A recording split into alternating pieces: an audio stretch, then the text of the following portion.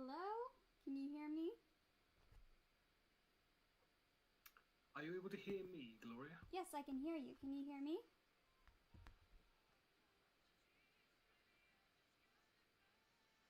Because if you're able to hear me, that would still be able to type. Yeah, I can hear you.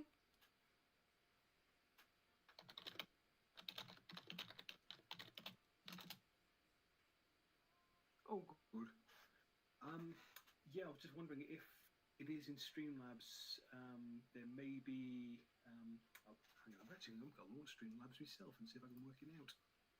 Yeah, whenever you try and speak, it comes up with the muted microphone symbol. Yikes. Like I see it sometimes pop up just next to your name in Discord.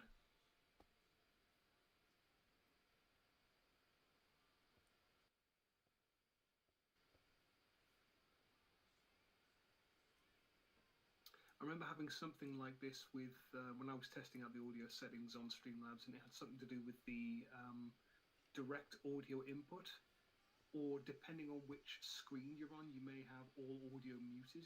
So if you're like on the standby screen, it sometimes mutes all the audio. But normally that, yeah, or hang on, no, it could be the input device that's been disabled.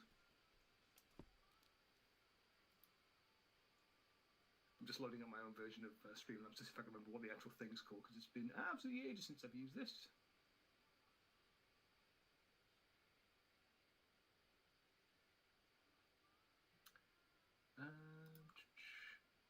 Stream isn't live at the moment. Oh, there it is.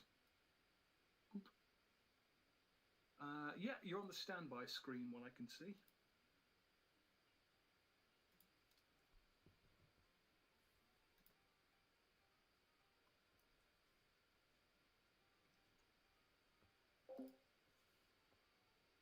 Oh, I can hear something. Can you hear me? I'm going to visit myself.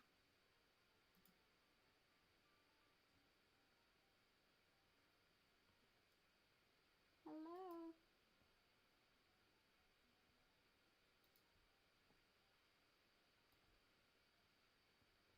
Yeah, I can hear myself on YouTube. Obviously, there's a bit of a time delay. But you can't hear me. I'm hearing beeps as well. I can hear you on YouTube, right? Yes, I can hear you on YouTube, but again, there is a time delay. Alright, so if I can be heard on YouTube, that's good at least.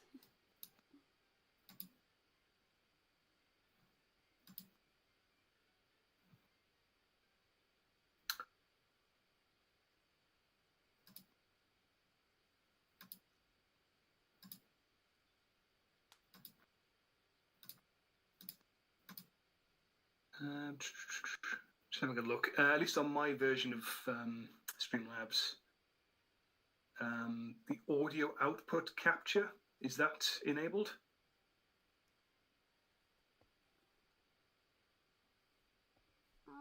Audio output capture.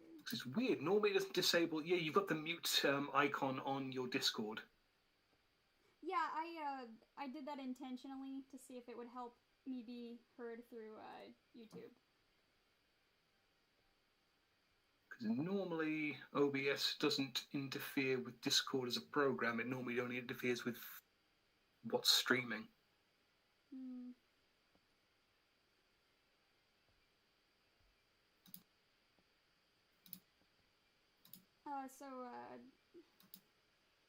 Should I turn my Discord audio back on?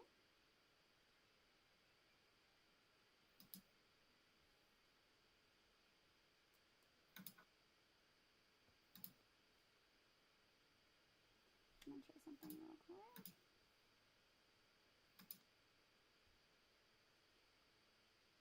Alright, how is everyone in the chat? How are you hearing us?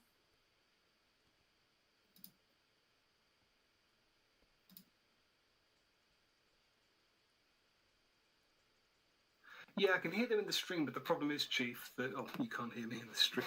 I realise I'm talking quite, but you're all in the chat. Oh my gosh, your computer is so loud.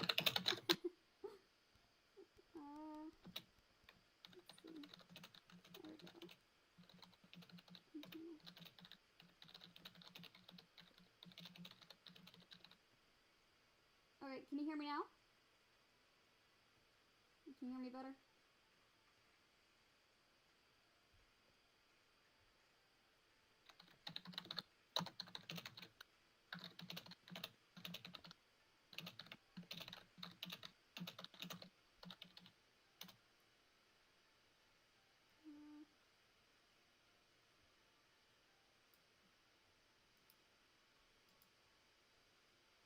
Alright, Dirty Joe 96 says I can hear it perfectly. Can you hear both me and Nex?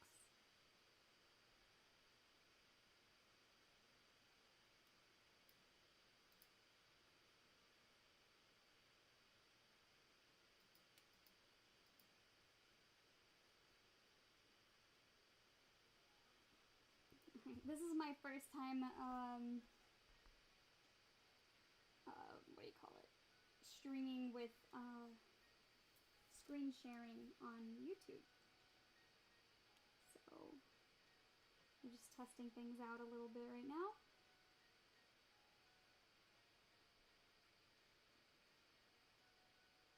Okay. So I think we're good to go next. Is the delay, will it irritate you too much, or can you, will this be, can you work with it?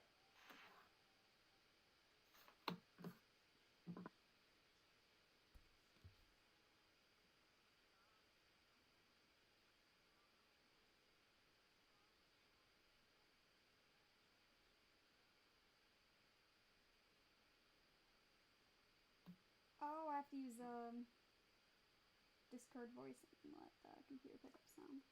Alright. Hello! Yes, we're working on volume right now. I apologize for the delay.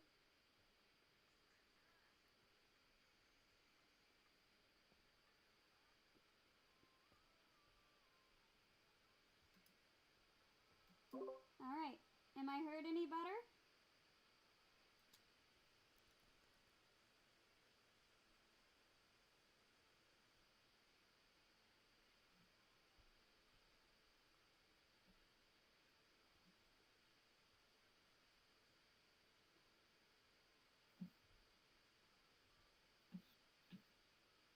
Alright. Can you hear me any better now?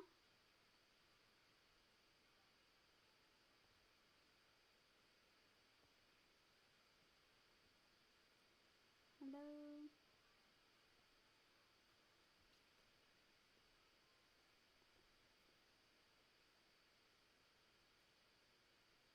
Okay, is that a yes?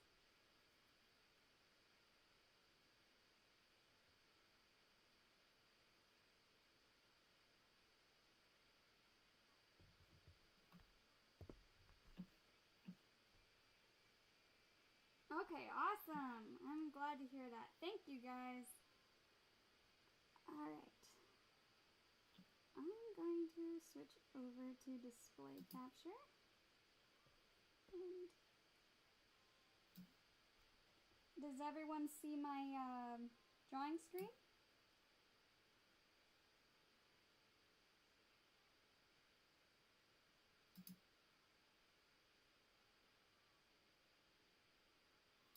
Next, can you hear me?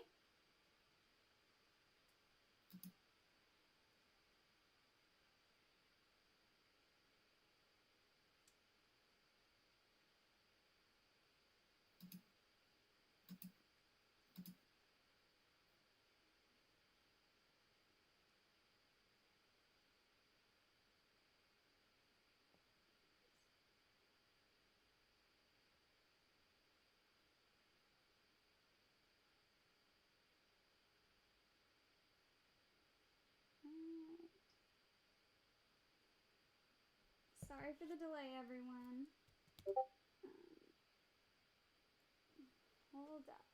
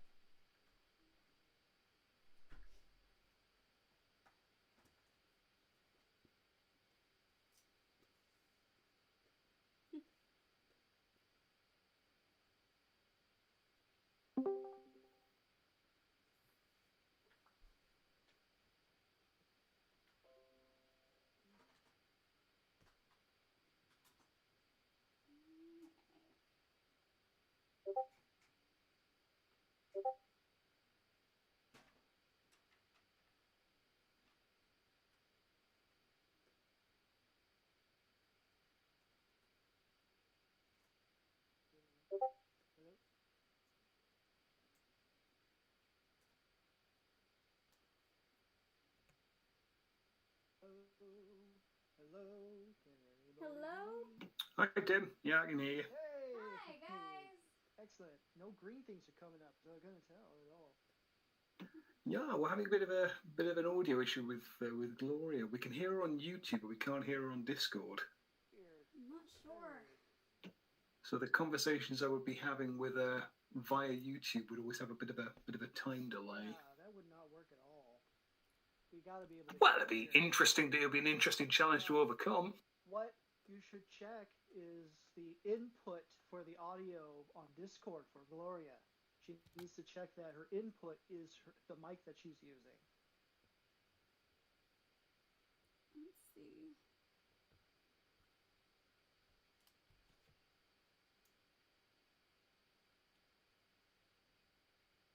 Yeah, we're having a bit of an audio issue with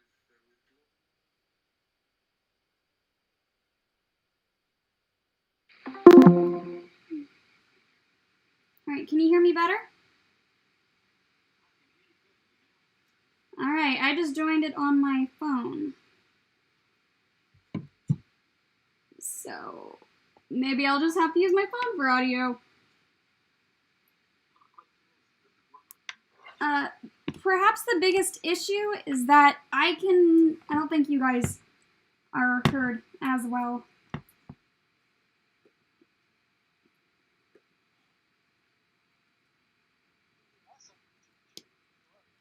Oh, give me a quick sec. I got an idea.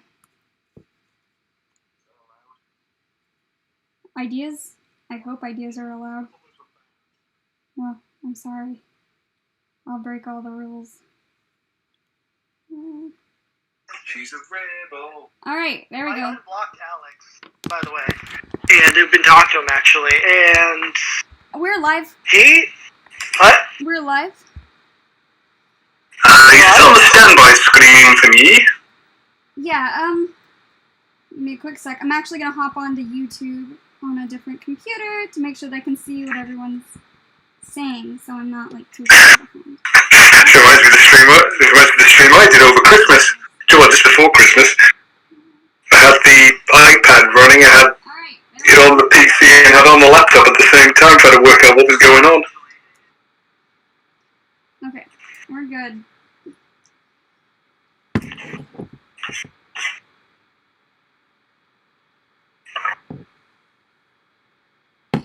I don't know where to set this. Okay. I think we're set. I'm going to switch to display capture. What do you guys see? Setting up my tripod and stuff. I don't see anything yet. I'm trying to set up the iPad so I can actually see the stream.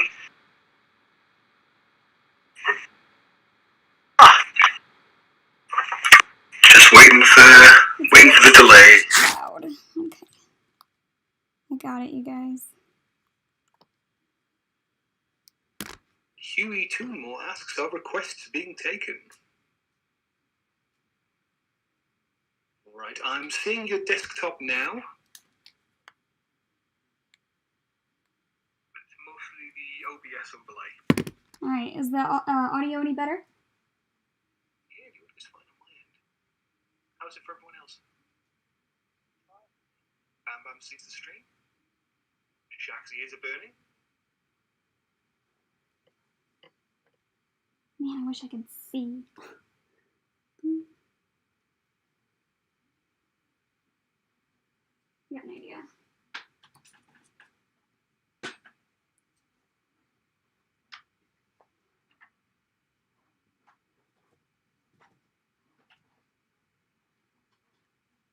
Okay. Thank you everyone for being so patient.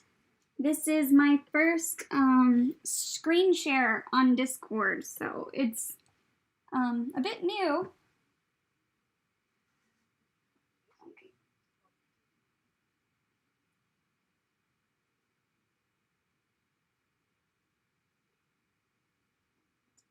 Okay.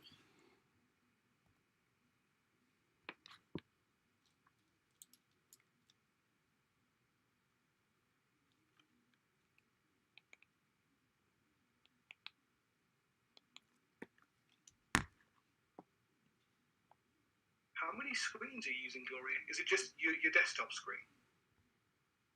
Or you've got like a Cintiq running or something along those lines? I'm using a, well, it's a Cintiq connected to a desktop. I just don't understand why it's, showing the standby screen. Oh my goodness. Meanwhile, I'm running an absolute beast of a machine. And it gets used for Photoshop, which crashes every 5 minutes.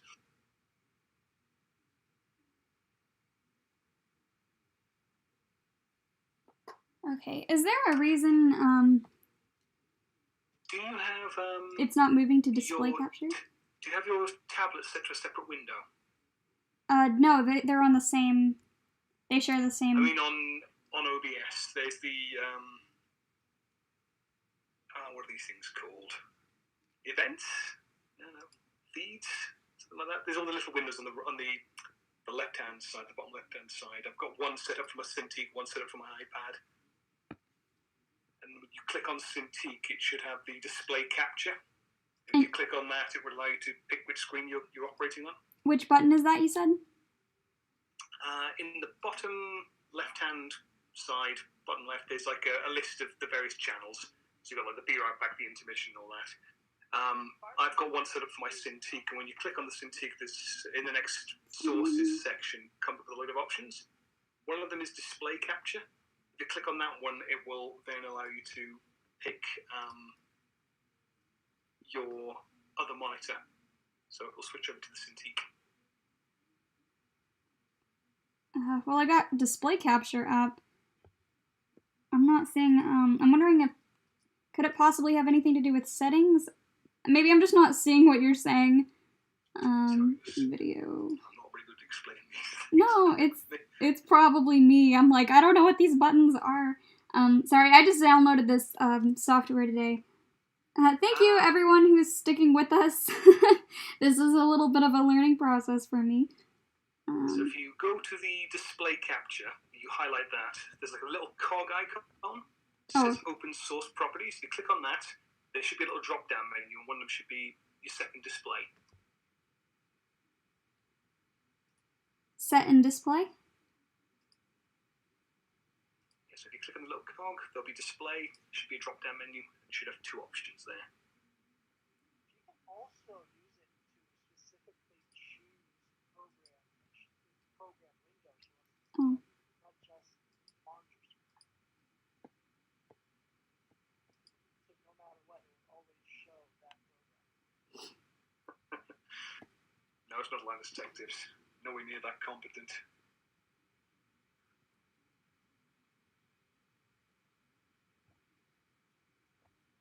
Thanks, Nelson, by the way. Thank you so much. Sorry? Nelson, he said he loves to work with me all day. Oh, thank you. Yeah, thank you very much. I appreciate that. Oh man, this thing is so weird. I'm like,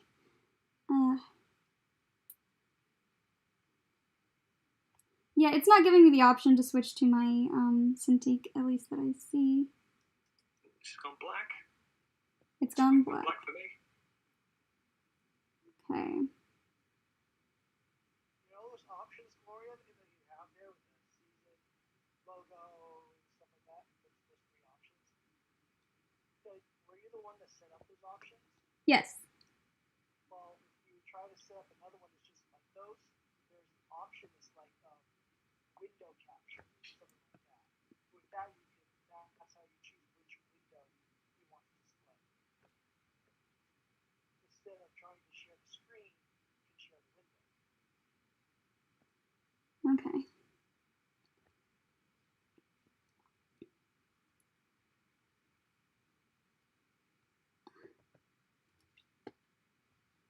Yeah, I tried this earlier, but I couldn't find Photoshop on here. We're trying to do Bam Bam is we're trying to get OBS to capture Gloria's graphics tablet so she can show you what she's drawing on the screen. Oh, wait. Ah, I found it. Oh, goodness, thank you.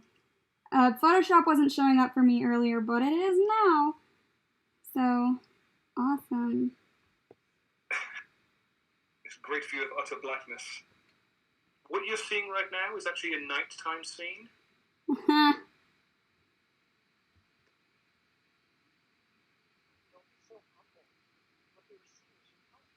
Oh my goodness.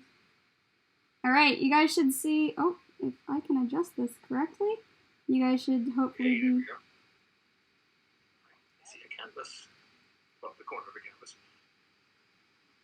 Oh, this thing's awful. Oh goodness. There we go.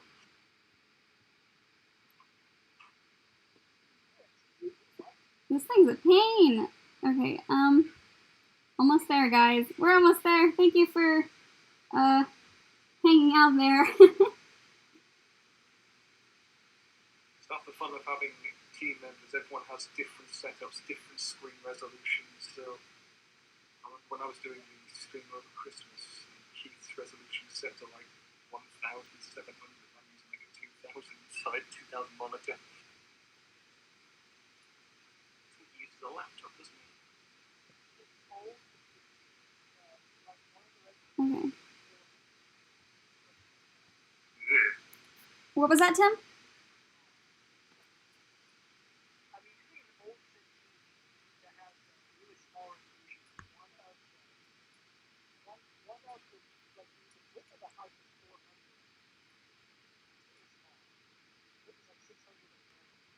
What's the screen size?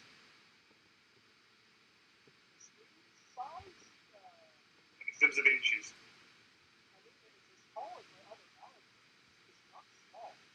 Exactly.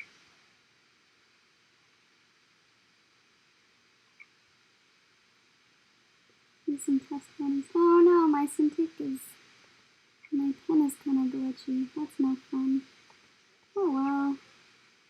I'll have a good time. Oh, that's a big eraser. We can always just zoom in. Or the rest of you all could just put the stream in theatre mode.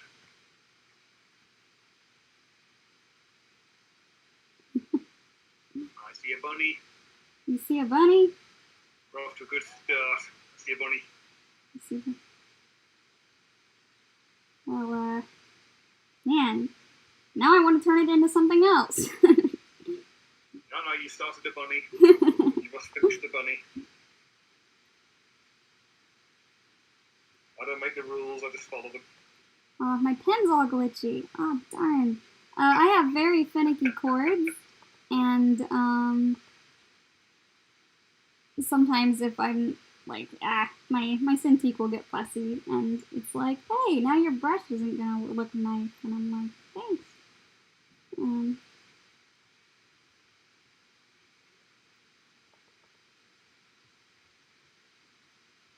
Hello, Speedy.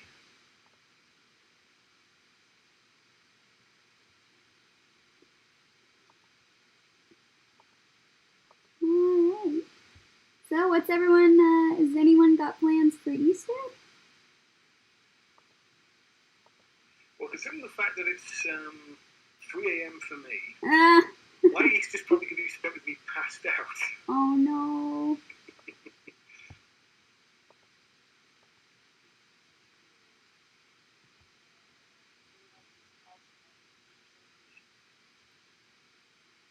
Oh, that sounds fun. I'm going to reenact the resurrection. I'm going to pass out and then rise again the next day. Oh my goodness. I can't. It's okay, you guys. I'll get this done. I'm fussing with my glitching pen, trying to make this work. It's wanting to put the lines at angles, and I'm not having it. So I'll work into it. This is just a warm up.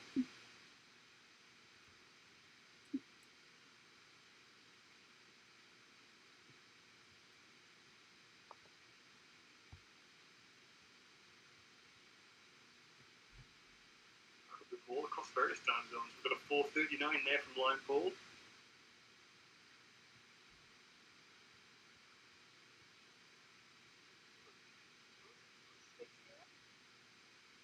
What? there. It was the first space ham. It was delicious.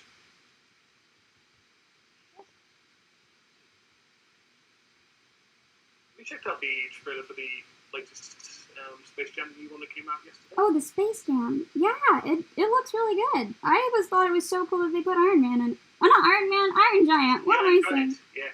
Oh, yes, Iron Man is in the movie. He came back just to be in Space Jam. Like, wow. Well, Robert Downey Jr.'s got to make those paychecks somehow. True. That 15th yacht won't buy itself.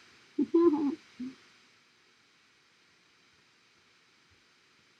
not jealous, you're jealous. Oh, I feel like my pen is working now. Yay! Okay, this is going to be a lot smoother. It's like, it's not being all jagged and weird.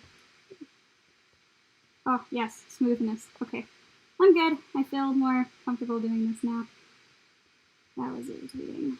Usually when that happens, I shut my computer off and turn it back on, and it works fine. But I can't really shut it down while I'm live streaming without. Not without it, you can't now. Yeah, without losing everyone. So woo.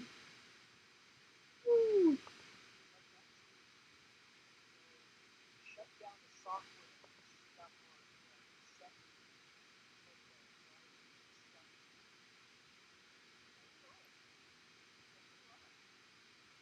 Oh, that is a short arm. But that's the wonderful thing about Photoshop. If I can tweak things. Oh no! I'm stuck.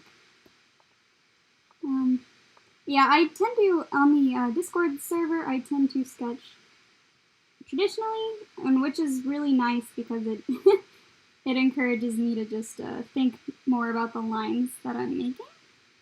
And anyone on here also on the Discord server? I reckon let's put the face out. We see Line Paul and Steve Demon. Oh, they're both on the Discord. Awesome. How far along are you guys? That's an animation question. Animation question? Currently we are in production of the trailer. And the trailer is actually comprised of scenes in the show. So while working on the trailer, we are actually improving animation on the project that will be used in the final. But we're working on stuff that hopefully shouldn't be way too much longer for you guys to see. We're not sure.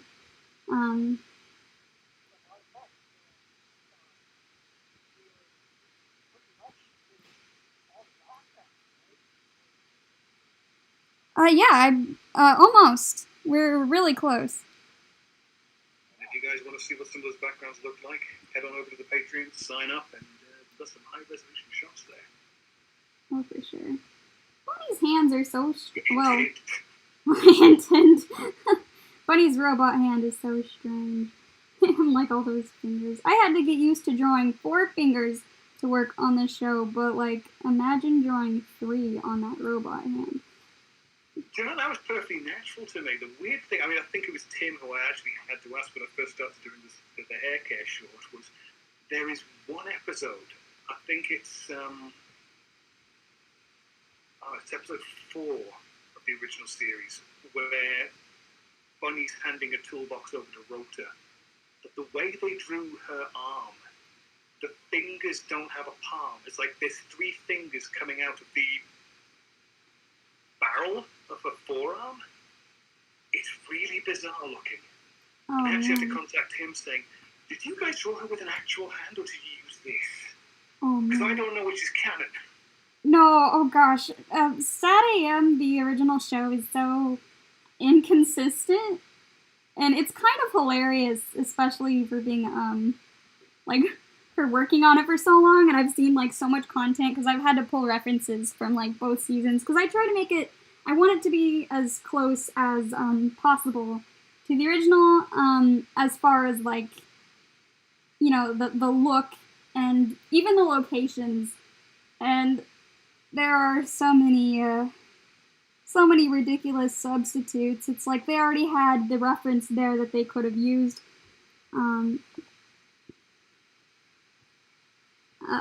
Like, because, you know, when you've already done previous episodes, you can kind of just pull from what you've already done and reuse it. But the thing about setting them is, it's like they just make stuff up sometimes. And so having to go through all of that and sort through what the main thing is, or that we need. The whole village is definitely one of the biggest criminals when it comes to inconsistency. Yeah, they're extremely.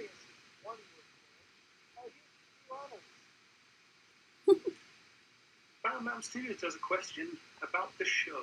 Is there a lot of action in it, and will there be references to the original show and comics?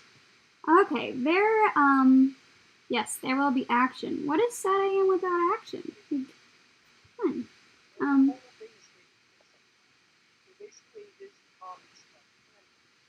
Yeah. Unless Bam Bam you're talking about the Archie comics, in which case, no, it's going to be based off of the Season 3 comic that's currently ongoing on the main website.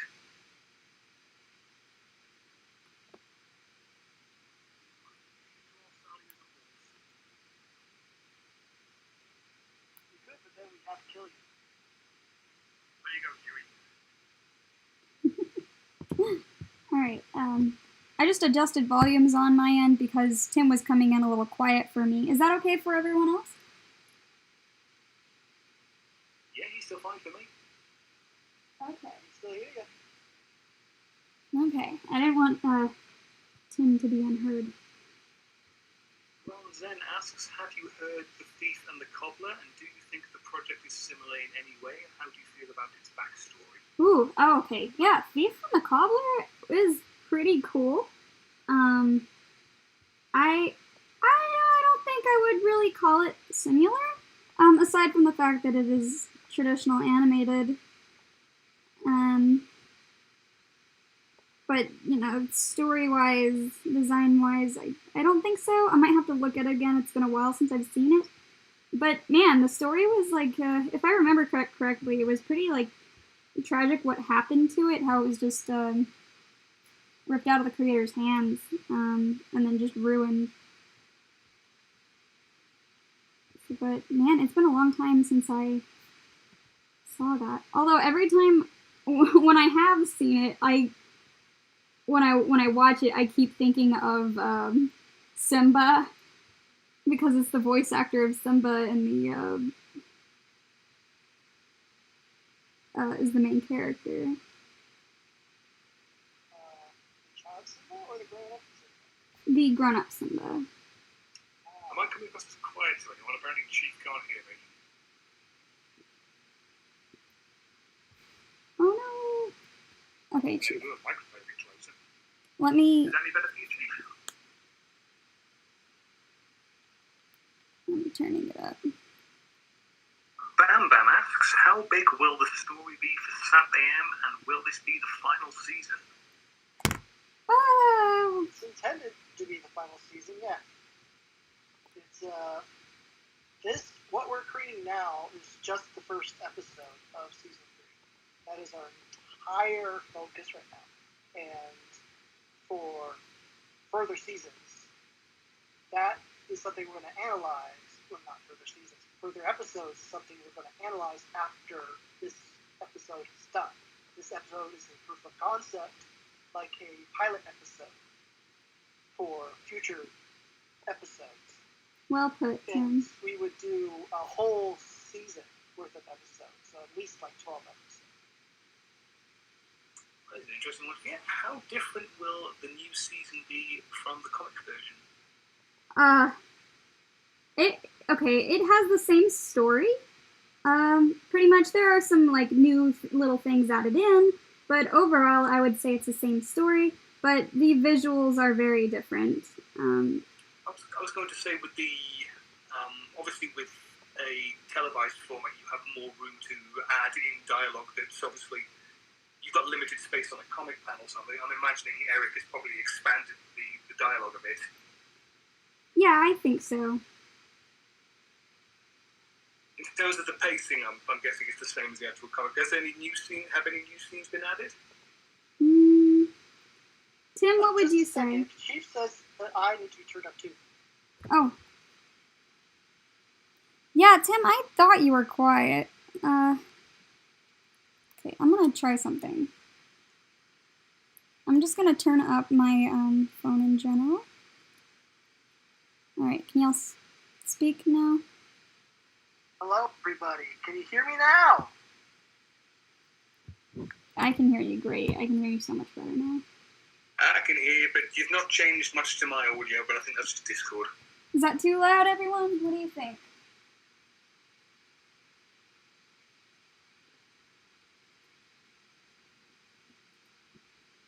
Yeah, no, wait.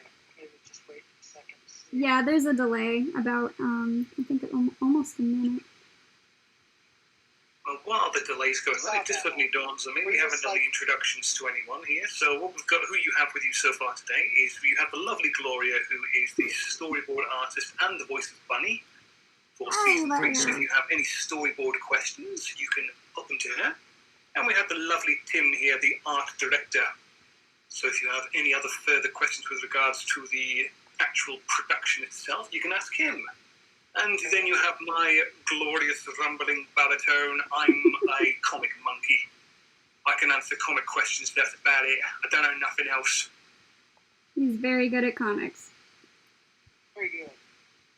I don't draw the pretty things. Today. He's very good. Yeah. After, how long was it, Chief? Wasn't my fault this time. I mean, it usually is, but hey.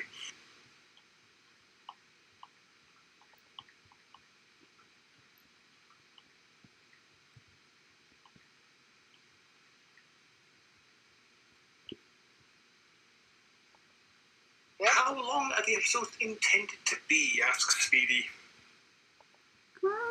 I'd say around 20 to 25 minutes. Yeah, the traditional episode length, for sure. Bam Bam Studios, where you guys explored Nicole in the series. You should read the comics. But I can safely say that Nicole will get some exploring. Absolutely.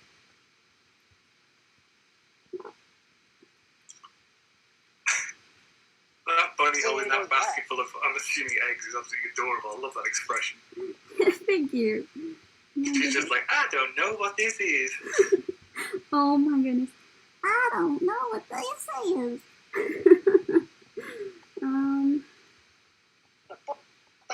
and shut down.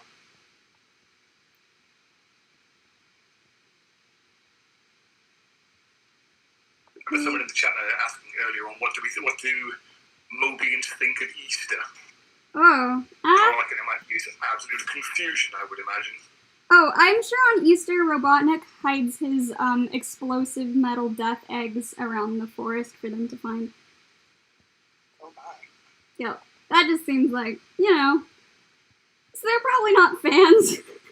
That's the worst Easter hunt ever. Like, every Easter comes around, it's like, right, no one's going out, we're going to put landmines out again. Yeah, I'm awful. But hey, you know, storytellers kind of have to be monsters to create conflict, make things more interesting. Oh gosh, this robot arm. I'll get used to it one day.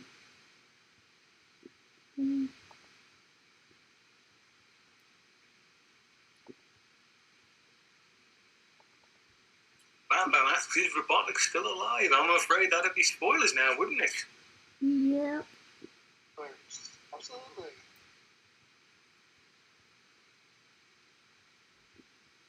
I suppose the best way to answer that would be to say, watch the original series and then show me the body. You don't find the body, he ain't dead, is he?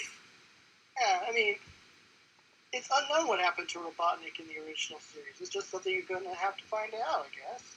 Habeas corpus, my friend, habeas corpus.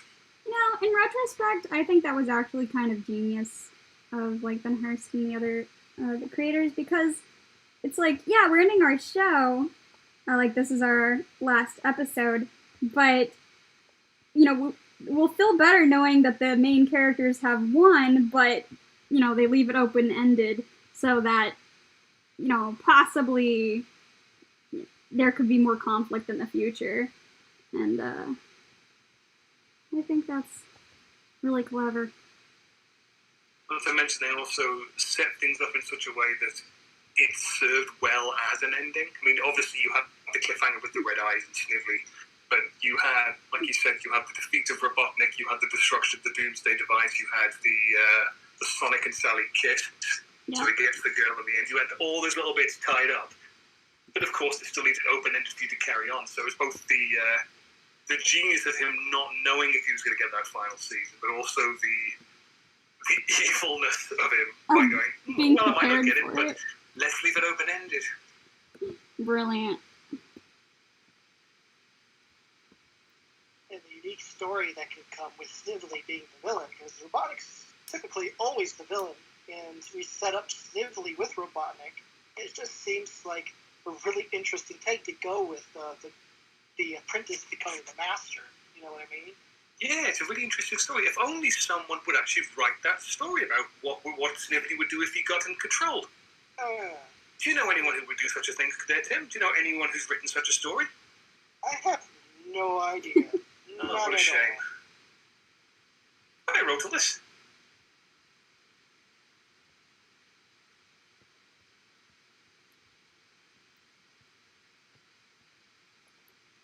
My gray t-shirt.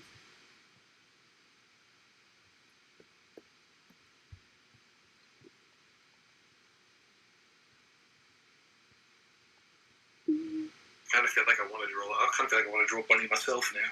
Oh my goodness, do it.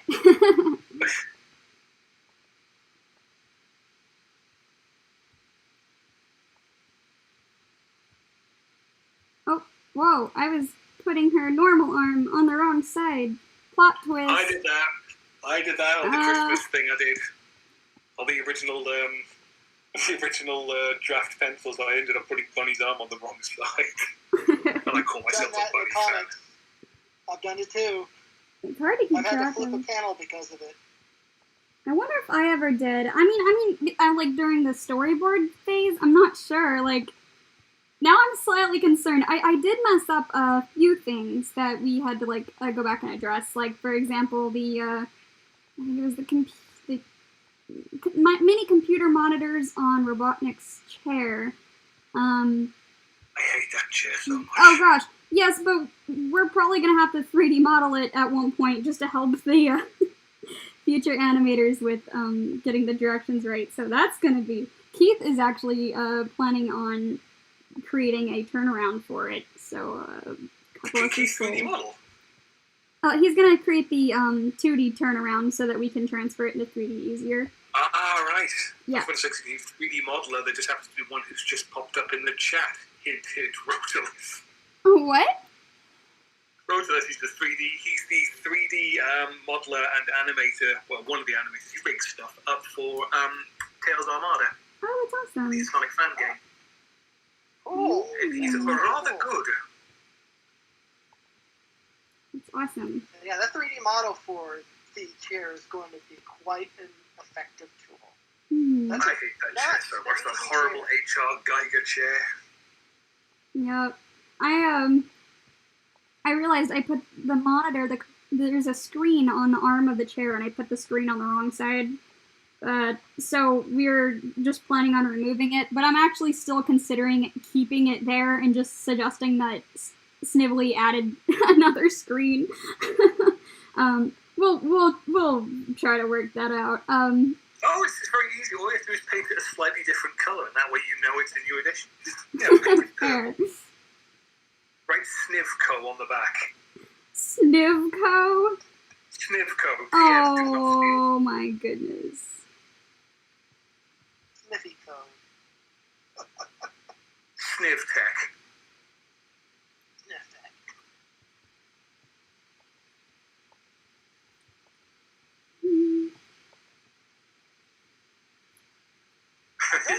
I'm with you, Speedy.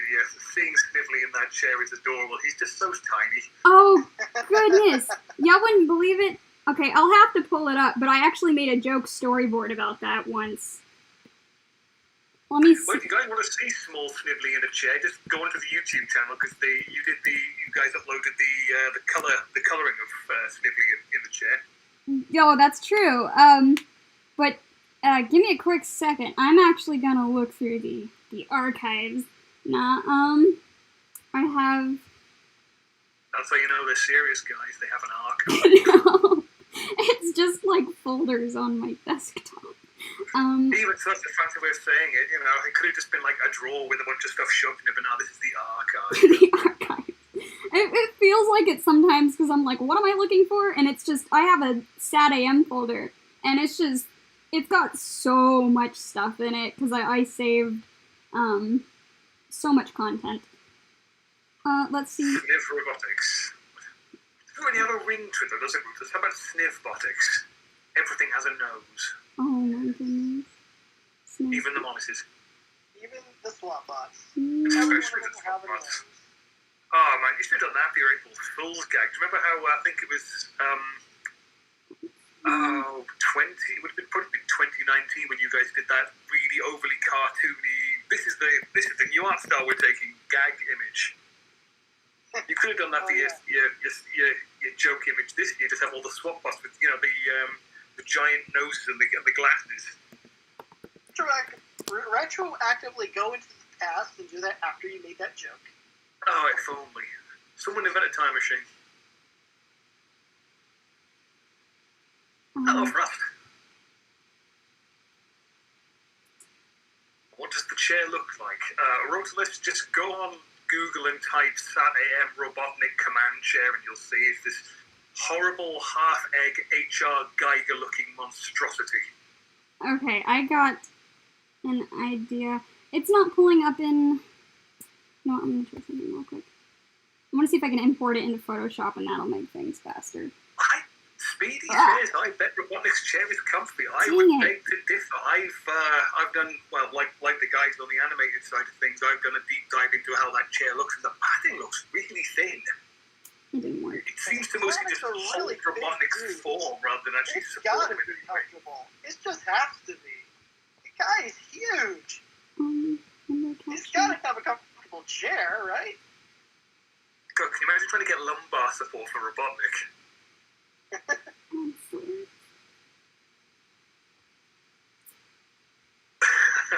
Priority 1 step still. Wait, hang on.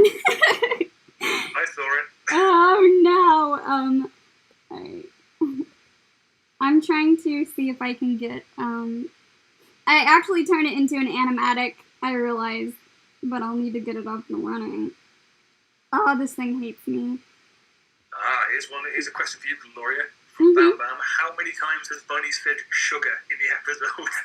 Oh gosh. I don't know. I think she says sugar hog. Once or twice. If she didn't. Huh? I'd be disappointed if she didn't. Yeah.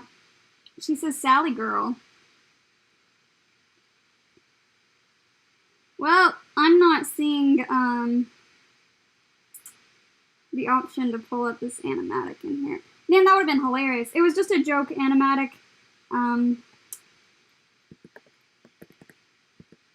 I planned on posting it, but...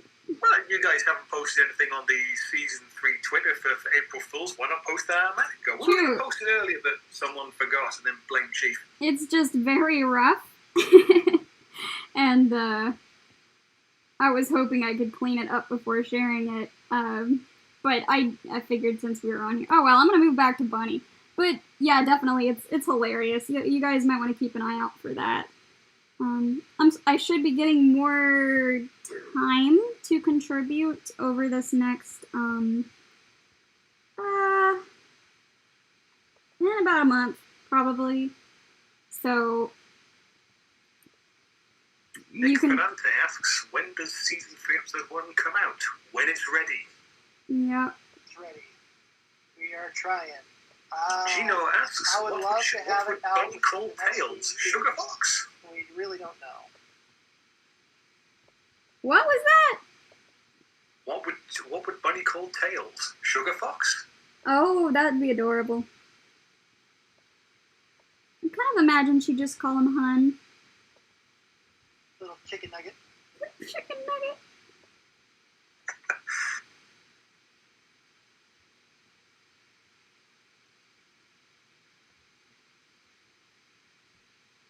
that's lovely. Bam Bam says, Gloria, your bunny voice is so good, it makes me happy. Great job. Aw, thank you. You're very kind.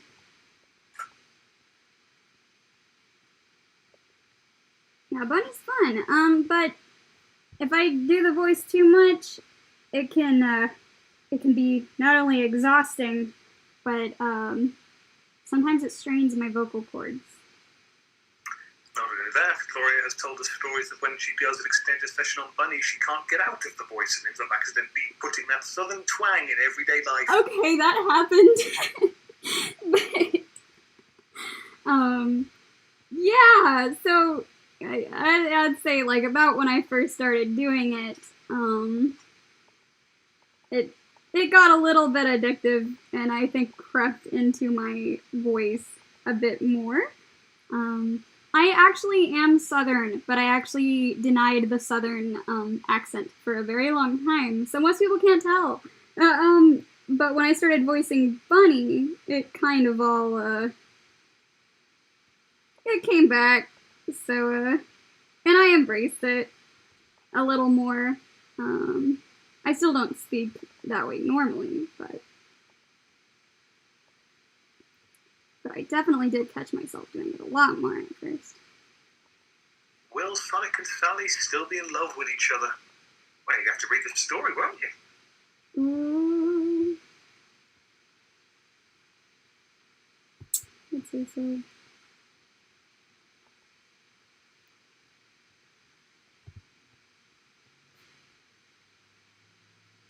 He's a rotor like Tails' mentor in Season 3, since he has to learn to pilot and also be able to be an inventor. That's a cool idea. I would say no. I actually didn't read every comic, so I might be behind. But I don't think so. Tails is still a little kid. He's not ready to pilot. Why would Tails need to pilot anyway? He can fly on his own. True. What was that? They barely take him on missions. Yeah, they barely take him on missions. They're, like, concerned for his safety, which makes perfect sense. It's realistic. I think we're all still a little bit disappointed that he doesn't go on missions, because it was adorable in the pilot episode when Sonic would just, like, stuff him in his backpack. That was adorable. But I wonder if it also kind of relates to younger kids who...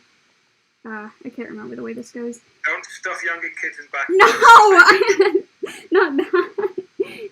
You monster. No, I think it relates to younger kids who feel like they're treated, like they can't do things because they're younger, and so I think having Tails in there being kind of treated in that way it's something that younger kids can also relate to.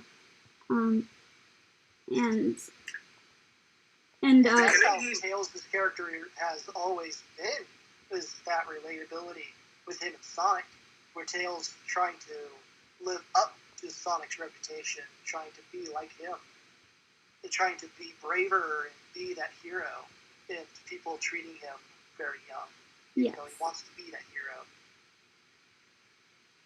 Hello, Jay Fox. It's definitely part of the story. Some Canadian troublemaker asks the question, who is the most handsome member on the team? Me.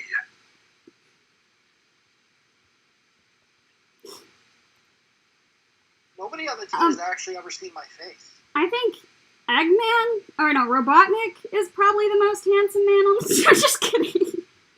Don't let me post Robotnik, I'll do it. Oh wait, he's dead. Snively. Well, as far as we know. Most of us on the team has never seen each other's face. Yep. We'll have to go off avatars in that case, in which case it's still me. Brilliant.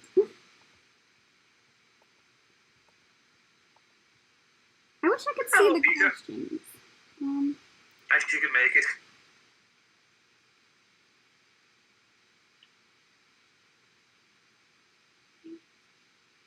Do you prefer Naugus? Gino X asks, do you prefer Naugus when he's hunched over or standing tall for design? Oh, hunched hunched we're over. going to be taking him from the original series for his design, the Saturn series, when he's hunched over. So I would say that's probably our favorite. Yeah, hunchback. He's a little more. He feels a little more. What's the word? Beastly? Like what? Beastly? Yeah, that's a great word for it. Kind of like even in Beauty and the Beast, you see the Beast. He kind of has a hunch to him. So that's a great point. Yeah.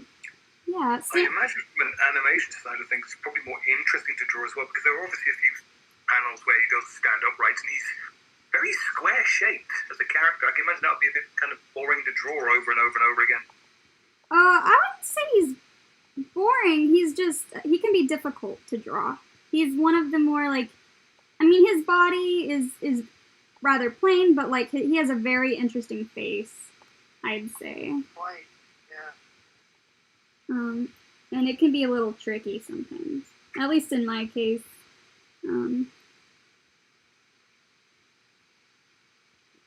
But then again, I was drawing him over and over and over. I don't know. So that's, I suppose, a question for both of you, seeing as how you both draw Sally and stuff. When it comes to characters, which character is your favourite to draw, and which is your least favourite? Ooh. Which character do you go, oh, I can't wait to get stuck in this one, and which one do you go, oh no, not this one again? You want to go first? Me, I'm not on the animation team. Oh. You want to go, Tim? Well, for me, my favorite one, probably Sally, even though she was my least favorite in the past because I couldn't get her nose right at all. I just can't get my nose right. Nowadays, I really like drawing Sally. But my least favorite are definitely swamp bots. Oh. I don't like drawing swamp bots. Really? Yeah. What is it about swamp bots you're not a fan of? Is it the anatomy at One, all? because they're robots, and I don't like drawing robots in general. And Yeah. two, because their heads are kind of hard to draw sometimes. Yeah, they're a little spike weird. that's in the middle of the head and stuff, and their eye they're not the easiest to draw sometimes. Yeah, that's Don't like true. In my case, I think Sonic is the most fun to draw. He has the most simple design, and it has so much energy. And so if I'm gonna draw a Saturn character and I don't know who to draw, my go-to is usually Sonic, just because his design can be very fluid and he's very easy to draw in a lot of action poses, whereas a lot of other characters, like the girls especially, have more detail on them. So they can be a little bit trickier. As far as least favorite character, I don't know. I've actually never drawn Robotnik, I don't think. But least favorite character is probably Rotor, because he is, he's got a strange, in comparison to all the other characters, his design is, probably the most unusual. And it's more like Looney Tunes, his design. Yeah, he can be tricky. I don't know, if I think of anyone else or anything else, I can let you know. I really enjoy drawing Snively, too. Little evil villain genius is perfect. Those are so much fun. I like little characters. I did want to ask that with, for those of you who don't know, Gloria is actually doing a short animated film. She's just put a little Kickstarter up to try and get that funded. Plug the link. But I couldn't help but notice that the flower character in there, the expressions you put on the trailer, it mimicked the evil genius character you have up on your Twitter. Was that intentional? Or? No. Well, okay. You mean the girl on my Twitter? Yeah, I'm assuming that's an avatar of yours? Yes, that's a caricature of me. So, cause I was supposed to... 3D persona in your avatar. Yeah, it was an assignment to make a character for a lip sync animation project, and I chose to make myself into a villain with good intentions, and so she tried to force love into the hearts of people and kill them with kindness, and at the end of the short, she goes, "And any man who rises against me, I'll bring him in and I'll make him talk, share all of his feelings, and it's like the funniest, like, it's like a big joke. It's like being forcibly, lovingly aggressive.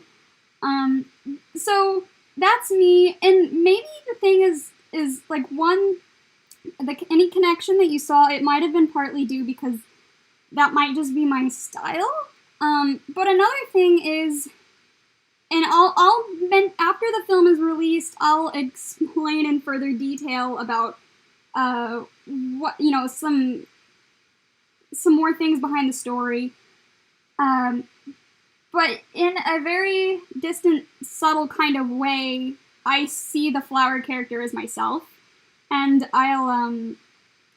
and like I said, I can explain that more in the future. I want people to see the film first before I get into that story. But perhaps it was that I saw some of myself in that character, and maybe I just transferred it into it. So she's not trying to take over the world then?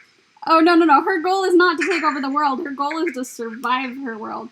I wonder if I could post that link here or something. I'll post it in the chat for people. Oh, thank you. Speaking of which, you guys can answer a question while I do that. It's one from earlier on. Spine Master asks, will we get to see Lower Mobius again? I'm assuming like Griff and the Underground Freedom Fighters. Yeah, not in this episode. Possibly in future ones. I cannot confirm that. But not in this specific episode. Bone, I actually know that at least you'll be able to see it again. I do know that. Ooh, he's dropping spoilers.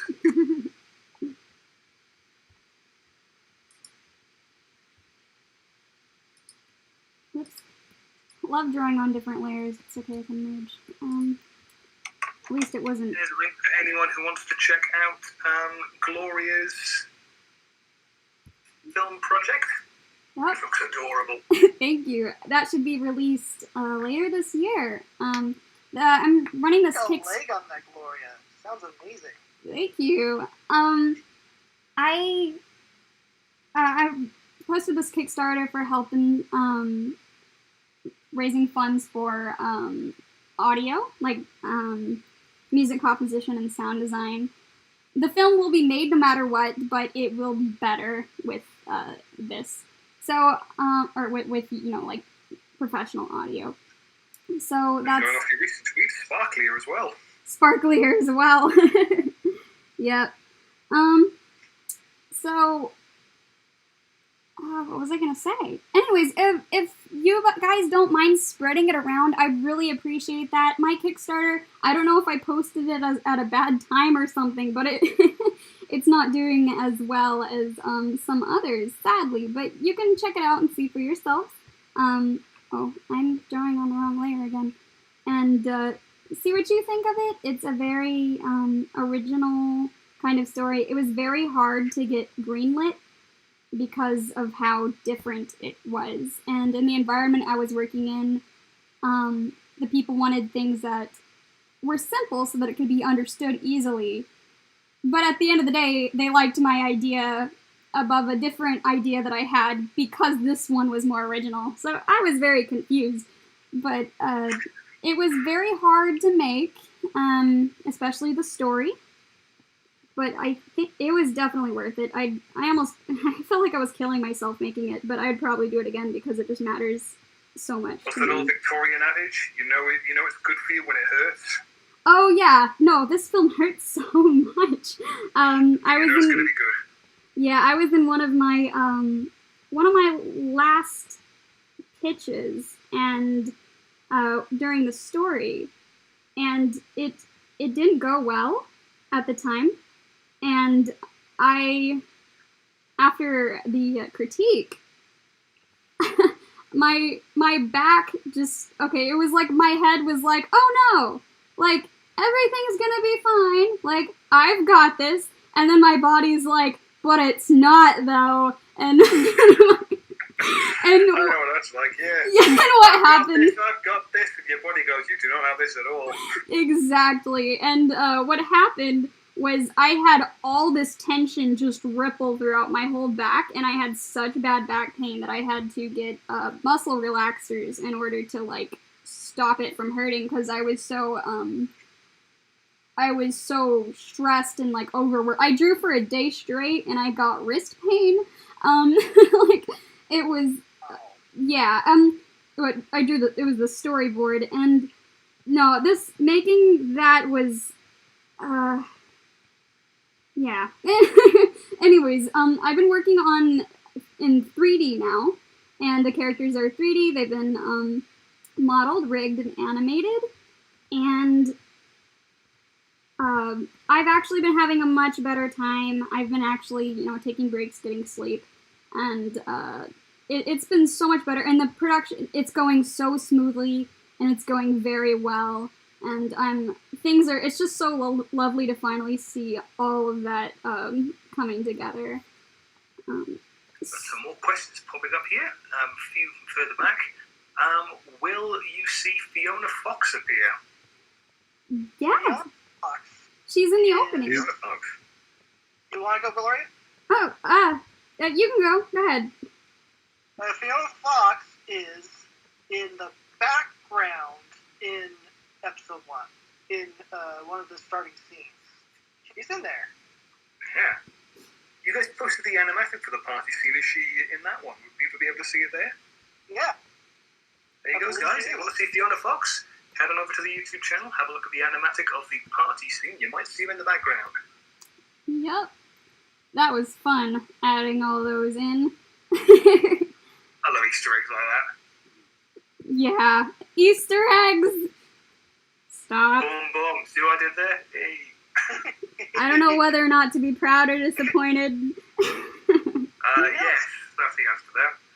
And Fiona Will the is comic not version be finished first and then the animation? Well, I don't know. Wait a minute. What was the question? Not the way I'm going. Wait a minute, Nex. Wait a minute. Wait. Oh. Let me say. So, Fiona Fox isn't the only one that's in the background either. We've also got Mina the Mongoose is in the background. And also my friend, Chippy Jenhen, Jennifer Hernandez from the Archie comics, I convinced her to allow us to put 2 of her OCs into the background of the episode too. So look out for them if you know. The raccoon with the big long sleeves. Yeah, the raccoon with big long sleeves. Good, I'm getting the species right, because I was like, I recognize the name and I think I know which OC you mean. Yeah, they're adorable. And Crystal the cat is the other one. But as for whether or not the card will be finished before the animation, well, that entirely depends on how many more issues we have left to go, who's drawing them, because if it's May, good luck. Have you guys ever thought about what exactly is underneath Robotnik's war room? Big drop underneath? Yes, I have. Oh, what? Ball pit. Another pinball machine? If Robotnik falls, he'll never get out. I'm convinced it's like Scrooge McDuck with a money bin, only it's just a ball pit and that's where he goes to unwind. Oh my goodness. Just jumps in. I was just watching DuckTales last night. I made a lot of jokes, and when I said DuckTales, Keith would go, woohoo! Or woohoo! And I was looking forward to it every time I mentioned it. It was wonderful.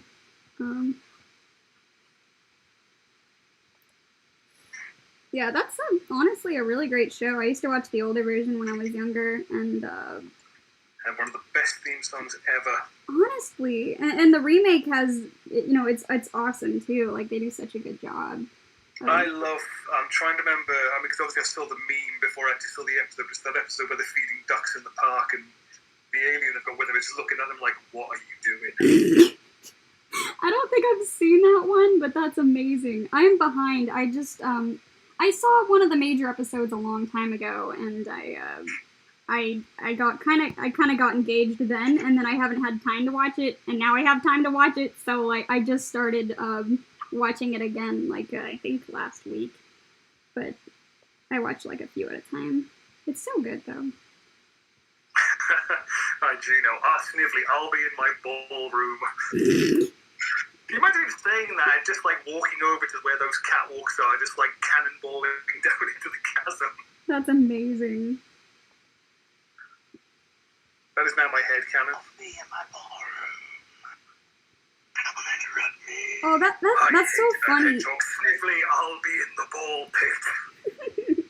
I like the idea of calling it a ballroom because you can make that into a gag where you convince people that he's going to a dance. Like, he has an actual, like, ballroom, and then he, like, jumps into a pit of balls, and they're like, what? Oh, that just makes it even funnier if he's trying to be, like, the suave gentleman after, like, capturing Princess Sally, and they're like, will you please join me in the ballroom? And then just hops off the edge.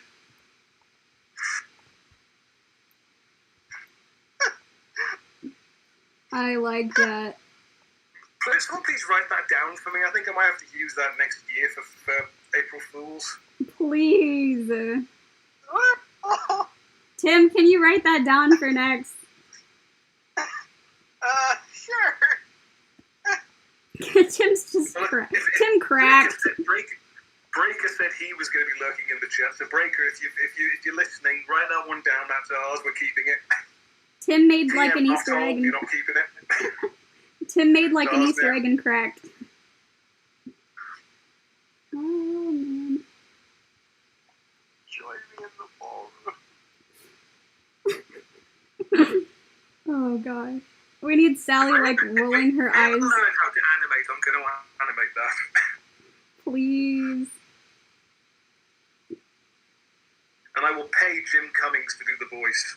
Ah. I will go on to that man's what are they Wait, called? you mean not Jim Cummings, you mean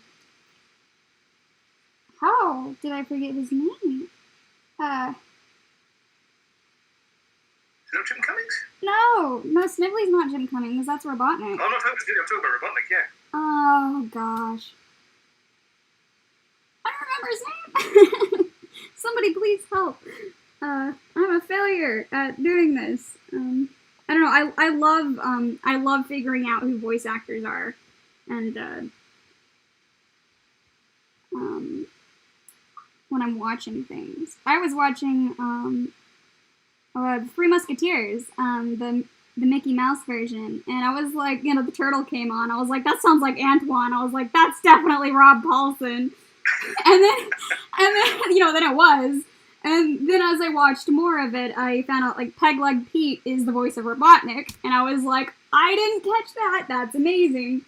Yeah, no, that movie has such great voice actors. I even discovered, April Winchell is the voice of Mary Bell, the cow? Was it Mary Bell? I don't know, and April Winchell is, like, she voices Sylvia in Wander Over Yonder, and, that's my favorite cartoon. So it was just like such a surprise to see that, like, there's so many talent. She was also, I think the guy who voiced Tigger, he was her daughter. She's his daughter. My apologies. He was her daughter. Hey, this is a modern world. It could be. That's true. We don't judge. But I messed up my words. So. I'm with you on this one, Juno. I want Robotnik to have an angry room. Now I'm imagining him like Hubert Farnsworth going, you don't understand. I'll be in the angry dome. An angry room. That's hilarious. Charlie Adler, I can't word. Peter said that. That's right, that's Snively. Right. Yes, he did indeed, Bam Bam. Yes, Kath Suti, I can never pronounce her surname. She's also very prominent in the video game sphere as well. If you've ever played World of Warcraft, you have heard her voice every time you've spoken to a lady undead. Oh, that's interesting. She's in Star Wars The Old Republic as well. Character is she in Old Republic? She's, 1 second. I'm drawing... I'm going to pretend I know while I search IMDb. Drawing normal hand on the wrong one again. And you call yourself a bunny fan? Ah! I didn't choose this life. It chose me. Just kidding. No, I am a Bunnie fan. Bunnie's great. I didn't ever expect to be voicing her, though. Actually, even when I originally auditioned, I was just, I did it as a backup in case no one else did. I didn't even think I'd have time to voice her. Apparently she's the smuggler female. There you go, Tim. Smuggler female? Yep, there you go. I have no idea what that is. I played both Knights of the Old Republic games and a little bit of the MMO. I love those games.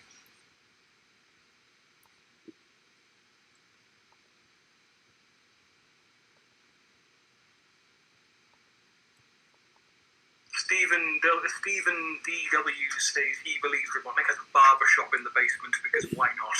But he's bald! Oh, you mean because of his mustache? Shut. Nobody has any hair! He has a mustache. That is a very important mustache. You have to maintain that. I imagine it If he's uses... got 3 hairs, and if we go by that, I just threw my phone on the floor on accident, and I threw you guys. Sorry. I meant no disrespect.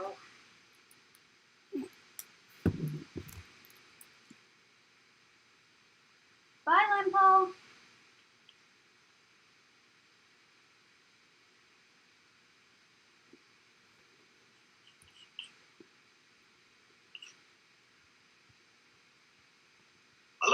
I love how Bunnie looks almost confused looking at this egg like, is this supposed to come from me or something?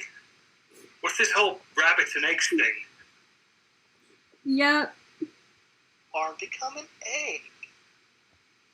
for sure. She's like, what is this? Why is it in my room? They just magically spawned by her. Oh, I just suddenly remembered that episode with her sitting on the giant dragon egg. Mm-hmm. That's true. That's kind of what I was thinking of when I was doing that. The big ones, yeah. It just suddenly dawned. I was like, oh yeah. Got the gif of her bouncing on it.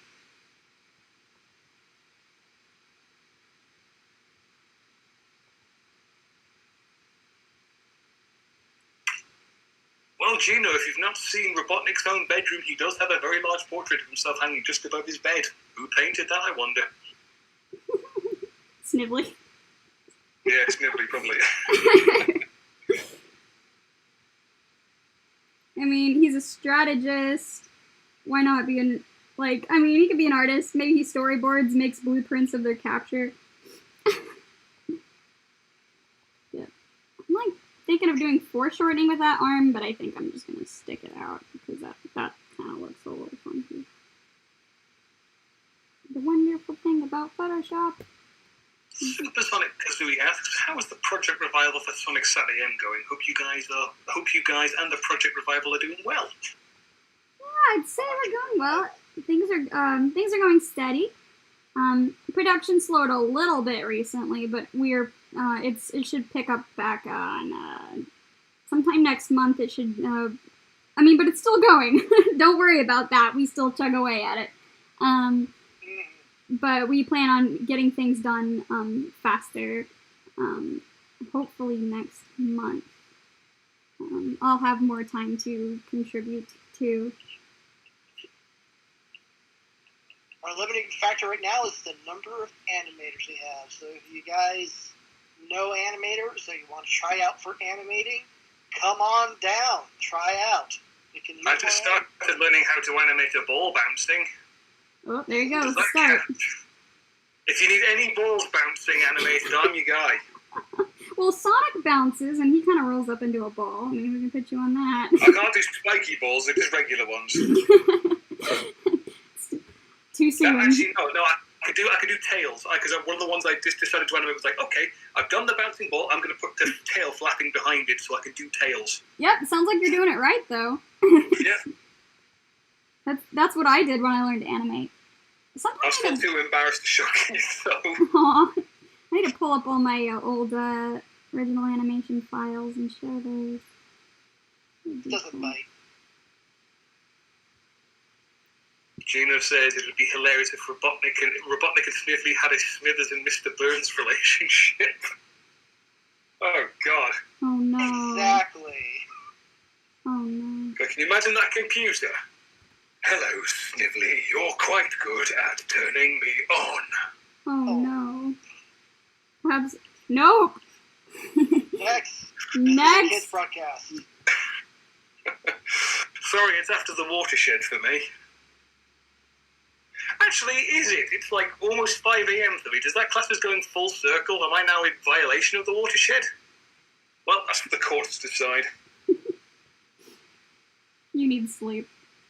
I'm not even going to tell you how long I've been up for. Oh, no! Oh, gosh. That's not good.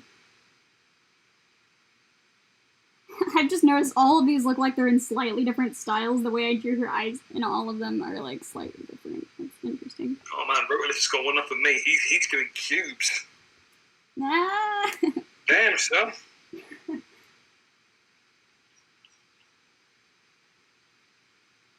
Eggs, rabbits.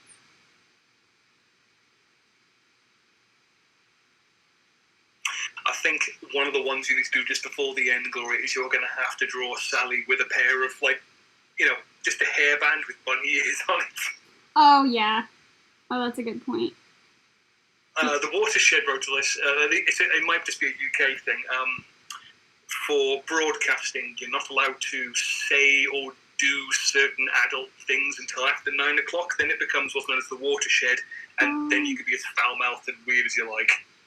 I think I've heard of that before. In America, I think, but we don't have a watershed term for it. No. I noticed I made her band way too big. Well, Knuckles make an appearance in the new season. You'll have to wait and find We out. are going to have to wait and see. I mean, that's a... Yeah. You're going to have to wait and see. You almost broke him there. He was almost going to tell you.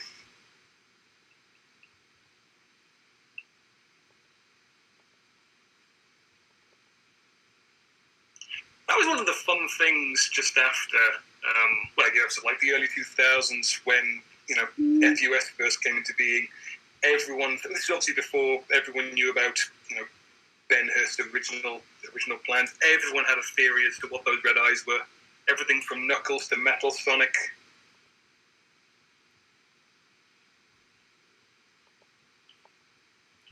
That's interesting. You? Is that the Steven from my partner in crime, Steven? Wait, well, before he responds to that. But if it is, wasn't he invited into the Discord chat? We should have dragged him in.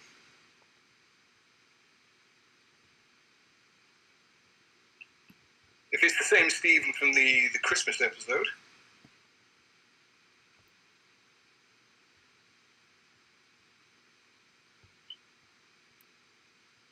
I wanted to ask a question about Supersonic, but I bet it's a spoiler question. Well, funny enough, Supersonic was actually an episode in Season 1. There you go.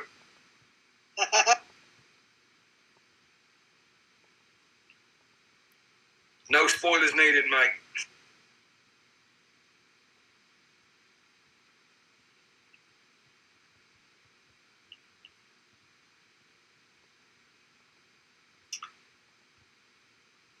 Speedy wonders, why to this day did Negus side with Snively? Convenience. Someone who's easy to manipulate.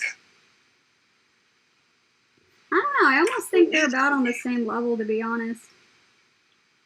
They I feel like one, I feel like Nagas is wiser, and he does have, like, magical powers, but Snively's definitely also got an upper hand on the, And they also both dislike Robotnik. Yeah, that too. But I think, Snively's got kind of an upper hand on the, metallic, smarts, like, knowledgeable side of things. Like, one's wiser, and one's, like, smarter, if that makes sense.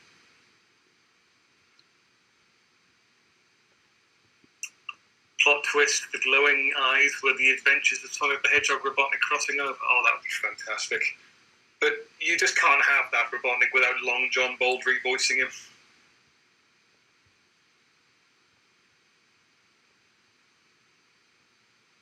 Peter asks, how are you guys doing recently? Okay. It's alright. Life. I got my COVID shot recently, so that's awesome.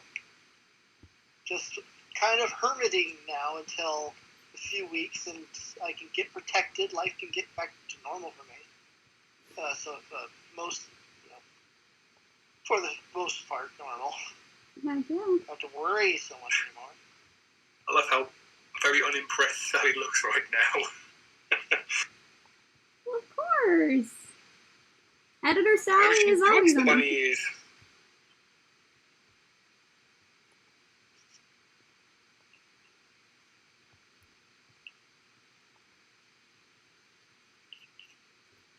Barney's now thinking, like, just the whole idea of, putting on the bunny ears and, like, Bunny just being sat there going, that's cultural appropriation right there. Oh my goodness.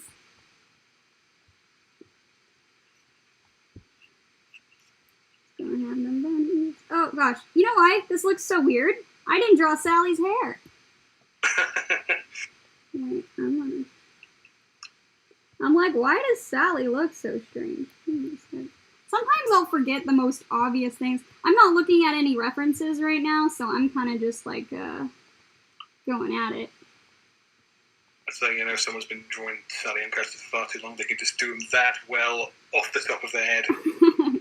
You're too kind. Well, I mean, leaving out making Sally bald, I wouldn't say is that well, but... Well, the fact that it's recognisable as Sally and yet still bald, I think, speaks more to your skill. Oh, wow, thank you. I appreciate that. It's not a good look for you, Sally. Unless you want to stick a moustache on it. She doesn't think so either. Well, Editor Sally is very much a knothole thing, so no. I was wondering what he was talking about. Editor Sally does not approve. Editor Sally is a ruthless tyrant. Yes.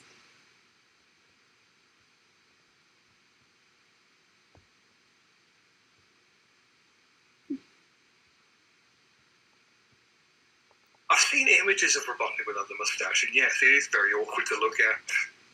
I don't want to see it. Yeah, it's not a pleasant sight.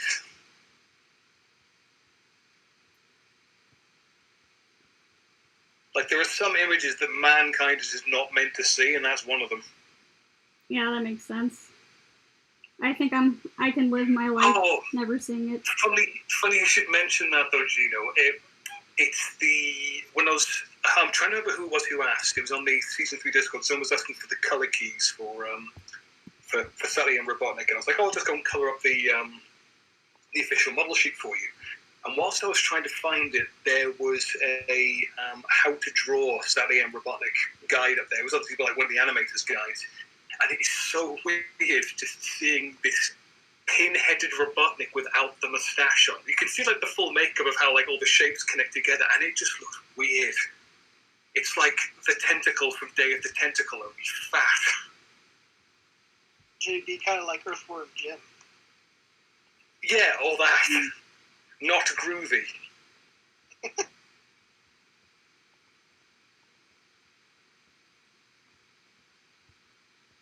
Dirty Dodge says, Gloria, I just have to say you are a very talented artist. Oh, yes, she is. Thank you so much. You guys are too kind. I try. Drawing is just a lot more fun to me lately. I used to just draw like a lot, and then I kind of got my passion kind of broke because I was so overworked. I was like required to draw like all the time, and then I learned to love it again, and I think I'm better now because of all that you know, the pain makes you stronger. But, I mean, it was also awful, but...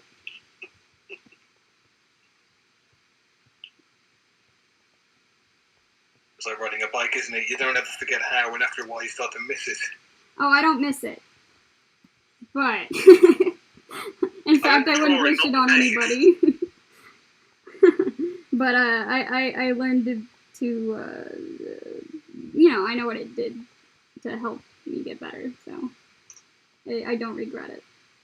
Stephen says, I remember the first season 3 artist describing Sally's hair as drawing a jelly bean. Oh, that's interesting. I never thought of that. I don't know who the first season 3 artist was now.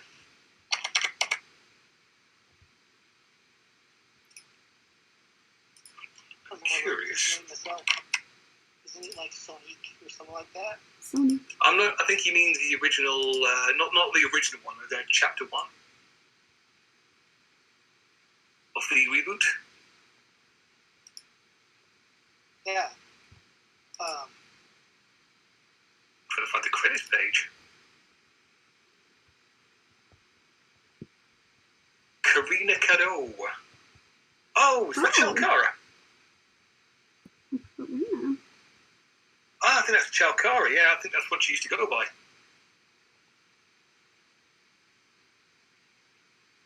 Back in the olden days. That's cool. I could be wrong now.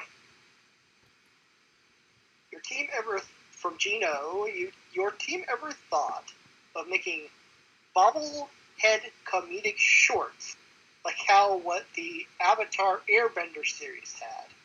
I don't think we have the funds to do that. Yep. Pilot first, fun stuff next. Or fun stuff they can also go down the really cheap option and just like get like an orange sock and a blue sock and just do like sock puppet shows. You know, do some googly eyes on there, jobs are good. I'm trying to figure out where I want to place these. I'm like... little knothole friends. I am going to do it quick. I'm just imagining the pot of puppet pals. Exactly. It's a pipe bomb! Yeah! What? Doll. Okay, y'all both need sleep. Now, where did Snape go? More importantly, where the hell am I? Naked time! Oh no. If you've not watched Potter Puppet Pals, you need to do yourself a favour and go watch it right now. Oh gosh, I think I did a very long time ago. Don't remember most of it. But I can live with that. Oh, goodness. Now, I do want to show that snivelly gag sometime. Priority 1 step stool. I still think you should put it on the season 3 Twitter as like your little late April Fool's joke. Oh, that's a good point. Maybe. The thing is, I'm not sure I have time to, a lot of time. I have a little time. Clean it up. I would have to find it. I wonder if you guys fall into the same trap I do, where it's like, I'm just going to do a daft little thing. Oh, well, I'll just do a little bit of cleanup. Oh, well, I've cleaned it up. I may as well colour it. Yeah. Oh, look, it's now taken me 2 days. Been there. Yeah, that was the little Editor Sally comic I ended up doing. It was supposed to be one panel with that little Mimi face, and yeah.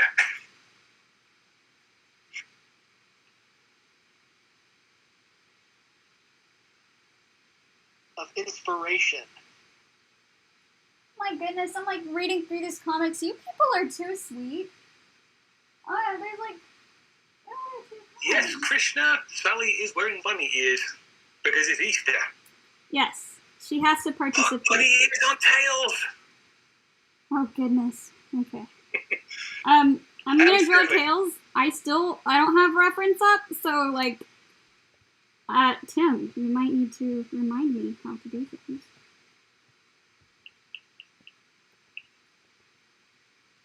Wait, no.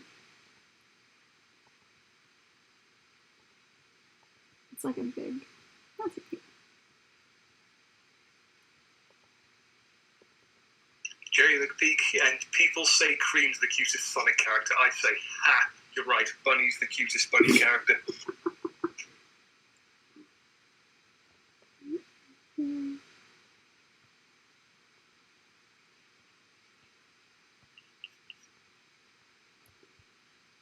Man, Tails is a pain. Tails' design in the original series is quite something. You cannot duplicate that in the modern series. They have Tails just looks fundamentally different than he used to in modern days. Back then, he had such a unique look. Yeah, he does. I mean, he had a very unique shape to his muzzle, I noticed. It was very strange. His head was also more bobbleheady. Suppose that makes sense, but yeah. And Of course, the little frond hairs he has were a lot smaller. And his ears are tiny by comparison. And Tim pointed out that one of his eyes are bigger than the other. And that took me by surprise. But it's true. Mm-hmm. I'm going to have to look up the model sheet for that one. I think that was what gave me the idea to make the glow bee, the bioluminescent bee in my thesis film. He has different sized eyes, and I think that's... Well, I thought it was just a stylistic choice, kind of like a Looney Tunes style thing. Yeah, it is. Because it was obviously like a comic relief style character to make it kind of weird, if you'll pardon the pun, bug-eyed. Yeah, it's like a kind of a cute, almost, I think, innocent... Oh, here's a fun note for Looney Tunes. I was looking over the art one day and I realized something that it's not a common known thing, I don't think. But look at how far apart all the characters' eyes are, and I realized you can match the length of their eyes, the distance, like the gap between their nose or the bridge, with their in wittiness. And if their eyes are further apart, I can't remember which it was, but I think if their eyes were further apart, they were wittier, and if their eyes were closer together, they were kind of like goofier or like dumber, or sillier, is probably the word I mean. I'm now going to pull up an image of Bugs Bunny side by side with Elmer Fudd. Yeah, This is true. I think Daffy. Very fascinating. Yeah, because I think when you put eyes close together, they're kind of like, they seem kind of, I guess, childlike, maybe. But yeah, I mean, there's a good image there of like Wile E. Coyote. No, actually, Wile E. Coyote and Roadrunner have exactly the same distance between their eyes. Wile E. Coyote and who? And Roadrunner. Oh, yeah, I guess they do. But I think compare Wile E. Coyote to Bugs Bunny. Oh yeah, very, very true in that one. Yeah. And I don't think it's true for all of them necessarily, but I noticed it was that way for a handful. I just thought it might have been like an interesting stylistic choice if it wasn't, an accident, which is possible. Sometimes artists will do things, really smart things, not knowing that they're doing it just because it looks nice. But we can still learn from those things and apply them intentionally in what we do.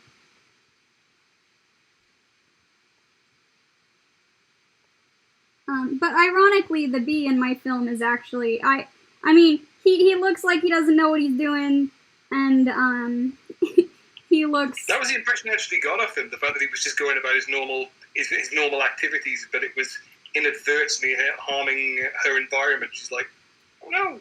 Yeah, he's pollinating these plants that are a light source in the planet and causing them to explode and disperse like dandelions. And so she's chasing after him. But I like to think that the bee knows what he's doing the whole time. But I'm gonna let that be open-ended. People can decide that for themselves. But he has eyes close together, and one bigger than the other, and he kind of gives the appearance that he's It's really weird because, I mean, at least as far as comics go in the UK, the close together, one eye big in the other, is almost ubiquitous, though, at least in early comics. Such as we have comics over here called, these are very British names, The Dandy and The Beano. Characters were very much drawn with that kind of, those kinds of eyes. So I just kind of grew up with characters looking like that. It's kind of, part of the makeup of the way, British comics is done. That's cool.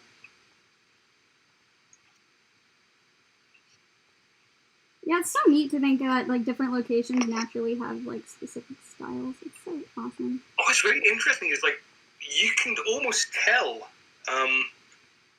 like a French style comic, because it has this kind of Asterix like vibe to it. I was just thinking that. There's a great actual Sonic example. It's Sonic and the Claws of Robotnik or something like that. It's actually a French Sonic comic, and it is the way it's drawn. You can just tell it's French. There's something about it. There's something about the way the artist handles the line work. It just has this very distinct flair to it. That's super cool.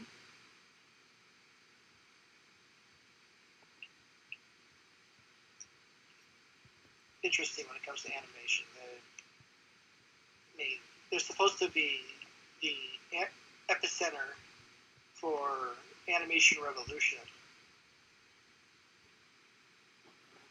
At least one of them. Tails looks a tad bit like Louis Duck. That's great. Well, I love the Disney style, so I wouldn't be surprised if it influenced some of my work, at least. I love the big eyes and adorable. No, I don't like that. I'm gonna be picky for a second.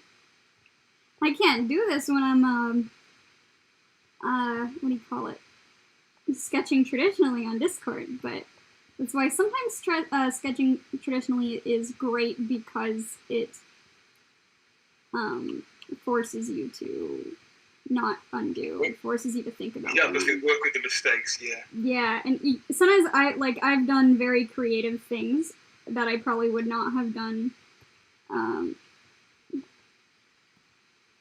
I was wondering, as illustrators, do you guys find there are any particular skills you used to have when you first started out that you've kind of lost and you wish you could get back? I mean, for my own sake, when I first started doodling back in middle school, I would just go straight in with a ballpoint pen.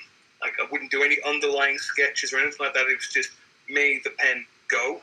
And these days, I just can't do that. It's like I have to have the blue line pencil, do the underlying sketching, slowly build it up, and I just kind of miss that ability to just go in. Oh, that's awesome. Really? I feel like I was the opposite. I chicken scratched so much of my work in high school, and I didn't start really using the pen and being entrusting myself with my lines until after. So that's fascinating.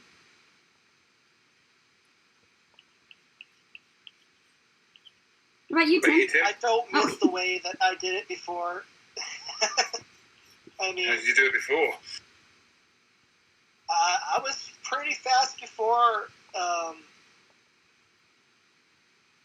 When I was very young, of course, I would just draw everything with just straight out, which always looked terrible. And then I started constructing my faces together. But it's been a long struggle with trying to figure out how to draw, and I keep on getting better and better. Today, I would say it's just I love what I'm able to do now better than I've ever been able to do before.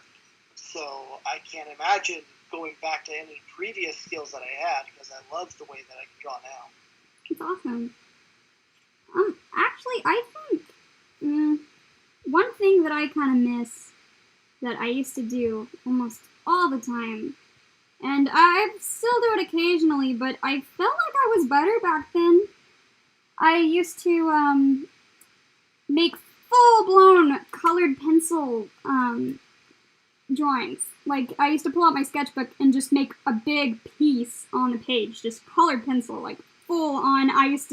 When I was in high school, I used to take my Prismacolor colored pencils into class, and I used to draw during class, and I spread out all of my colors across the table. Yep, I was the artist. I was literally the only Art 3 student. I miss that, and another thing I miss is I used to paint digitally almost all the time, and back then when I drew, I usually fully rendered almost everything that I did. And now I'm a lot looser with my work, which I like. I like that I can feel free enough to do that.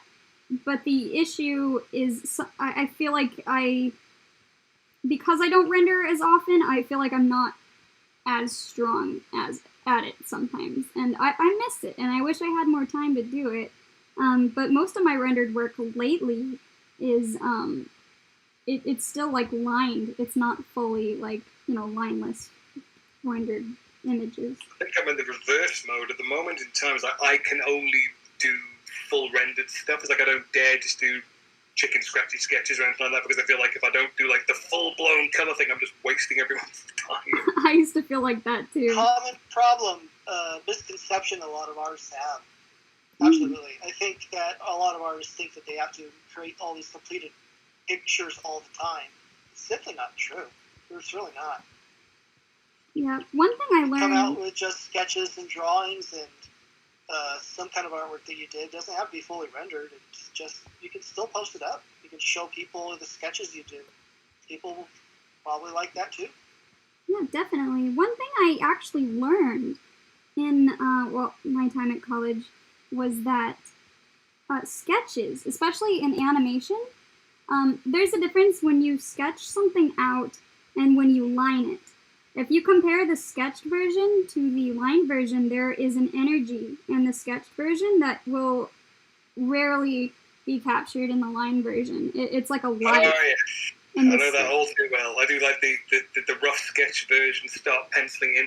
Then you turn off the blue sketch layer and all of a sudden the life just gets drained down the piece. Sucks. You're going, Yeah, so that's one thing is I've because of that I've come to appreciate sketches so much more. And I've been like, I've been a lot better. I used to struggle with posting unfinished work, kind of like Nex, and I call it unfinished, but it's more like unrendered. But I've come to terms with doing it a lot more, especially because my goal is to focus more on storyboarding, and often storyboards work they are not fully rendered. But I even have a tendency, I like to color animatics. That's one thing that I've had to, like, fight back sometimes. Although it is extremely time-consuming and completely unnecessary, I love color. But that is something that I have had to work through to be able to post sketches, and I feel like I'm finally at a comfortable place with it. And, because I enjoy sketching a lot now. It's just... I just love the fact, the way you've positioned Tails there, it looks like he's completely memeing on Sally. Completely what? Completely memeing on Sally. Oh, memeing? Like, she's not happy, and Tails is just like, yeah. That's hilarious. Yeah, that's one thing that's fun about these sketch pages is I'll just put characters in random places doing random things, and it looks like a story is being made, but... I like doing that with the, at least when I'm doing the initial stuff, when I'm doing, like, page layouts with breakers. I'll just put all the characters completely, doing stuff completely out of character, saying stuff that's completely out of character, just for my own childish amusement. That's awesome. If I may interrupt you guys for a second, you guys are describing something that's a true challenge for inkers, for sure, is keeping that energy. And that's why a lot of ink pens I see online that people create, they'll have like these imperfections to them. They'll be like dry ink brushes, all these different techniques that people use so that they can put that energy back into their inks.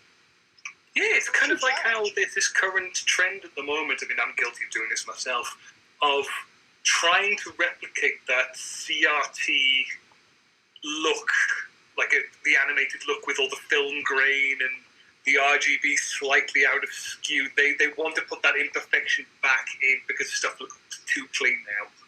Yeah. Yep. When you're doing CG, often people will draw over the 3D models to make them look more animated. It's a common thing done. But I've actually found that with myself recently. I mostly use for most of the work I do, it's a very, very clean, clinical brush, and I've started to try and find more rougher, dry ink style brushes to make it a bit rougher around the edges. Yeah. Here's a question for you, Gloria. When you do your rough little sketches like this, how often do you use stuff like the line of action? Because, I mean, I'm watching you just kind of rough out this pose right now, and you've obviously got the body, the head, and just kind of the shape of the legs, but it's almost as if, like, I can see where the line of action is, but it's, like, broken up. Do you just envision it in your head, or do you occasionally actually put the line in? I usually just envision it. I kind of have this thing where I can envision things really well. I don't know why or how, but this is basically the line of action. It's like a... Here. I wonder if it's this way. It's more like this. It could be an S. Yeah, there it is. That's it. Sorry. Sometimes I kind of just envision in my head first, but it's more like this. And so if I turn off like this layer, he's going like that. We can't see it, Gloria. What? We'll have to wait a few minutes to see that. Oh, yeah, you guys have a delay. Hooray for delay. Yay. But yeah. I don't... Live action coming next on Dragon Ball Z. When I sketch... Oh, here it comes. Here it is. There we go. When I sketch, I do different things, I've noticed. I think Nex is actually the one that pointed this out to me, is I don't always sketch, like, one thing first. I'll sketch different parts of the body. I guess it's whatever the first thing I see in my head, and I kind of just build off of that. But yeah, it was one of the streams Gloria was doing where she was doing it all traditionally. I mean, I just enjoy watching how other artists put things together. I noticed, at least for myself, I always start with the head, then draw in, the direction the character's facing, then put in the eyes, then put in the muzzle. And I noticed that Gloria was building the character almost from the ground up, and the face was the last thing she had, and I thought it was really rather interesting. But I've noticed, especially with your first bunnies, you started with the face this time. yeah, sometimes I do. I guess I don't really have a set way. I think the thing is with my first one, sometimes I'm thinking, oh, face. But as I go, I think I start, like, as I warm up, I think I start to feel a little more comfortable with, but the body is so expressive and so many people forget about. Like, notice the first one that I did is one of the most, like, stagnant ones, I think. Like, this one's a lot more... I would blame that just on the fact you were having problems with your pen. Yeah, oh, that's true. I forgot about that. But, hang on. I'm gonna do something. You guys won't see this yet, but I'm gonna give Bunnie a line of action on all of these. The line of action is something I'm still struggling with, at least in my own work. Do that. Major. It feels like it's such a super simple concept, and for some reason my brain just is like, nah, don't get it, mate, don't get it. One thing that Gloria has a super advantage on, being able to see the line of action has to also do with kind of visual library experience. When you can just, as you draw, you can then get used to it, get used to what you've seen in cartoon characters, and use that visual library to make those drawings look like, oh, I know what the line of action here is going to be, and it just follow. Yeah. It's definitely more important when you're animating, for sure. But when you're drawing, it'll give a life to your characters. Because it's like an energy. The line is energy. It's like, and a really good way to put it. Oh my gosh, I'm lecturing now. Oh no. I've lured you into it. I've lured you into giving me another lesson for free. But one of the things about, like, when you think about energy, like, straight lines that's very stagnant. You think of, like, coming to a halt, and whereas curvy lines, it's got, like, a flow. So if I draw it like this, it's kind of like, meh. And then, for example, if I draw it like that, that seems a lot wilder. Oh gosh, this is delayed for you guys. I'm sorry. I'm drawing red lines, and I'm showing one's straighter, one's squigglier, and, so it's kind of like the difference between a box and a circle. And it's like, the box is stationary, so it's not going to move anywhere. So if you touch the box, it's barely going to move. It's just going to slide forward. But if you touch the circle, it's going to start spiraling on its way. So, yeah, and just organic shapes aren't stiff like boxes. All of these characters, you probably won't find any straight lines in any of them, if I've done it right. So they all have a flow of energy to them. So I'm doing Sonic right. I started Sonic out kind of like a gesture drawing, just because I feel like I can. That's why I like drawing Sonic. I feel like I can do that with him. He's very he is energy. Like, he's just a blast. Because, lol, a blast. But he's a blast because he can be, like, easily, like, his character can be more, like, manipulated better to, like, even squash and stretch and, such. Well, I'm now about to make a really bad pun. I realise I've been rabbiting on this entire time. Does anyone in the chat have any questions for Gloria and Tim?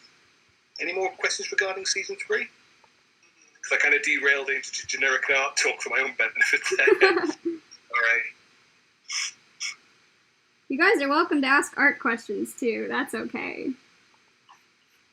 I'm here for it. I'm abusing these 2 to 3 art lessons. Yeah, I think people shouldn't have to go into debt to learn these things. It's ridiculous. I think it's ridiculous too. Too late for me, I already did it. Art colleges. Yeah, art colleges will drain you, but I've heard stories of art colleges. They will basically, at least the art colleges that's around me, that you would go to them. They would basically tell you, well, some of you will make it, most of you won't, and then they just boot you out into the world. Oh, that's in debt. Awful. That's like the Thunderdome. 10 of you arrived, only 1 will leave. Yeah, I'd say, I don't know, my experience was a bit different because I got into a really, I got into a really good program that was, like, really, what's the word? A lot of people wanted to get in, and, basically, if you got into this program, it's kind of known that you'll at least get a decent job. Your college sounds like it actually cares. College sounds a lot better. Cares is one thing. I think, well, yes, but also, it's complicated. They overwork us to death. But, They work you because they care. Oh, I okay. love the way you said that. It's like that whole meme. Well, yes, but actually no. It's complicated. But the thing is, they're really big on their reputation and egos. And I mean, that's a way of caring because colleges. One thing that's horrible about getting easier to get things not cost more to get degrees, which is stupid, but easier to actually pass classes and to get your degrees. Because when you do that and a college loses reputation, it's a lot less likely you'll get a job. Because that's people depend on that with their where jobs will say, "Oh, you come from this college, you got this degree from this college, oh, you're in," you know. Yeah. So if they working you and you get those skills, and they know you get those skills from that college, that gets you work. Yeah. So I in know. that way, that's true. They care. Dirty Dodge asks, how many people are working on season 3 in total? Oh, jeez. I can't count. I'm an artist. I'm just kidding. I do a lot of counting. No.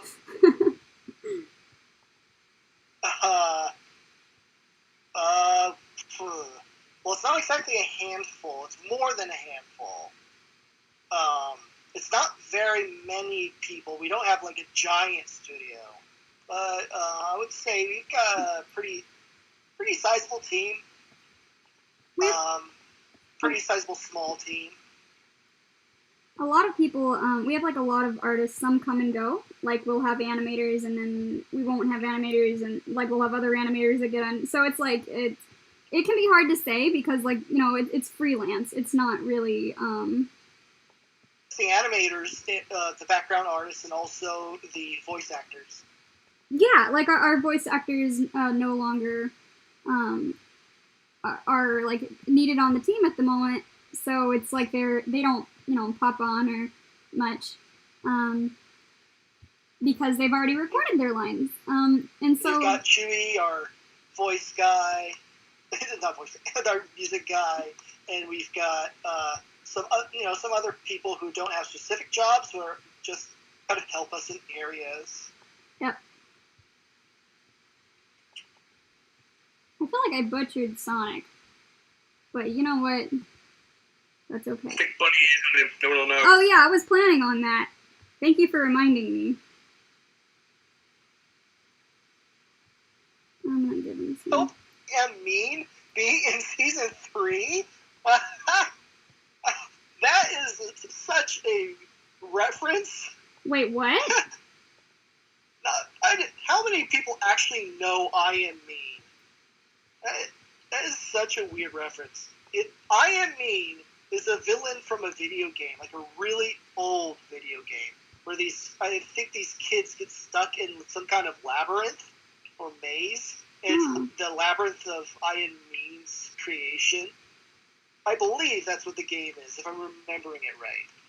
It's such a weird reference. I've seen it in like YouTube poop videos. Have you ever tried drawing Delphi Glow? Oh gosh, no. I don't think I've. Oh, now we're gonna have to make you do it. No. Just out of curiosity, are there any non-animator roles for season? Background artists. Yep. Any background artists? Oh, really? Yep. If you come on board, I can work with you.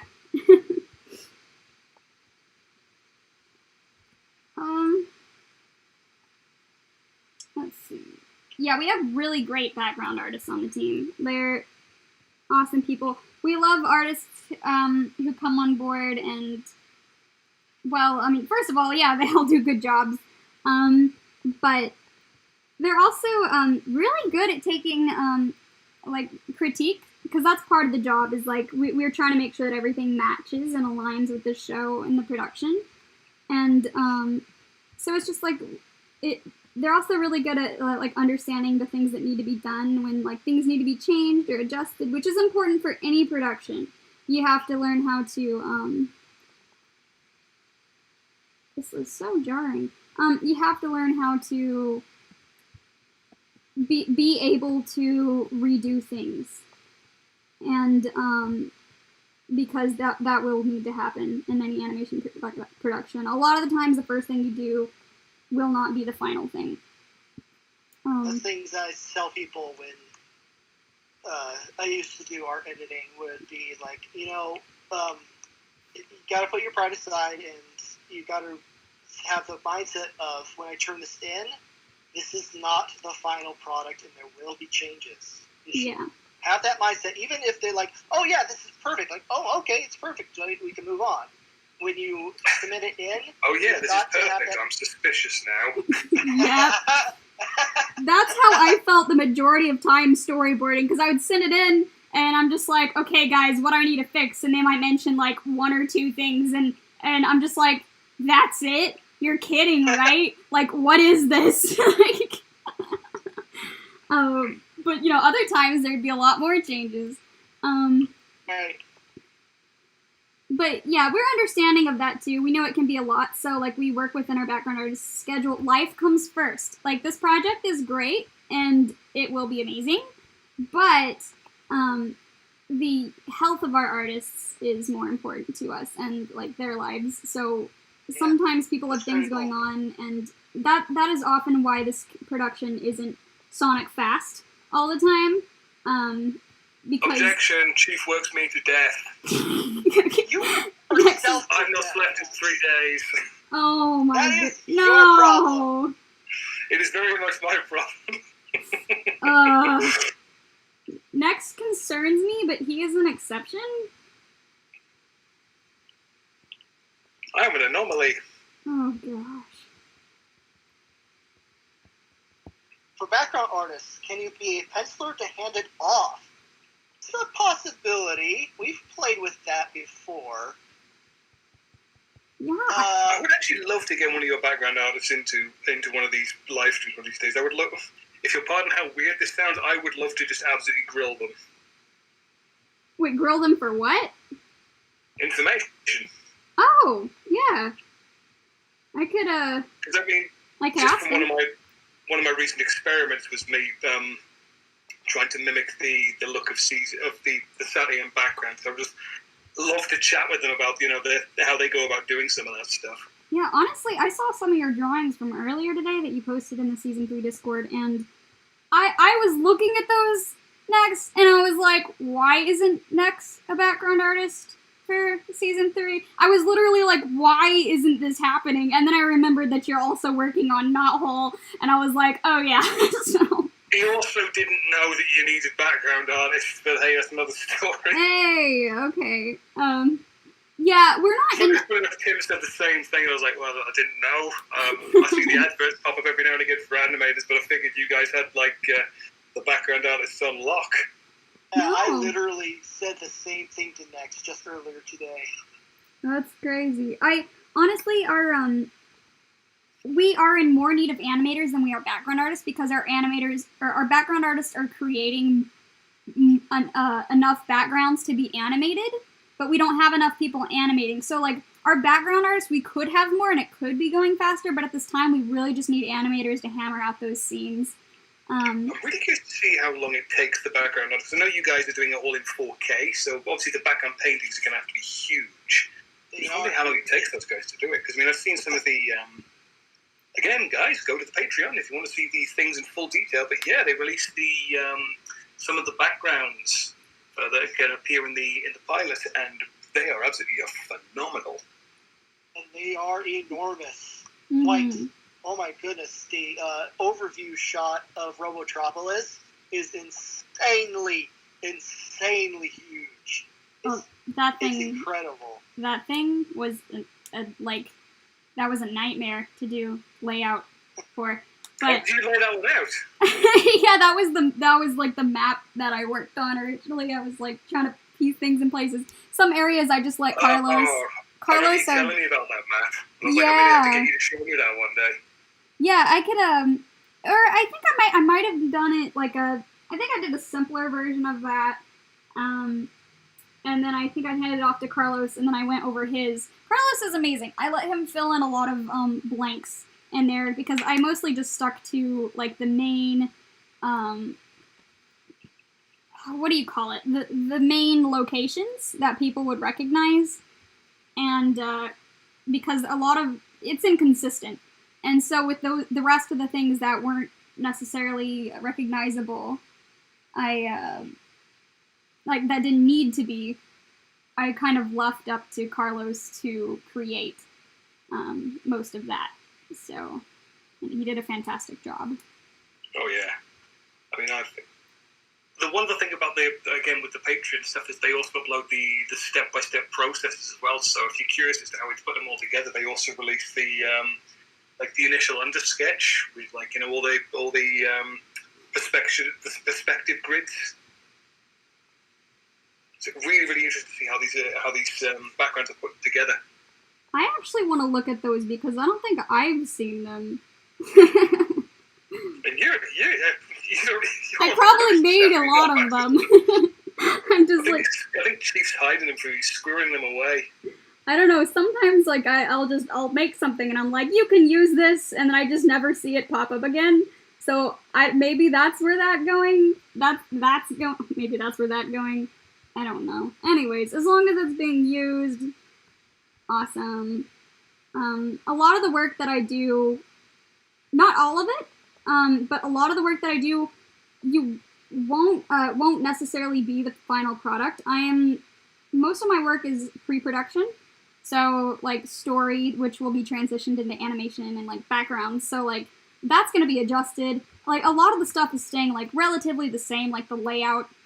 Layout has been probably one of my biggest, layout for, background artists, and, has been one of my biggest tasks lately. So, you'll see that, but as far as, the final product,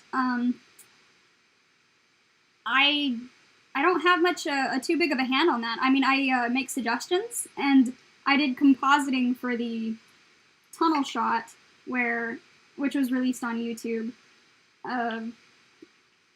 Sonic saying, what was this, like, Robotnik. Spooky right here, yeah. Yeah, he was like saying this is, Man, it sure is creepy with that Robotnik out here. Yeah, that scene. I knew things would be creepy with Robotnik on. Yeah, for sure. I knew things would be quiet. It was something else. Like, man, I knew things would be quiet with Robotnik on. But this is downright creepy. That's right. And yeah, I did the like compositing, some color correction. I made the camera move, but I probably won't be the compositing artist in the future. That was more of just I had the stuff to do it.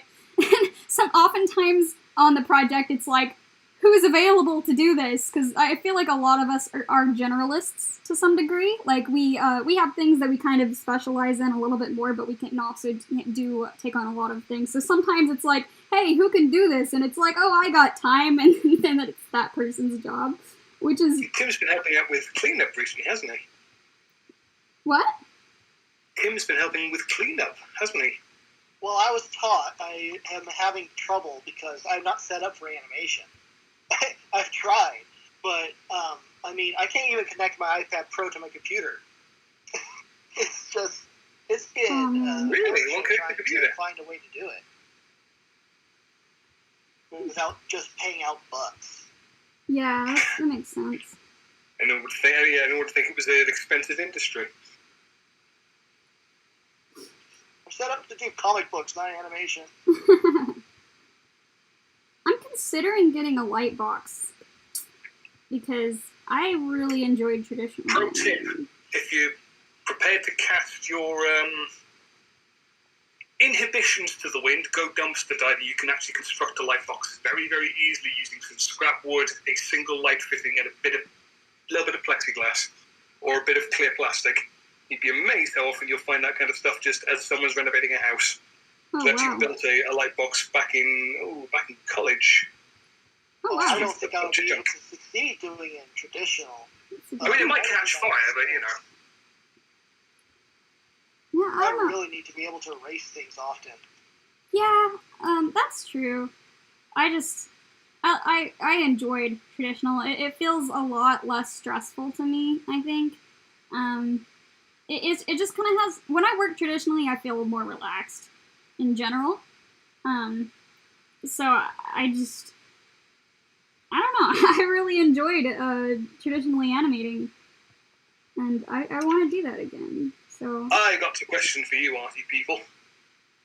Since obviously you both work on Saturday and related content, is there any little nuance about the way the characters have been drawn that you tend to not want to put in? Like you know how they're supposed to look, but you just go, I yes, never liked that.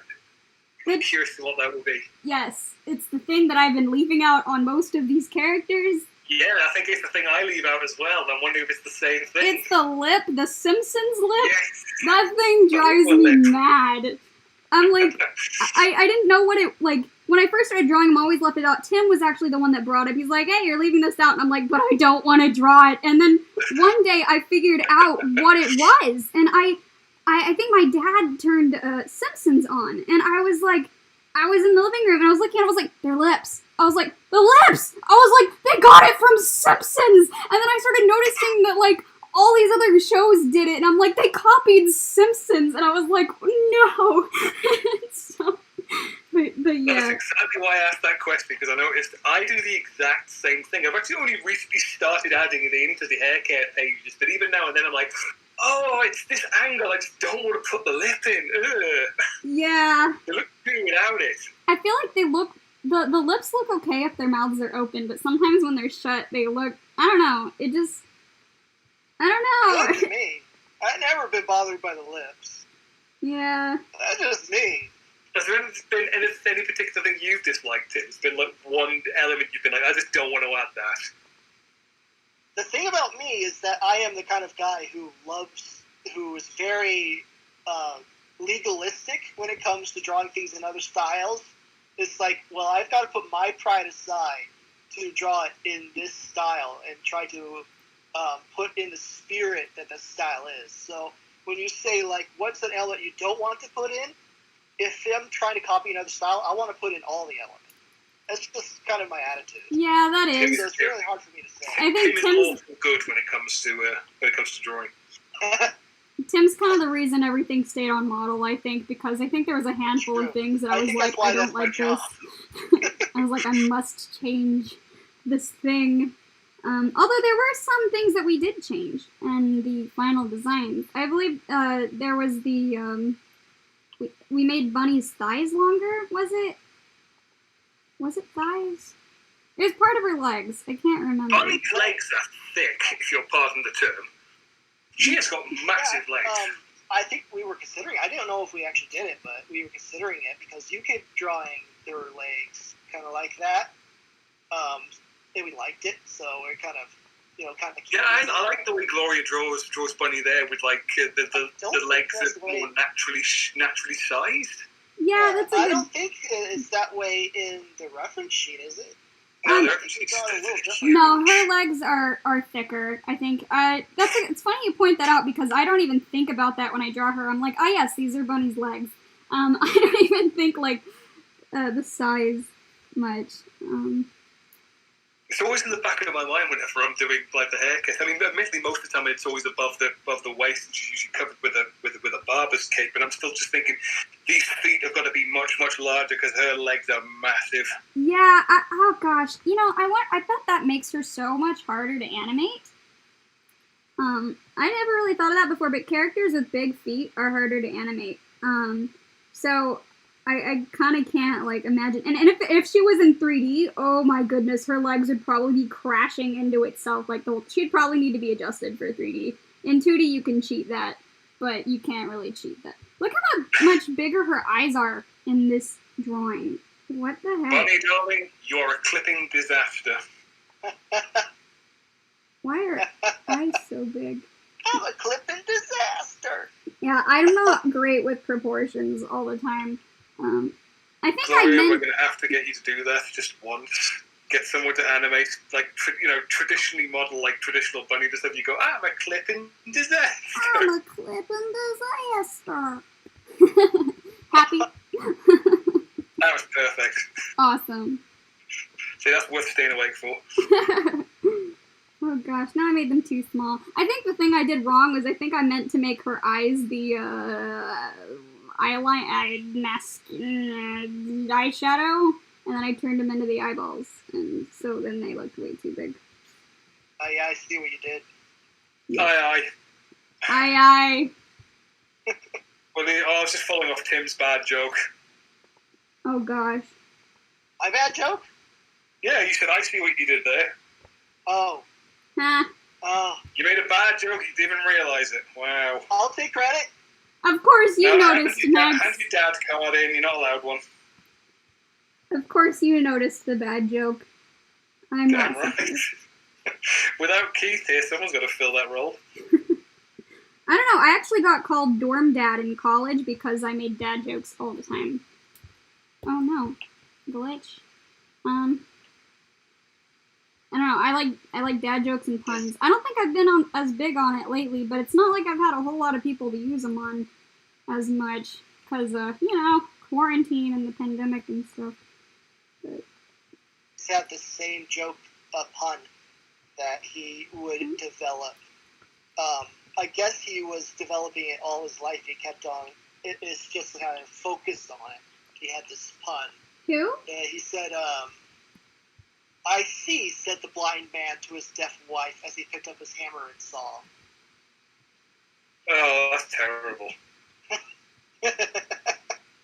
It's like a whole sentence of just one big long pun. Yeah, it's just, there was nothing but a string of phonetic puns. That was awful.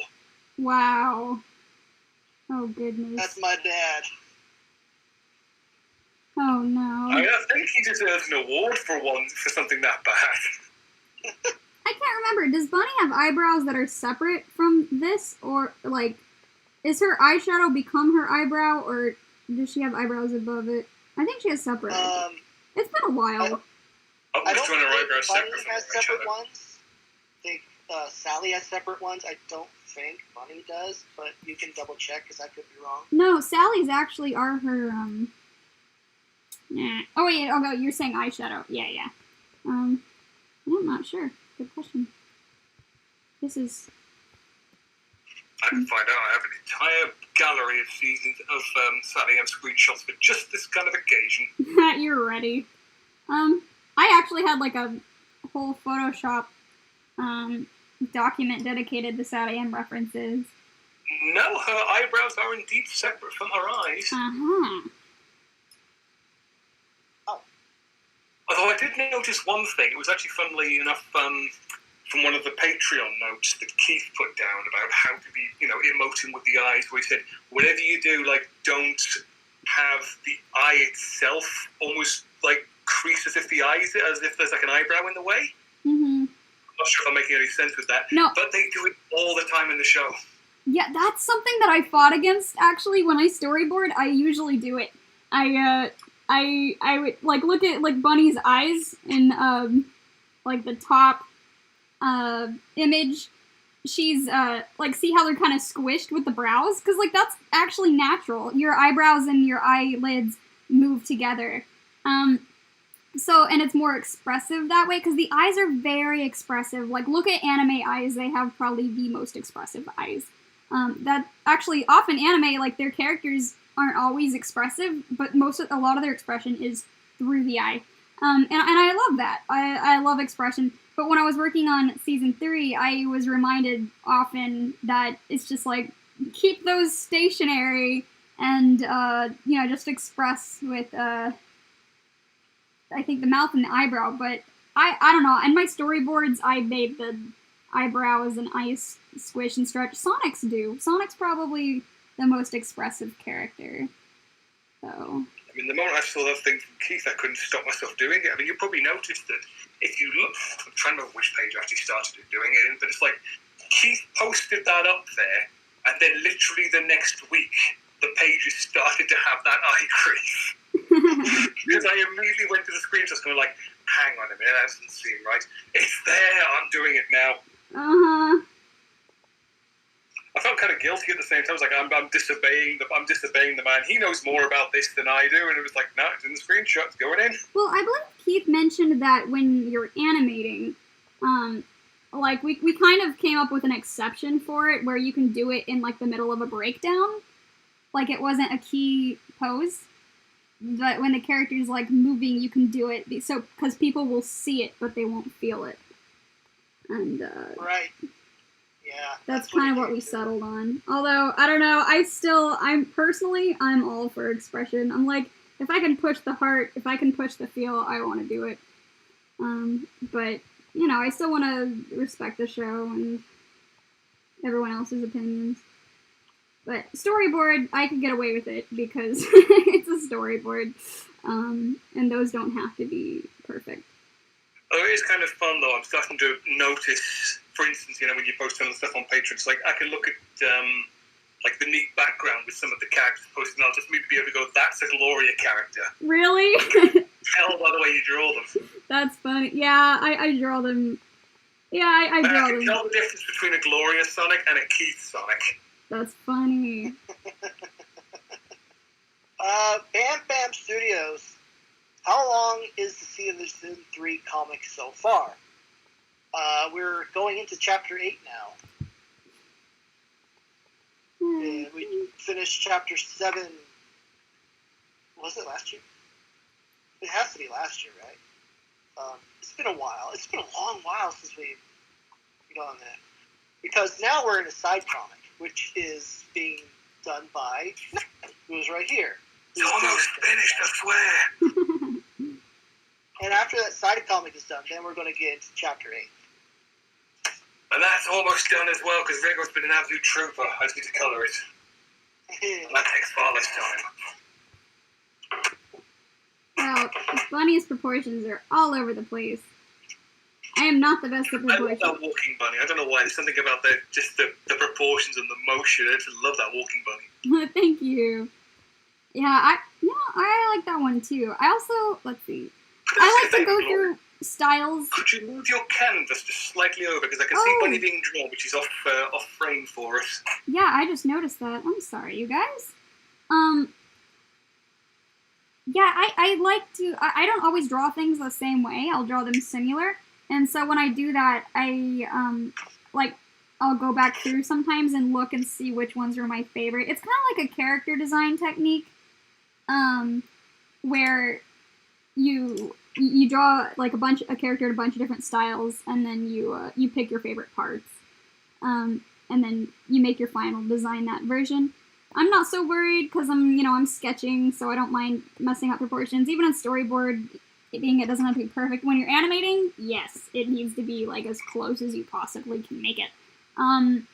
But the thing about animating is you can draw the character a few times and keep it on model, and then when you're doing in-betweens, you'll have your breakdowns where, they'll get more expressive, but when you're doing in-betweens of the character, you kind of just have to flip from one image to the next, so it's kind of easier to stay on model if you're just looking back and forth between the key poses.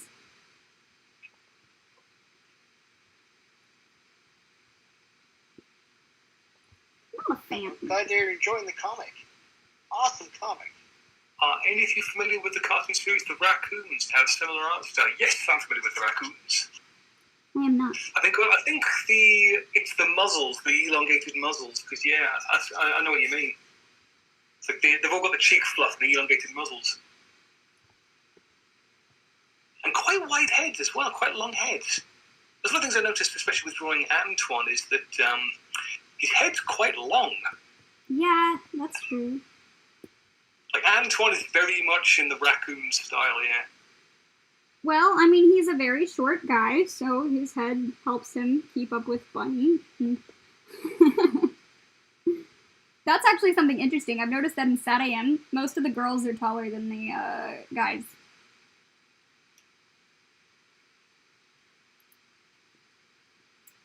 Here's a question for you guys. Are there any characters who, like, you initially didn't like drawing, but then once you started to draw them, you suddenly developed, like, a weird affinity for them? Oh,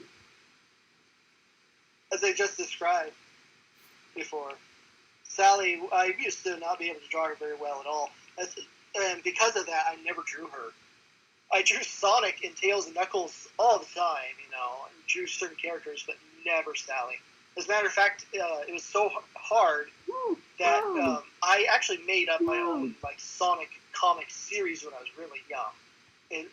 It went on for a long time, and for this longest time in my comic series, I purposely did not put Sally in there because I did not want to draw her. But now I love drawing her.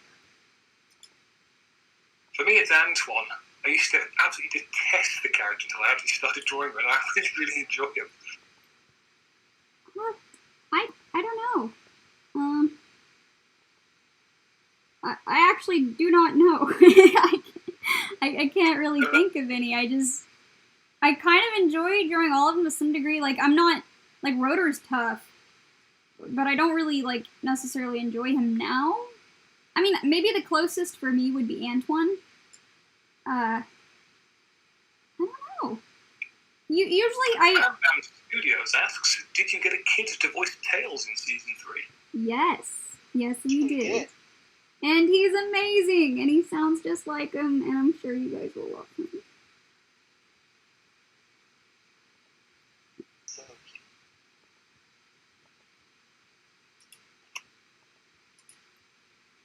cute. For me, the thing about Antoine is just how over-the-top expressive you can make him. Which is what makes it fun. It's like you mentioned with the whole eyes thing. It's like you can squish and squash Antoine's face in so many different ways to pull out so many different expressions, and every single one of them looks just on point for him. Like, it wouldn't look out of place.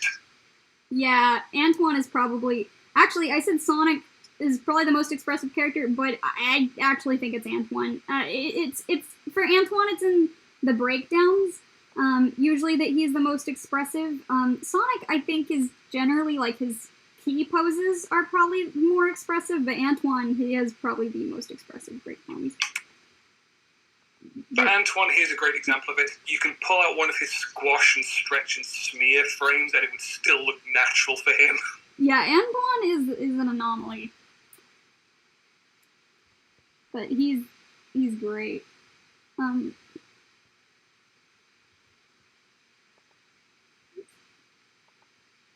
though, I don't. It's a good question. Yeah, I'm definitely with you on Rota. I mean, even now, despite I've done it a few times, there's something about the shape of Rota's head that I just hate drawing. I don't know why. Yeah, no, same. And that and his legs. It's just his head and his legs. Just, no, don't like him. Yeah, it's difficult. His body is his legs and head. It's weird. His body's just an aubergine shape. Sorry, eggplant. Mm-hmm. Eggplant with limbs. But then you get down to his legs and you're like, how do these function? He wobbles. Yep. Oh yeah, I was gonna say, as far as like characters that like I didn't like drawing and then like drawing, I can kind of maybe consider one, probably Nagus. He at first I think he was just hard, and then he became more enjoyable over time. Peter wants to see Antoine being lifted by Bunnie. I can provide you with that image if you like, Peter. You won't enjoy it. Yes. Wait. You won't. What does that mean? You've seen it before. Wait. I have a bad memory. This isn't fair. It was during your live stream, if memory serves. There was 3 gag. It was when I was having a bit of fun with. Funny enough, it was actually the recent season 3 page. The script called for the scene with Antoine for Bunnie to be lifting Antoine. Now, I had to get clarification from Eric about what he meant by the term lifting, because, that could mean anything from, picking him up to literally carrying him off like an American football. And even once Eric had explained he meant just like helping him off the ground, that he's fallen, I just wanted to have a bit of fun. I just kept sending him these completely off the wall, out of character poses. Like the first one is Bunnie holding Antoine Princess Carrie style with her looking rather smug. Okay, and the second one was I remember her that. literally carrying him off like I said, like a football. And then the final one was her lifting him over her head while Antoine was posing like an ice skater. And That's Sally was amazing. just looking on with this look of abject confusion. That's amazing. Gosh, the gag sketches are like some of the best.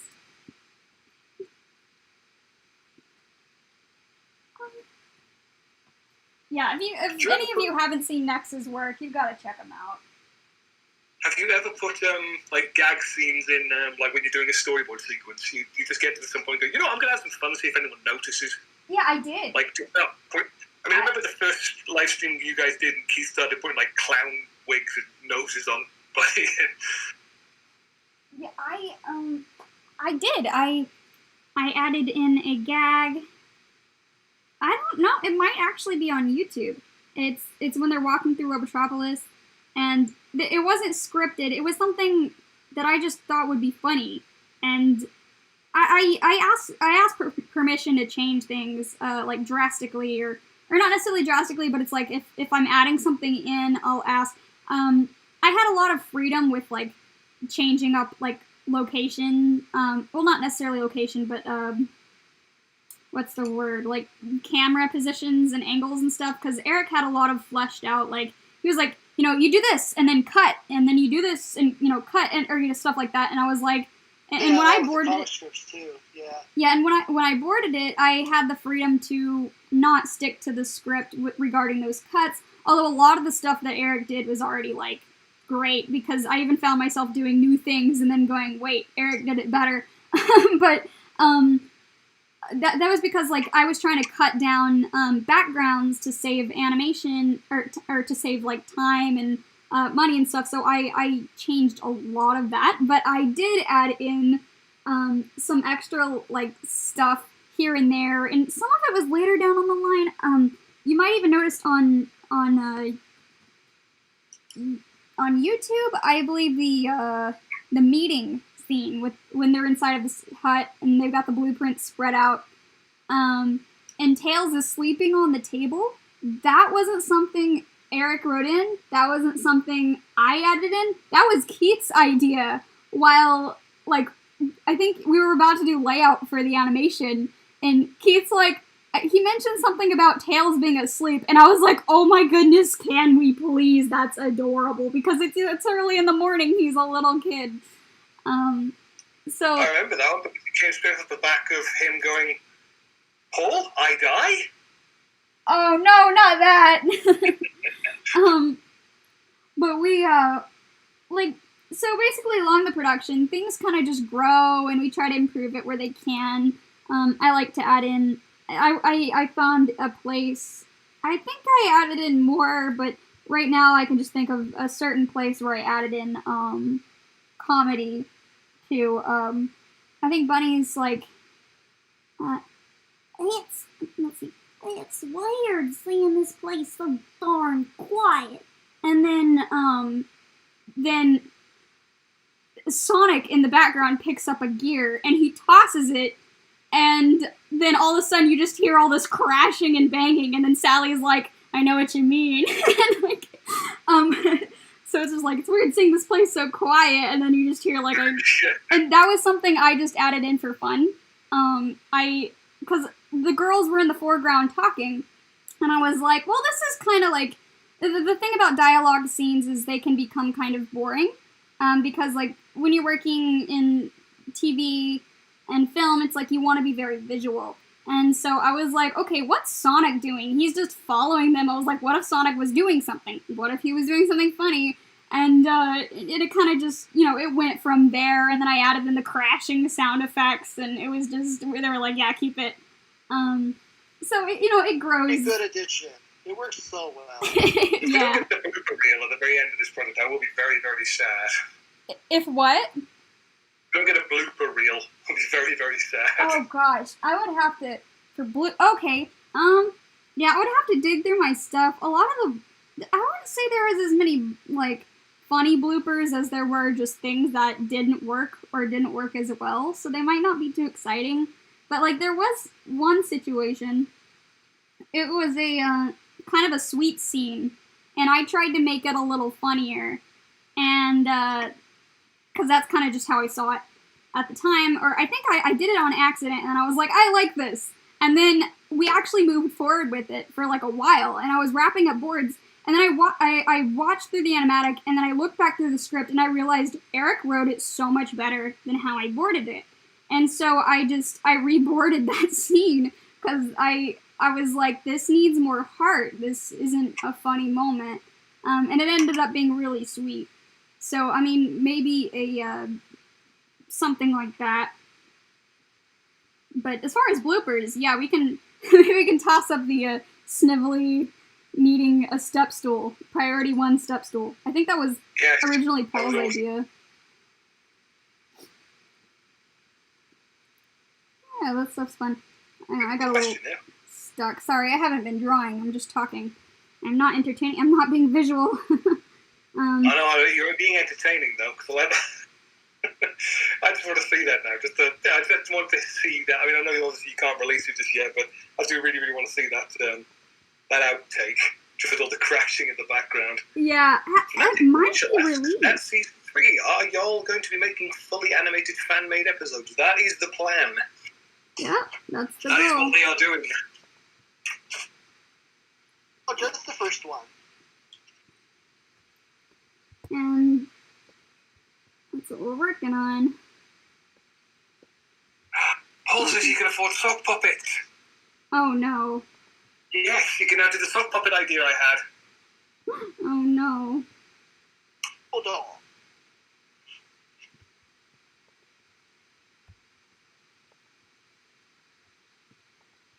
And you're very lucky, Peter. I have just found that image of Bunny lifting Antoine for you. Oh no. I'll post it in the Discord for you to enjoy. To be a sports sock. I thought you and Keith aren't allowed to have ideas, though. We're definitely not allowed to have ideas in the same room with each other. Oh, That's okay. very true. Separately. Okay. We're definitely not allowed to collaborate. The last time we did that, Cupofnex happened. Yeah, no. We don't want world domination through blindness. Nope. It's illegal now. It has been decided. No. Would Bunnie ever be seen eating a chili dog?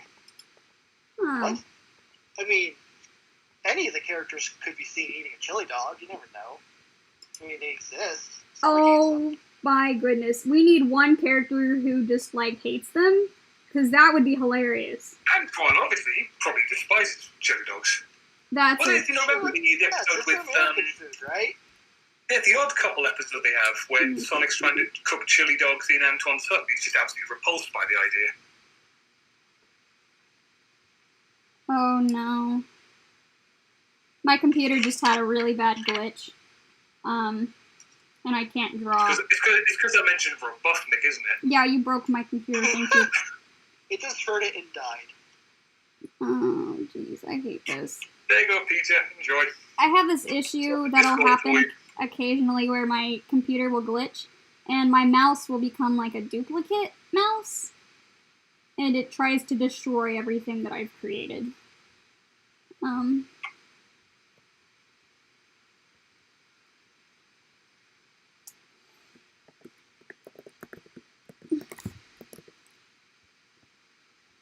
PNG, no, PSD. Go. So you think Antoine actually likes chili dogs, do you, Speedy? He's just doing it just to upset Sonic, but in secret he's necking them back, is he? Oh, that's funny. Maybe. Why isn't this saving?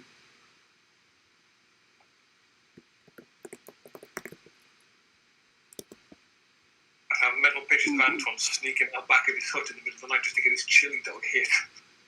Oh no.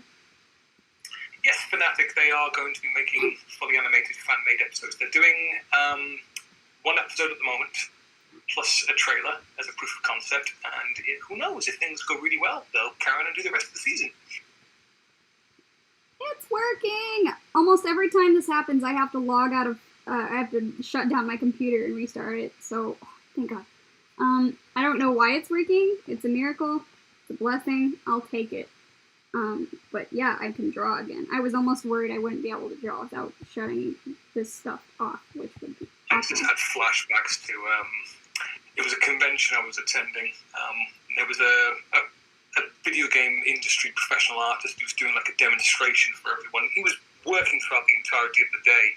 Unfortunately, the convention staff kind of cheaped out on the computer they gave him, and when he went to go and save it, it just didn't have the memory to save it. Oh no.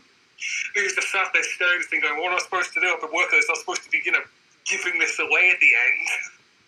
Oh no. Combine all the layers. That's such a nightmare. That's it, he apparently did everything he could, and everyone was just like, yeah, they just didn't give you enough memory in this machine, mate, you've drawn it too large a size, you just can't save it. That's such a shame. What a nightmare.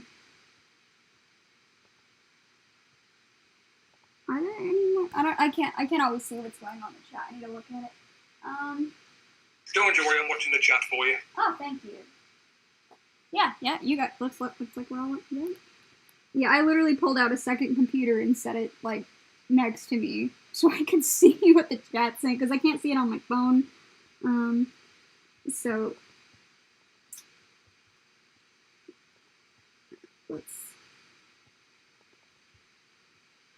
I know you're like, why do you have so many computers? Well, it's a long story. I got one for my birthday, and then my college gave me one, and then I have a Cintiq.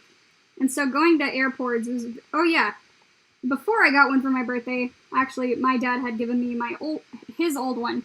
So, I have too many, and one of them I barely even use because it is so old. And, so, yeah. So, that. I think Mitchell, as far as I know, season 3 has already been fully scripted by the writing team, Eric. He's already got the thing fully done, so they're currently not accepting writing submissions at this time. Well said. But thank you very much for the support. Yeah, we appreciate you guys asking. And it's cool too because sometimes like positions open up. Most of our pre-production, well, it's hard to say. We're still doing some pre-production with like layout, but we are in production now, officially. So we're looking for more production jobs. So basically, people who will be doing the final product of what will be seen on screen at the end. Oh, you guys can't see this side. I always forget. I can see most of what's going on, yeah. You know what I should, you know what I should do is I should take all the characters on the right and move them on the left, and then I can draw on the right, because that way you guys can see what I'm doing, and you wouldn't be missing too much.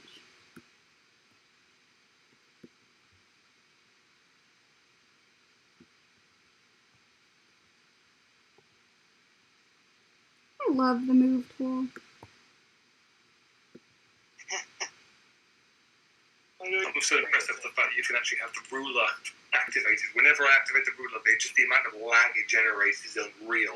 Oh, really? I didn't even know. I actually, the ruler's automatically activated on mine. I didn't even know it made any sort of lag. Weird. Maybe I should... Once you start getting up to multiple layers, yeah, the lights really, really does start to kick in. I don't know what it is. Well, I think it's because it's like slightly animated. It just doesn't like it. Okay. And the fact I'm using an older copy of Photoshop. I'll have to remember that, because if I have lags in the future with layers, because I didn't know that's what would do it. I mean, I have had lags, but I didn't know that was why. I guess Control M turns it on. Hang on. Control R? Yeah, no. Control R. So for you, it'll be Function R. Because you're on Mac, aren't you? Yeah, I'm on a Mac. I think it's Function R. Function? I don't know what you guys have. What am I having? I used to actually work for Apple. I can't remember what it's called. Command? Nah, it didn't work. Oh no, I lost things. Hang on a minute. I don't know where my tabs went. Hooray, I've broken things. Oh no, we're good. It took me a few hours. We're good. It is, wow.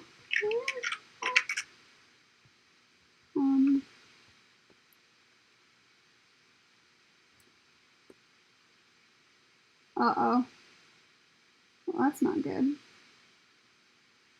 I lost my... Oh, there's my lasso tool. No, I'm just... It's Command plus R for a Mac, yeah.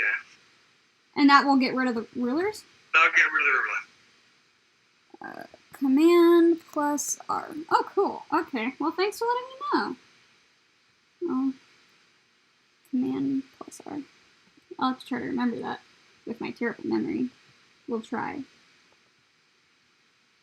That's why God invented Post-it notes. True. I cannot be the only person when he's trying to learn new programs sticks Post-it notes all over his screen. Even though there is a perfectly functional Post-it, app you can download. That's funny. I didn't think of that. I use a notepad on my iPhone for most of my notes, and then for my thesis film, I have an entire sketchbook dedicated to notes. I do doodles of my characters in that too, just to keep it fun. Also, how many sketchbooks do you tend to go through? Because you seem to use up the last one, at least on the live stream you did a couple of weeks back. You seem to absolutely be plowing through the pages, although admittedly we were getting you to do an awful lot of tutorial stuff. Yeah, that's true. I don't know. See, I don't draw a terrible, okay, well, I do. It depends on what I'm doing. But lately, I've been so busy with 3D work that I haven't done a lot of drawing, except for on streams. But like when I'm storyboarding, I'll fill up, so much because I'll thumbnail on the pages. And lately, I'm helping out a friend with some a little bit of character design, and so I started filling up some pages with that. I don't know. I mean, I don't know what's too fast and what's not too fast for the average artist. But I don't know. I got like a handful of new ones over Christmas because I was out, and then so I just got sent so many sketchbooks, and now I'm like I have all these sketchbooks, and so I've just been filling them up gradually. I really need to get back into using physical sketchbooks. There's something about having an entire bookshelf just full of them that's just really nice. Oh yeah, it is. They're so nice to just, if I'm feeling like uninspired, like sometimes I'll just go through my old work, and you know, it makes me feel better just knowing that, like, because at some points, you know, we artists can feel down, like we're not improving, and sometimes when we go back through our old work and realize, hey, I have good work, I can do things, it's kind of just like a little... I had a reverse in those situations, like, oh, I'm not feeling very good, I should look back at my own work. What? How come he was better than me now? No!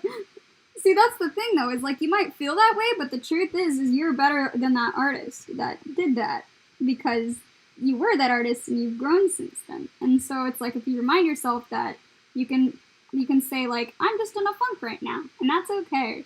And I have a different theory. I have a theory that past me was looking at future me, knowing the future me was about to start bad-mouthing him, so he said, joke's on him, I'm going to wreck his life. No! That's so cruel.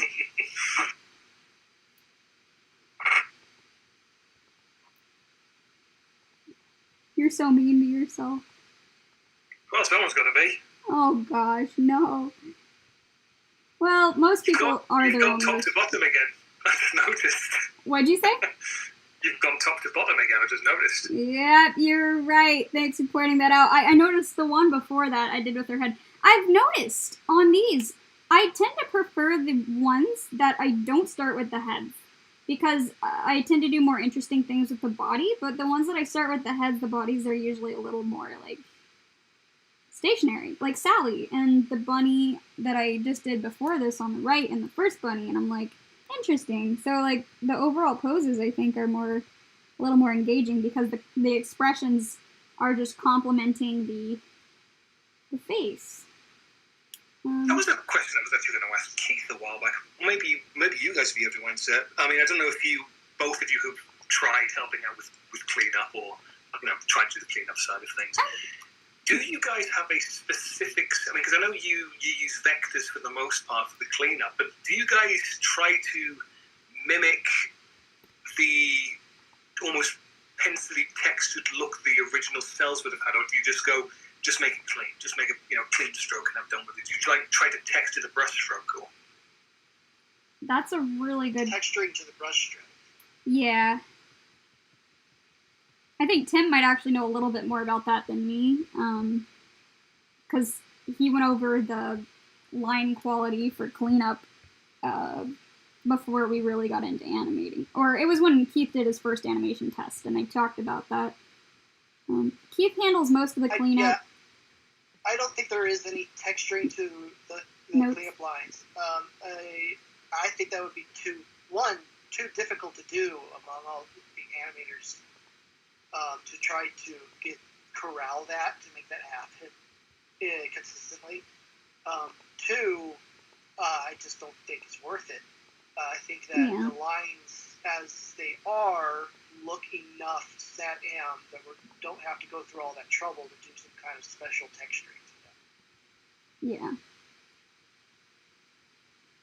A lot of, like, creating part of an animation production pipeline is that you have to, like, give and take, and, like, you compare, like, is this really necessary? Will this extra thing added in, will it really improve the overall film, or does it barely make a difference? Because almost everything that you do is going to affect time and, like, cost, and so it's just exactly.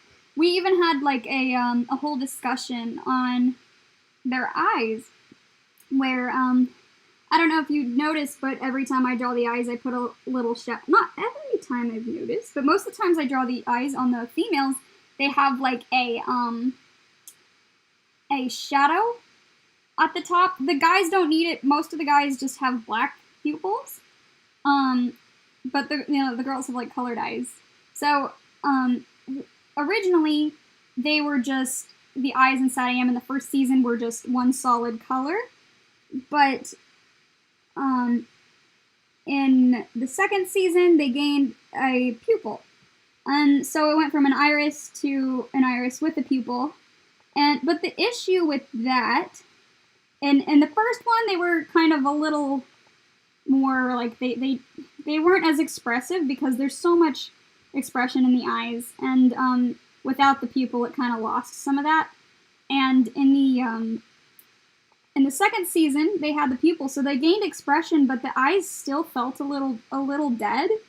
And so I made a suggestion that we add a shadow on underneath the top part of the iris, because it makes the eye feel a little more alive. And we had a whole discussion on whether or not we should do that. Will it actually improve the film? And so yeah, we'll have conversation. Yeah, when comparing it to the work it would take in order to put that into the animation. Yeah. And this is one of those things that would just easily be solved in the coloring process, yeah. Yeah, I think I think that was our plan. Yeah, I mean, I find myself doing the exact same thing you're talking about, Gloria, but only during the sketch side of things. When I take it into cleanup, it's like, I always find myself going, why did you put it in there to begin with? You're not going to put this through into the final ink, so, you're just going to cover it up with paint anyway, so why have you done this, you fool? Well, I sketch it, but the thing is, usually when I paint it, I still make it dark anyway. I don't know, it just, there's a kind of life and charm to the way the eyes catch light that makes them seem alive. Are there any more questions going on in the chat, by the way? Not at the moment, no. I think everyone's just enjoying watching you draw bunnies. Aw, you guys are too sweet.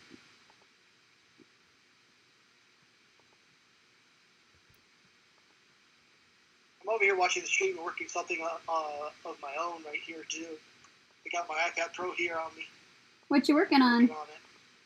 I'm working on my comic. Oh, nice. Making adjustments. Pretty cool. Adding light sources. Oh, yeah. Light is important.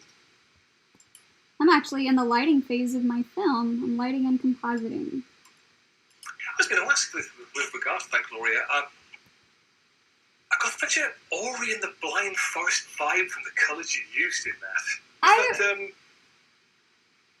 What were you saying?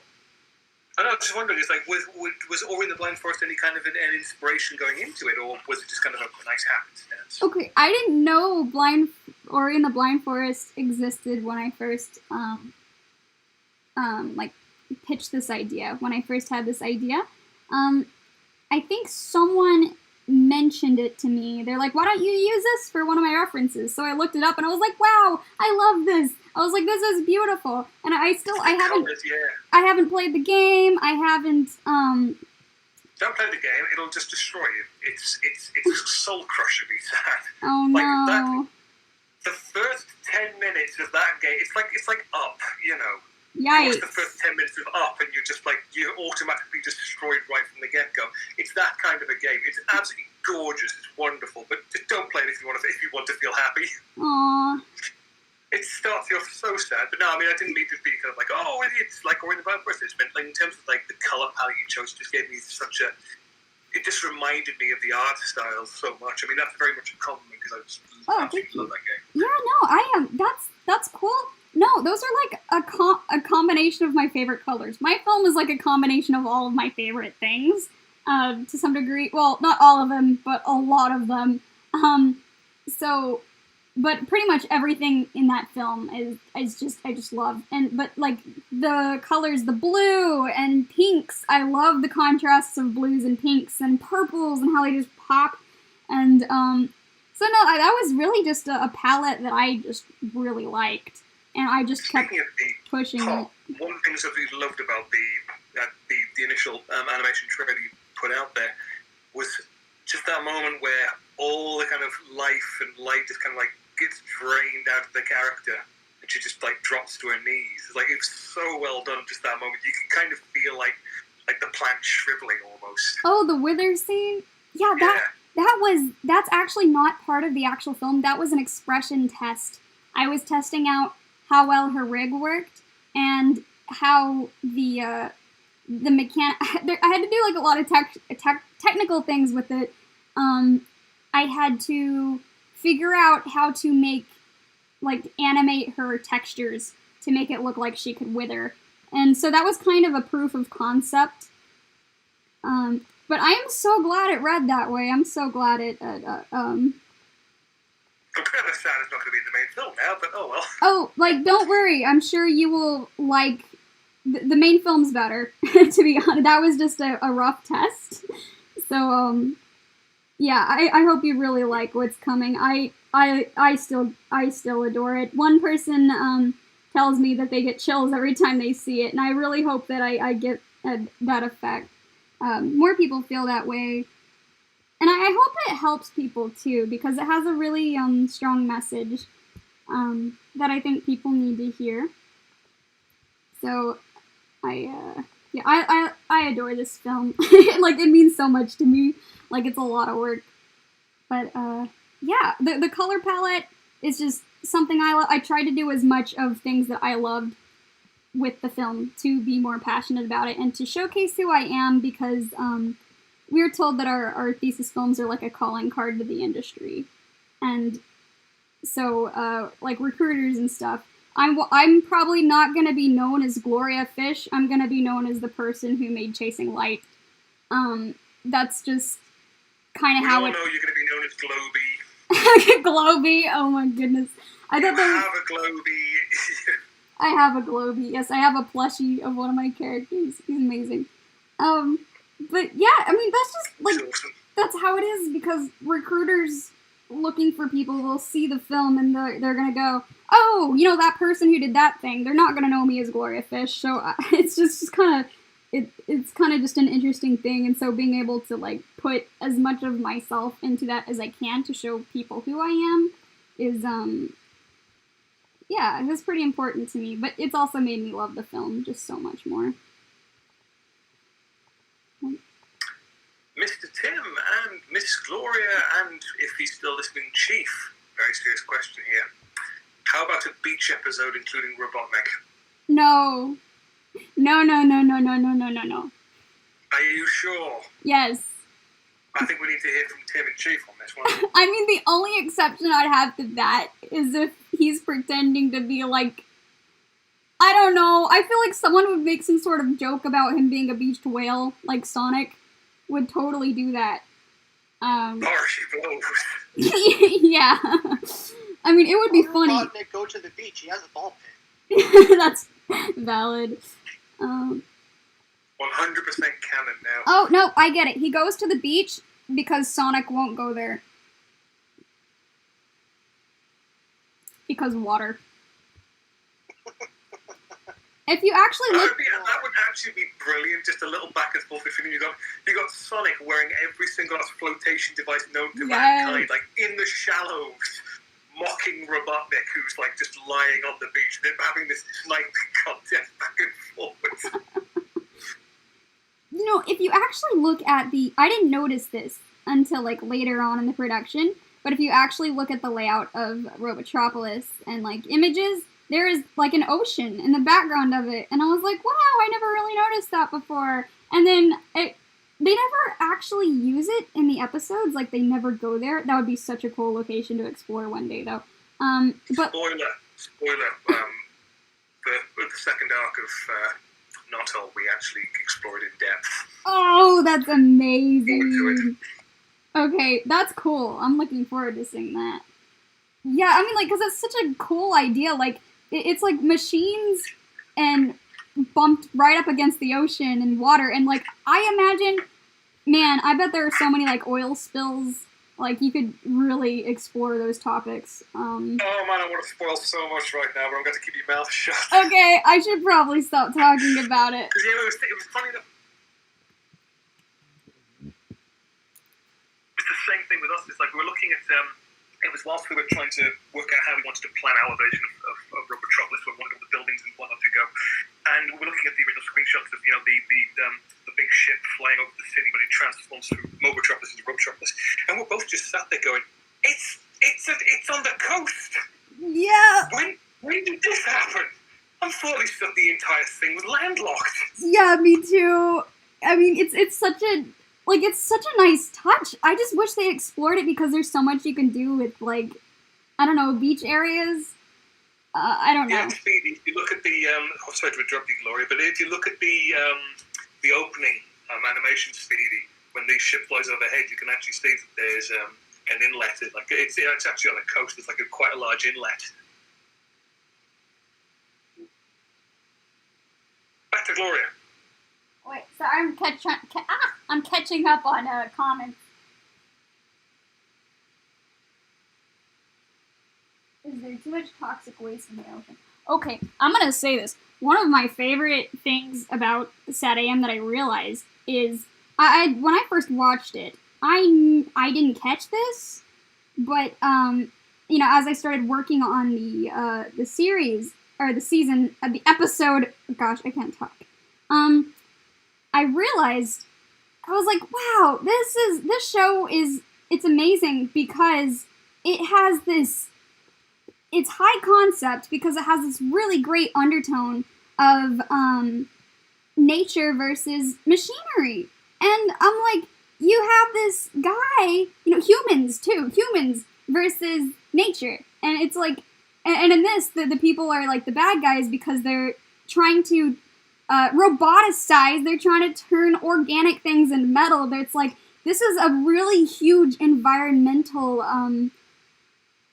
what do you call it? Like, representation. It's like, I didn't notice that I was like, this is genius. I'm like, this is what the world, like, this is what we need. This is the kind of story that needs to be told right now. I'm actually kind of surprised there hasn't been a resurgence of eco-centric storytelling in children's cartoons, because they like to preach messages in kids shows, but it's like it's strangely lacking considering what's actually happening in the world. Yeah, no, what's going on in the world Where's is Captain terrifying. Like, we are destroying the planet. I mean, although technically the planet isn't gonna go away, but if we keep going, we will go away. The planet's gonna stay, but don't worry, Elon Musk has a plan to save all of us. Oh no. You better. But anyways, it's such an important thing to bring light to, and so I think to have a show that really shows the conflict going on in a very fun, engaging and storytelling way is just, like, it's brilliant. But that is something that I didn't know to appreciate it when I first saw Sad AM, because I never even realized it. And that's what's so cool about it, is you can teach people things without them even being aware of what the point is. Like, I think people still, you can learn from that. So it's like, it's just cool. I appreciate storytelling that has, like, great analogies. Gino mentioned something interesting just there. I think Keith mentioned it once before about the animators who worked on the intros opposed to the actual main show. If memory served, what Keith said, they would have had more of a production budget to put into it to make it look more impressive, but obviously they can't put that kind of time and detail into the rest of the show. So obviously, the openings always look more impressive than the actual show. Yeah. That's very common. They'll have more, like, in-betweens and breakdowns and look more fluid. You see that in anime an awful lot as well. It's like the opening animations look absolutely fantastic. Then you get into the meat of the show. And then much later on in the series, when it gets to, like, some really high-octane action scene, the animation quality will just skyrocket again just for that one block of animation. That's true. Gosh, that reminds me, a lot of the professors that I worked with don't like anime because they think it's lazy. I've had this discussion before. Anime is not... not... the Studio Ghibli. Yeah, I was like, anime isn't lazy. They're just not as worried about animation as they are, like, the beauty. Like, Western animation has a lot more... Like, they focus on the movement and... like, a lot more, so they'll put more time into drawing more frames, And because they've drawn more frames, it's harder to color and light all of it because it's too much to keep track of. So they sacrifice the beauty of like the lighting and the compositing. And in like anime, they animate less frames. Like you'll just see someone still with their mouth moving, but the frame is gorgeous. Like they have beautiful line work, and they'll have like the lighting just hitting perfectly, and they'll have the lens flare, and then they'll have all these like incredible like comps. So, but oftentimes there are a lot of professors who will look down on anime for the animation, but it's really just sacrificing one part of the production for another part. Wait, where was I getting at? Oh yeah, but I showed one of my professors this, I can't remember, I think it was the opening to, maybe it was the second, third, I don't know, I'm behind. It was one of the later seasons of My Hero Academia, because I was watching the opening, and there is this scene where the camera pans like, I think it pans around Deku and All Might, and it's almost 3D, and it's gorgeous, and it's perfect, and I rewatched that part of the opening several times because, like, I was just mesmerized with how beautifully the whole thing was done. I had that recently with actually an animation done by a much less. Well, you guys probably know the studio, Knights of the Light Table. Oh, but that sounds like an amazing name. Oh my goodness. Oh, they're absolutely fantastic. They've done music videos for bands like Starbomb and TWRP. They did one called Starlight Brigade. First of all, the song is fantastic because, you know, I love like 80s retro wave music. But the animation is so good in certain frames. It's like this kind of space opera happening in a kind of like fighting against what can only be described as Pink Floyd style trapezoids that are stealing starlight. It's absolutely fantastic. You have to watch it. Okay. The animation quality is so good. You might have to send me like a link or something, but that sounds awesome. Man, I really like opening scenes. Like I was watching DuckTales last night, and I was like, "Oh, this is beautiful." And then I adore Amphibia, although I'm behind because they haven't put the latest stuff on Disney Plus. Only season 1. I love the backgrounds of that show. Oh, that show is amazing. It's just, the opening is just, it's so pretty, and the animation is so good, and wonderful. But I miss that show. But, like, that's another example. And Gravity Falls has an incredible opening. Wander Over Yonder is extremely fluid. That show, I think they're not as heavy on, like, the lighting and the compositing and the detailed backgrounds, but they have really nice, fluid animation. Now I'm going on about cartoons. I love shows. Yeah, that's half the fun of an animation-based stream you can. That's true.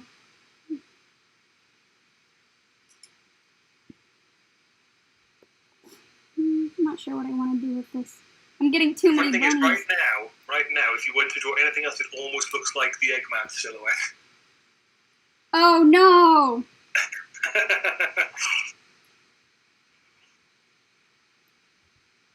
Bunnie is Eggman! Plot twist!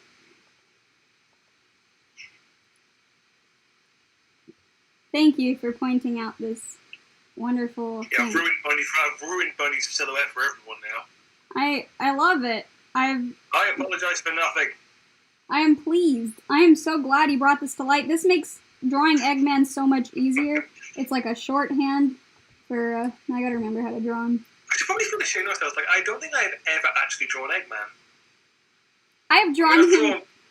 I've drawn Robotnik before, but I've never drawn Eggman. Oh my goodness. You reawoke a memory, a core memory. Okay, so so I took figure drawing classes in college, and it was like my freshman year and sophomore year, I think. Anyways, we had this assignment where, like, we had to draw the models, and then we had to reference our, like, anatomy books and stuff, and we had to draw, we put tracing paper over it, and then we drew what their muscles looked like underneath, and then we drew what their skeleton looked like underneath that. And so that was like an assignment that we had.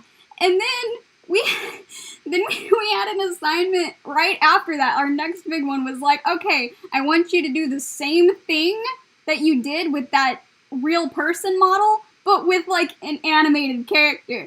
And so like, God, you didn't choose Eggman. I chose Eggman. And I drew him, and I drew like his muscular system and his skeletal system under, and I thought it was hilarious, and it was just, it cracked me up. And I had one of my friends drew, I don't know if you know, but like Bill Cipher in Gravity Falls, but like Yes. Alex Hirsch, the creator, made a canon human version of Bill Cipher, human Bill Cipher, and he's terrifying, and he looks so freaky. And my friend actually, like, drew that, and it was like, and then on top of that, they hung it up on our wall, because, like, they were also my roommate, so they hung it up on our, like, wall, and I just, like, whenever you walk in, you just see that monstrosity in the living room, and, like, when guests arrived, and it was hilarious, but it was, like, a muscular, skeletal, human Bill Cipher monster. It was great. Oh, I'm sad your Eggman didn't get up there. No, I didn't put him up there. I'm gonna have to pull. I think I might have it saved, so I should post that. That would be hilarious. Let's see. I'm looking at comments now. I don't want to get too far behind. Oh no. I've not seen Tron Uprising, I'm afraid. What? I'll answer that one. How would a Transformers Prime opening look like for Saturday AM? CG animated, I would imagine. I've got to admit, this has always been a kind of a bugbear for me, especially with like I don't want to say children's cartoons, but you know, like episodic cartoons in the 3D space. They always look kind of tacky and cheap to me. I don't know what it is about them. Like I was never able to get into stuff like Transformers Prime, and even the newest stuff, the War for Cybertron stuff. Something about it just felt plasticky.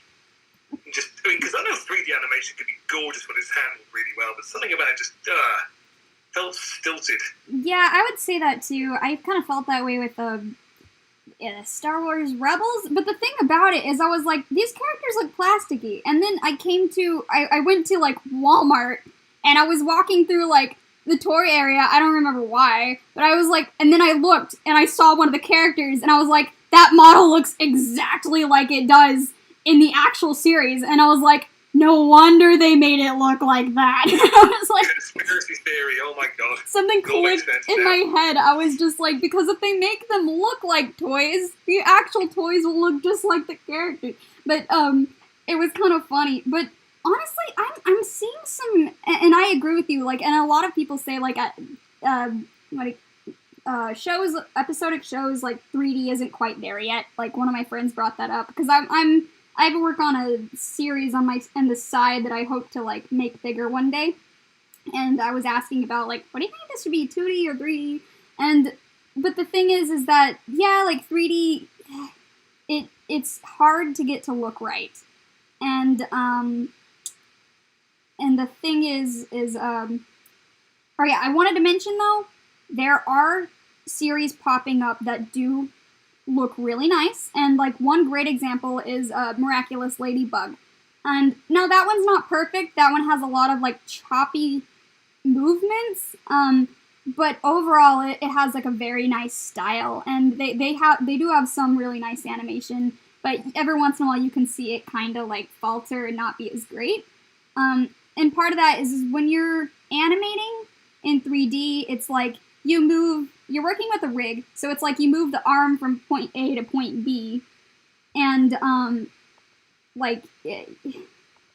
involves like all the 2D aspects, like breakdowns and stuff, and you'll have to break the model to get poses that you really like, if you want it to look nice. But the thing about 3D is it's kind of easier to be lazier because you have a rig. And so if you can just animate the model from like point A to point B and do really like lazy breakdowns, it won't look as nice than actually putting like true intent and line of action and perfect timing into it. So they tend to. Actually, a great example of that would actually be, funny enough, Sonic Boom, I mean, I've not had a chance to fully watch the series, but I've watched a few of the out-of-context shots that pop up on YouTube now and again. And one of the ones that really jumped out at me was just like looking how the normal animation goes about. And there's this one scene where Styx the Badger does an I told you so dance, and it is so fluidly done. You just can't help but think, why wasn't the rest of it done like this? This is gold. Oh my goodness. Yeah, that's probably a great example, because it's true, like, some artists will come on, and it's probably, like, especially new people who want to, like, prove themselves and to improve the reel and go, move on from there. They're like, I'm gonna do the best job I can do. And then some people are like, it's just a job. I'm just gonna do the work, make the money. And it's like, they might not put as much, much into it. And, so sometimes the animation might not, like, match up. So, like, some sections you'll see, like, choppier, some you'll see more fluid. But, yeah, that's a really great example. Peter would like to know where you got your Globy plushie from. Sorry, I love Globy. I got my Globy plushie from, Budsies. They are a company that takes, art. I think they originally started doing, like, children's art, and so they, like, when little kids do, like, doodles and stuff, their parents would send them in, and then they'd turn them into actual, an actual stuffed animal. But I've seen, like, a lot more professional artists send in their characters to get some done. Budsies isn't always perfectly on model, but they use, like, incredibly nice, like, fabric, and they can work really nicely with the colors too. So yeah, I suggest looking into them. Oh, sorry, what? Beady Demon asked, what are your thoughts on Sonic Prime? It's happening. I applied to it. Actually, no, I actually don't think I did. I applied to a story artist position at Wild Brain, but it didn't specify whether or not it was for Sonic Prime. They wouldn't. Huh? They wouldn't specify what it's for. So you never know. No, that's actually not exactly, because they, on a lot of their things they did, like layout. Really? Yeah, I wanted to apply for a layout position, but I don't think I'll have time to put together a layout reel. But and that's 3D layout. So it's like actually placing the cameras and anyways, When I see job postings, they'll just say for productions. They won't actually say what specific show it's for. Yeah, but that was what was so weird, is like some of them said, yes, this is for Sonic Prime, like the layout ones did directly, but the storyboard artist position didn't specify which show. So I thought it was really weird too. Don't know what's going on there. But yeah, I want to see it. I hope they do some fun stuff. I hope they bring back Freedom Fighters. I have good. They do it well. Got good vibes about the character design, because they've got Nick Cochet. Oh yeah. I can't pronounce that man's name. The character designer for Crash 4. His work is amazing. Got him on board. Really is. I became a big fan like I think a few months back. I don't know, I found him and I was like, this man has beautiful work.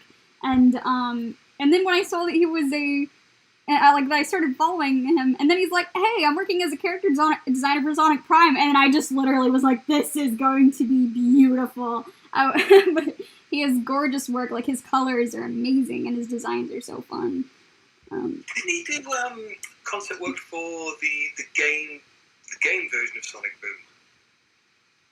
Yeah. I remember seeing some of the concept work for that, for like the snake villain. I can't remember the guy's name. He had a stupid name like Rhyme or something. It looks very similar to that guy's work, but yeah, it's really vibrant. Like it has a glow to it almost. I actually found out the guy's name and the link to the guy's work when Rigo was trying to emulate his art style, the kind of lightless art style. I wanted to do Bunny like. See, I recognize that pose because I stole it. Oh no, this isn't that pose. It's close. I was actually thinking of having her like hanging from something. Like, let's see. Instead of like holding it up this time.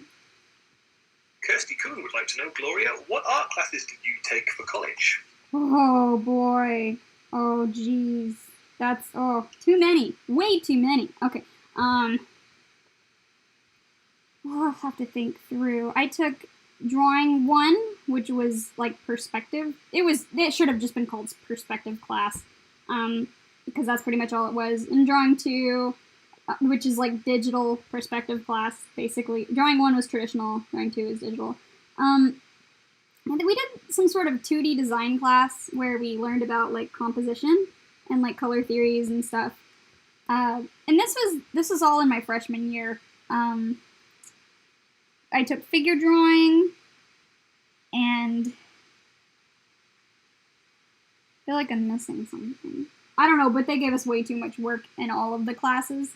It was a rough time. Then my sophomore year, I took figure drawing for animation. I took traditional animation 1, where we drew on light boxes. I took story 1.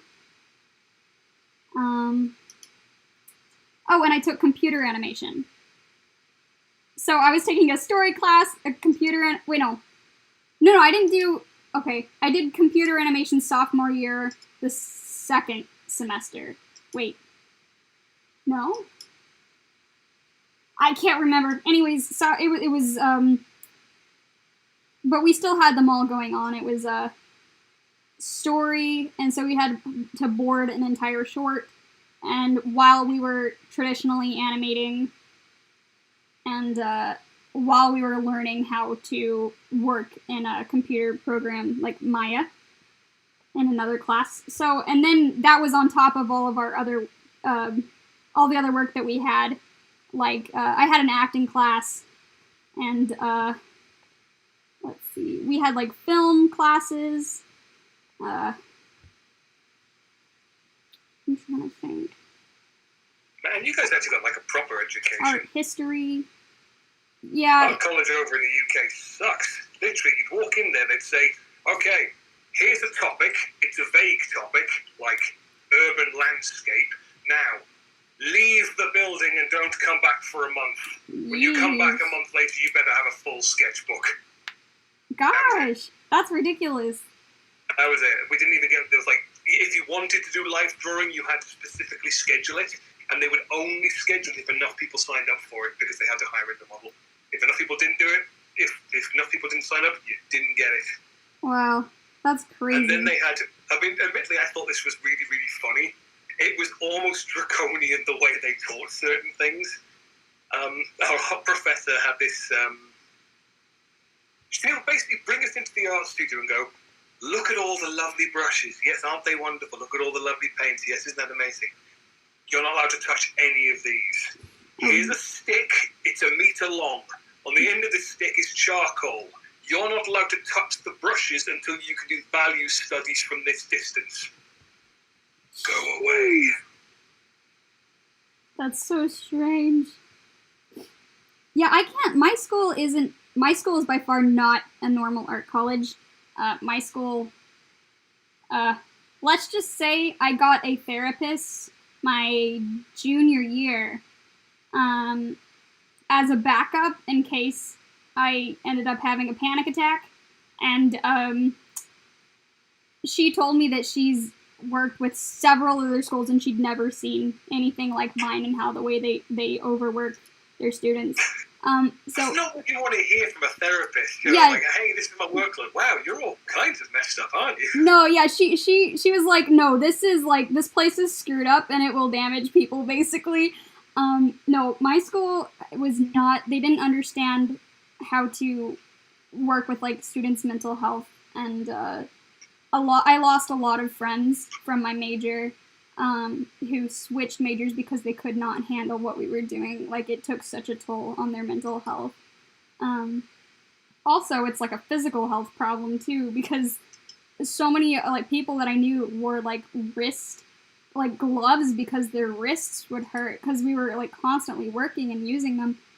No, it's very damaging, but like the reputation is so like they have such a great reputation for what they do that so many people want to push through and get it done. And I even, like, it's crossed my mind. I was like, oh, it would be so nice just to, like, switch to visual studies, like, and that's where, like, most of my friends, like, left and went to. And it's good that they did, because they're living better and safer lives because of it. But yeah, they're not as much fun though, are they? Oh, I guess it's all funny. No, I'm sure they're having way more fun. No, they're not drawing bunny rabbit. Their lives suck. Oh gosh, well they could if they wanted to. I mean. Yeah, but the fact is they're not. Oh my goodness. You know, their lives must be double meaningless. I believe at that time, actually, at my sophomore year, when I was doing all that stuff, that's when Tim reached out to me and asked me about if I'd storyboard, and I was like, I don't have a lot of time. I was like, but I want to do it, and I think I was like, I'll get more done in the summer. And I actually started, though, while I was doing all of that stuff, just making beat boards, which are like, it's kind of like a storyboard, but a beat board is like a specific moment in the film in a board, and then you can break it apart and then make it. Oh, so the beat board is slightly more in depth, so like you would be like paced a bit more. I think I've seen a couple of those posted online recently. Yeah. They're like to help get an understanding of the story and the location and stuff, and oftentimes those will even be broken apart and used as a storyboard. But I did some of those while I was still in my sophomore year, and my junior year, I got to breathe just slightly more. I wasn't taking traditional animation anymore. I was just taking computer animation, story, and visual development. And the first semester of that went really well. And visual development is like drawing and designing characters and, you know, painting and working with color palettes, and it's like improving film. And so that was like, it was one less thing to focus on.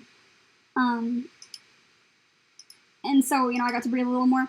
But then what happened after that was was a really stressful time, because we started, the next semester we started up pre-production. And so we were creating the story for our thesis films. Like we had to do the entire like blueprint, and we had to design and come up with all the characters during that semester. And it's a very hard time, because so much of it has probably the most pressure, because your entire senior year kind of depends on what you come up with in that semester. Because if you make a very animation heavy film, you're going to be suffering during your senior year. And it's like, you want to make a story that pertains to what you want to do in the industry, so that you can show it off to recruiters. But at the same time, most people just want a story that works, because we're working so hard, and they're like, the professors are like expecting gold, and we're just human beings just trying to like make our way through and graduate most of the time. But yeah, so that was a really, really rough time for me. And then my senior year has probably been the most peaceful, because I only have computer animation. Yeah, I don't have story or viz dev anymore. I haven't been storyboarding like for a class. I do a little bit of boarding on the side for myself, and potentially my portfolio eventually. But it's just computer animation, and that, so we're animating an entire almost 2-minute film. It's like 1 minute and 55 seconds, and that's a lot of work. And it's not just animating. We had to sculpt them, we had to rig them, and everything that comes with that. And some people have characters with hair, and so they have to work on hair simulations. Some have ones with... Oh, God.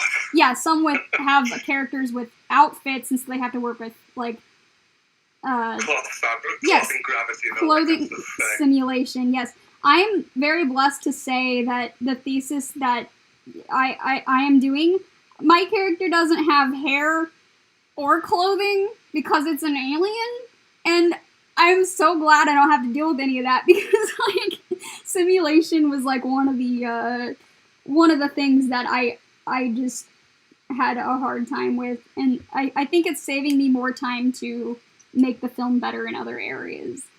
It's probably a good thing, you know, with the pandemic on and everyone in quarantine. So I now just have mental pictures of you walking past the computer lab when everyone's trying to run these simulations. You're just doing the whole loser thing on your forehead as you walk past them with your, you know, like, I don't have to deal with it. Oh my goodness, no.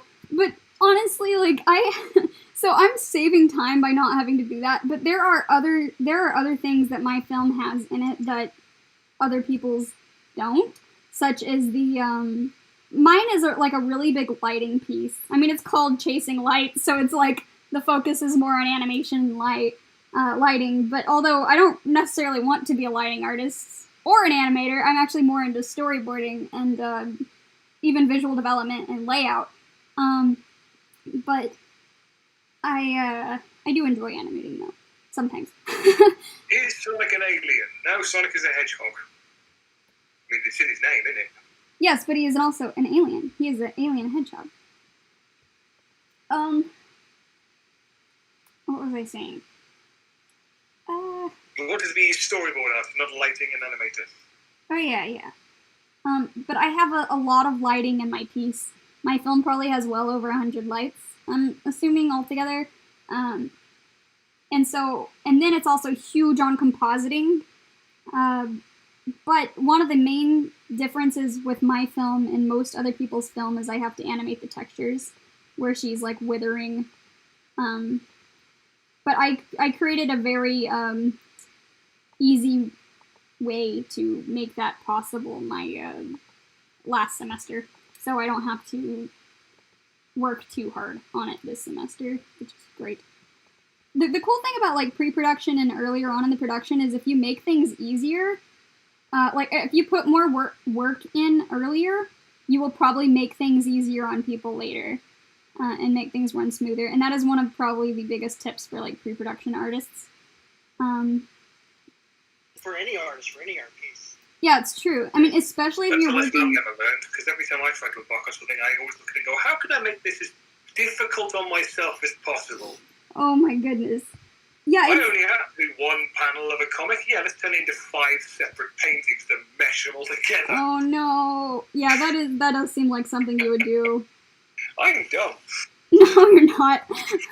So it's an important thing to remember for yourself because you will save yourself trouble in the future. But if you are working in a pipeline and you put in a little extra work, it could really like save the life of another person later down in the pipeline, like animation, or like. You could save your own life when they turn up at your door going, "You did this to me, didn't you?" Yep. It's true, and so it can be. It's quite a pain. But that's one thing, especially for storyboard artists in particular. Storyboard artists wear a lot of hats. Because they have to keep in mind like everything pretty much to make sure that the whole film will work within this blueprint that you are providing. And so it's like when you're doing, like you have to keep in mind like we're not using too many backgrounds, so we're out the background artists, or is this camera move even possible? And like all those little things, and sometimes you have to chop out a lot of your work and redo it just to make sure that like it will be feasible later down the line. But yeah, I hope people So are. to answer your question, in the short term, Gloria was overworked. Yeah, Gloria was way Thanks too. for sending our TED Talk. Thank you. Sorry, I went on way too long. I took a lot of art classes at the same time. So. I won't lie, it's funny. It's like obviously you're trying to give this as almost like a cautionary tale for some, but all I'm hearing this, and I'm just thinking, I'm jealous. I wanted to do that. Oh gosh. I have this weird thing. I mean, I don't know if any of you guys have, but when you see someone like explaining to you how difficult the process was and how much you like ground them into the dirt, there's a part of you that just goes, I want to try that. That sounds awesome. I'm going to give it a go. That sounds really exciting. Oh my goodness, no. So when I embarked on doing the whole Knothole project, remember he's a graphic artist called Kizu Kibushia or something along those lines. I can never remember the man's full name. He wrote the Amulet series, and he's been doing a series of like talks on doing graphic novels. And he basically went along the lines like, yeah, this is what it's going to be like. This is how difficult the whole process is going to be. You're going to have to learn to do this, and this. You know, it's not for the faint of heart. I cannot recommend enough to people like just don't try and dive into this headlong because you just in for an absolute nightmare every time. And this little boy inside my head just went. No! You're like, I want to do that. Yeah, instead of like going, okay, that's a cautionary tale, I will learn from this and do something else, my brain just goes, no, let's go straight in the deep end. No, a life preserve, no, we don't need that. Oh my goodness, no. That's so funny. It's like, ooh, animating, that sounds fun, I'll give that a go. Don't we still have like an entire comic to draw? Shut up, brain, we're animating now. Oh no. Hey, look, let's try and paint like proper backgrounds. Aren't we supposed to be animating? Shut up, brain, we're background painters now. Well, I mean, when you're passionate about something, you can get so carried away with it, though, like, when you get into it. But, you know, it really does make it look so much better. And next, we can see the passion put into your work. Like, it's gorgeous, and it really reads through. We know that you enjoy what you do, because it's really prominent, and it makes the work even more enjoyable. Oh, thank you. Now, Mitchell, let's not try to get on people's Facebook. Facebook is a very personal thing. I would rather maybe go to her Twitter if you would like to message her. Let's leave the Facebook out of it. I would also mention, Mitchell, that in terms of, again, with story-related stuff, Gloria she doesn't actually have anything to do with story, she does storyboarding. The scripts are all handled by Eric, the actual story writer. So any ideas for stories would have to be put forward to him rather than Gloria. Yeah. But when it comes to animators, you have to be a jack of all trades and have all the equipment to use on hand and work from home. Is any of this true? Well, I think when you're studying, I mean, at least I never got into an animation lab, but most of this stuff when you're studying is available at, like, you know, colleges and whatnot. But in the professional sense, I imagine most animators probably have, like, a computer that's capable of, you know, doing all they need to. Most of them probably have graphics tablets. Yeah, let's see. Animators don't necessarily need to be jack of all trades, and it also depends on what type of animation you're doing. Because, like, for example, if you're a 3D animator, you don't even have to draw. Like, you don't even have to know how to draw to be a 3D animator. Although it is common that animators who traditionally animate before 3D animating are typically better because like they understand like the fundamentals in like on paper. Like they really worked it out. But that's not necessarily like there are some really amazing animators in 3D, and some of them never even like draw. Or like just do stick figures. And like, so yeah, you can be an animator. But I also wanted to say, as far as like working from home and having to do that, you should have a setup at home that you can practice on and work from. And definitely during the pandemic. But a lot of studios, when you're there, you have a set amount of hours to work, and then you go home and you stop working. So studios try not to overwork their employees, except this doesn't apply to all studios. There are always exceptions. I'm just like from what I hear from companies like Disney, and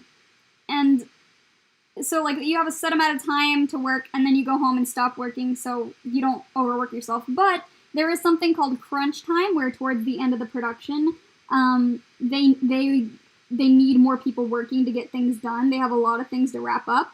And so you might have to you might overwork a little bit, but you are getting paid so much extra for it. And I think it's optional too. So yeah, I think you should have a setup at home, but I don't think it's necessary. Well, I mean, it's probably not completely necessary because you will be working in studio as opposed to at home.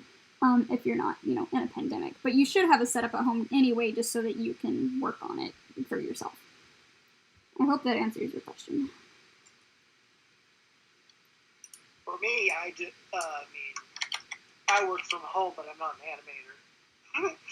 I have my computer, my baby that I take care of, and I get equipment that I want to work with, like Cintiq and stuff. I invest in myself and in my career,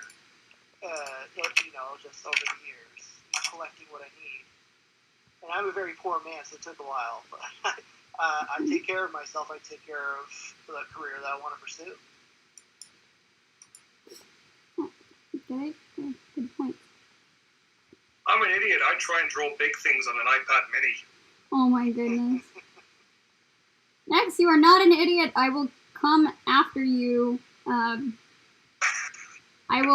don't know how. Anyways, just heed my warning. I will kill you. I will find you. No, stop. You treat yourself too badly. I won't accept it.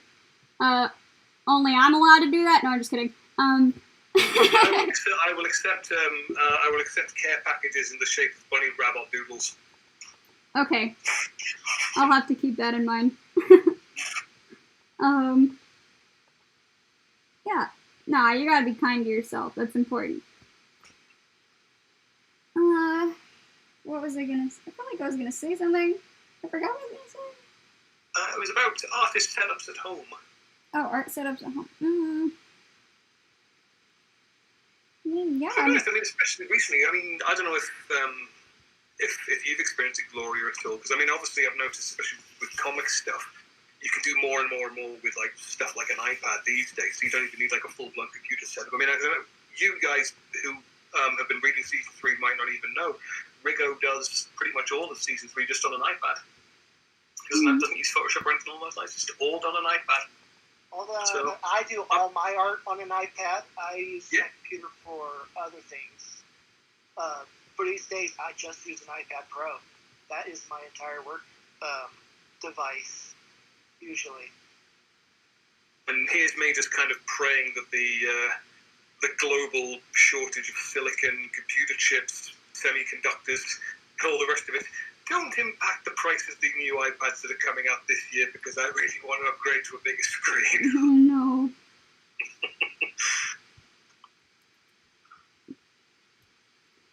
I'm not a member of Season 3 staff fanatic, no. I'm just a volunteer working on the comic side of things. This... What?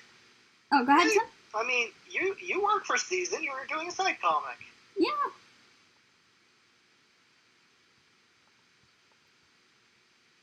Didn't you know you were working for Season? I knew I was getting whipped by Chief. Does that count? Yes. If you're getting whipped by Paul, you are working for Team Season 2. I felt very official the one day he did threaten to get me a cage next door to Keith. Yep. That means you're one of us. I feel like that's pretty. Although I wasn't promised toast. I mean, Eric's over there getting gourmet pot noodles. Keith's getting toast. I get nothing. On good days.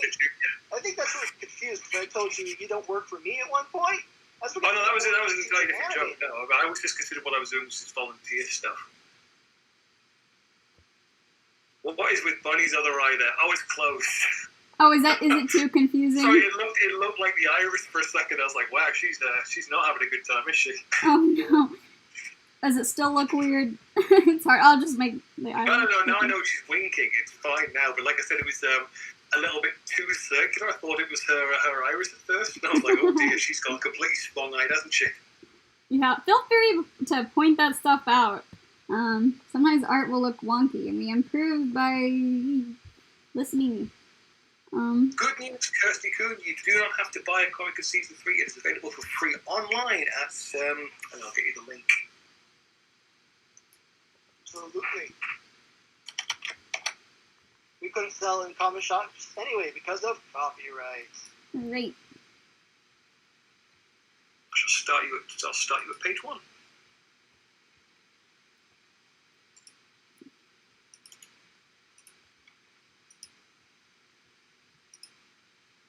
why we intend for the actual season 3 episode on YouTube not to have any commercials, because commercials mean revenue, which we're not going to be taking any revenue from season 3, so there will be no commercials because of copyright.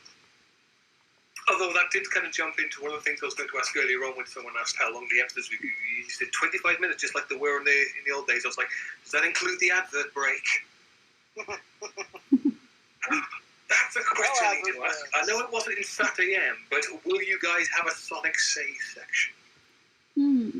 That's Adventures Sonic Hedgehog, not Sat AM. That's what I mean. It's like, will you put one in there anyway, just for fun, just to Honestly, round the last 5 minutes? We haven't discussed it, but that would be hilarious to have like a bloopers like that. Even if it wasn't like after the episode, if it was just something fun we did online, we could consider it. Sonic says, "Don't eat yellow snow." Tastes like lemon, and I don't like lemon. We need a Sally Says now. Sally says, "Where were you when the brains were handed out?" Yes, that's what I'm talking about. I'm thinking the entire editor Sal attitude. Oh no, you've plagiarized my bit. Honestly, that was brilliant. I'm embezzling. I'm shocked. Followed up by Tails going in, Aunt Sally, what's embezzlement mean? Tell you when, actually, you could just do every single last episode like that, have them introduce a very adult topic, have Tails come in and say, Aunt Sally, what does that mean? And they just look at him and go, we'll tell you when you're older. Oh no. End. The whole Sonic says. Every single one is just, we'll tell you when you're older. We'll tell you when you're older. Oh jeez.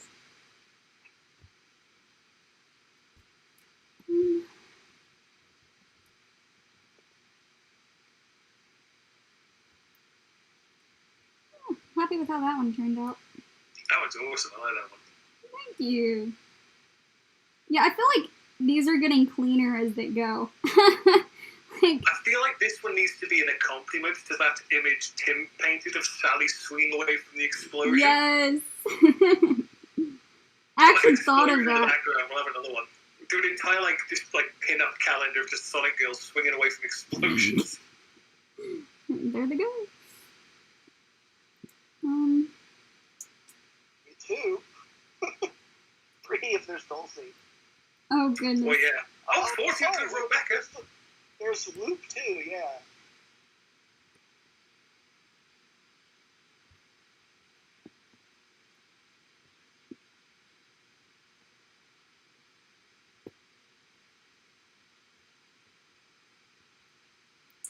I'm sure I've asked you this question before, Tim, but who came up with Gavin? Made the written concept for who Gavin is.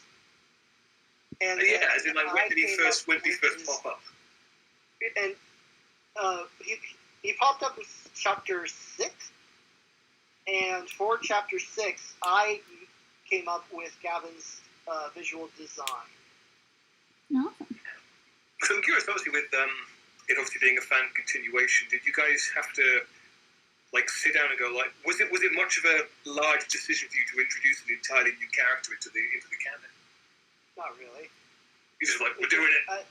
We're doing it because it's for the story. I mean, it's not that, we should just introduce a new character because we need new characters. It's nothing like that. I mean, we're telling a story. And so he brought in these characters so he could tell the story he wants to tell. So it just, to bring in these new characters, there's not much debate about it. It just kind of makes sense. But when you do it that way, the storyline introduced those to season 3? I'm curious. That would be the writer Eric. Huh? Takeshi Nakazato-1 asked who was it who writes the episodes for season 3, and that would be Eric. Eric, yeah. The amazing Eric.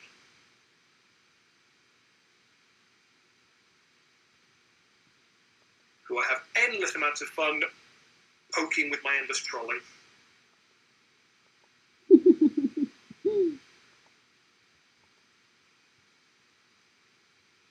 Mostly because he likes the trolls just as much as he likes the real pages.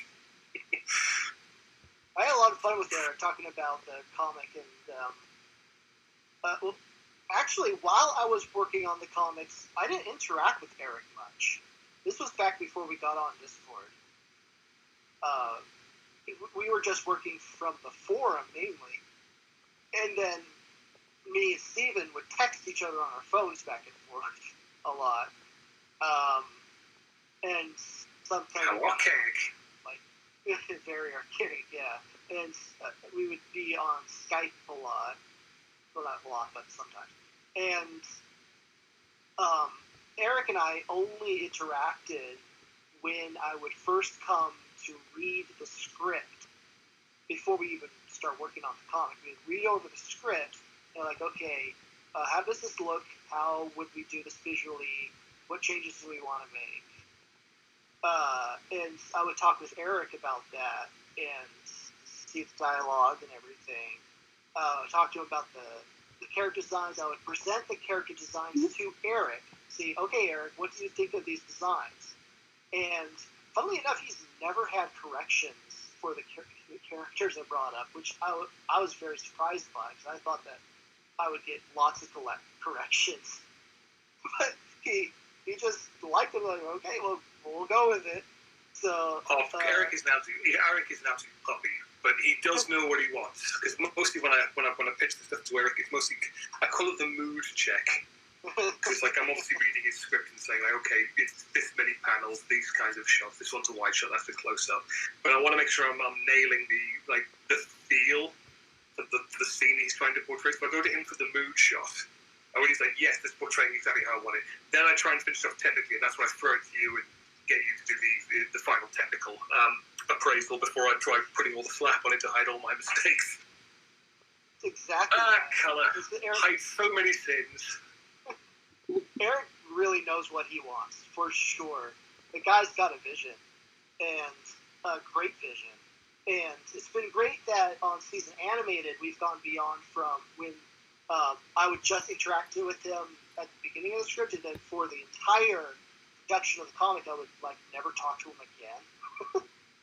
But now with Season Animated, he's right there in the staff room, and I get to talk to him basically all the time. They get to collaborate with him on things. We get to get his vision constantly of how the episode should look, how things should feel. It's been great to get to really know the guy and to work with him. It's been a great pleasure. He's a fantastic writer, and he really does know exactly what he wants, which is great. Yeah, Eric's amazing. Oh, Nex, you mentioned something about, using, hiding behind color and stuff, and I'm just I totally feel that. I used to do that all the time. I used to, just start sketch a character and then just smother it with color and, fix it with, paint or just, other pencils. I do want to let you know, although I don't see a problem with that, and if you're doing it for, work like this, it's totally fun, but also just, in general for you or whoever else, this is something I learned recently. Maybe you could, I don't know, just to consider. Apparently when recruiters are looking at portfolios for visual development and character designs or environment designs, they typically like to see just the line work. And you can have it with color too, but so I know this is kind of an out of the blue thing. I just heard this yesterday, so it's just fresh. They mentioned that they like to have line work too because they mentioned that some people do like to hide behind the color. So funny enough, it was actually a thing I mentioned to Tim earlier on today, as a matter of fact, because I do regard my completed line work as probably the weakest of my actual skills. My line art is not very interesting to look at in its base form. I mostly know because it's I'm planning on the colour to carry it on, so I'm going to be abusing poor Tim in the upcoming months to make sure I can get this looking a bit better. I think that's just you. I think you have really strong line work. But I just thought I'd let you know, if, and, there's a difference between, even this, and if you're doing like portfolio work, and not just you, it's like anyone in the chat who just isn't aware. It's just like, yeah, just like try to keep in mind for like professional pieces and like portfolios and stuff that apparently some recruiters will look out for it. So it's just one of those things to watch out for. Chase in the chat. Don't look at my line work. Just look at the finished product. Just consume. Don't ask questions. Oh my goodness. Don't ask where I got it from. You don't want to know. It fell off the back of a lorry.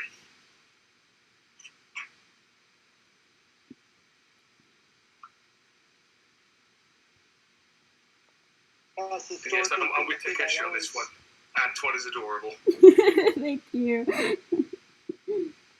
Ink has always been the thing I gravitate to for some reason. It's the one field that I have, what I feel like I have the most development in, if that makes sense. Mm-hmm. Because, I mean, drawing and inking, but with inking, it's just, I see all these techniques. I think it's because I have such a technical mind, too. I have an artistic mind and a technical mind. And the technical mind of myself loves the technicality of how inks work. It's very fascinating to me. Everything about silhouetting and the thickness of line, thinness, the inner lines, the outer lines, closeness, far away, all these things. And then you sprinkle in the line textures and all that. Yeah, it's like a big puzzle. I think I learned some things about line work from you that I had not known before. Some of the things that you posted in the chat earlier on, some like tutorial or something. It was just super helpful. I think I know the tutorial you mean because you said it to me. I'm going to be abusing that. Oh, I'm glad. I'm glad I could teach something. That makes you feel good. Awesome. Yeah, it was pretty cool to see. I like learning new things. I don't like over-learning things. But yeah, no, it's always great to pick up new like tips and advice and anything to improve the piece. Like, that's what we're doing here.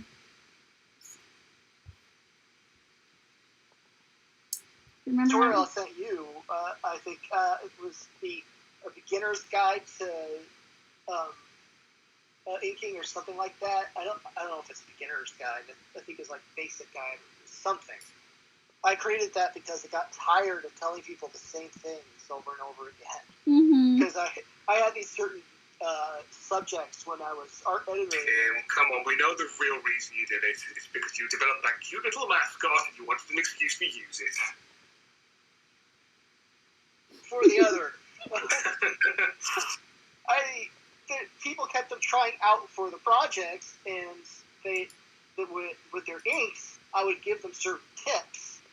And the tips were always, it was difficult to describe what I wanted them to do. And it got tiring describing these things over and over and over again.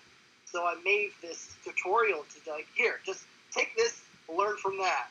It's the tip I want you to learn is somewhere in this tutorial.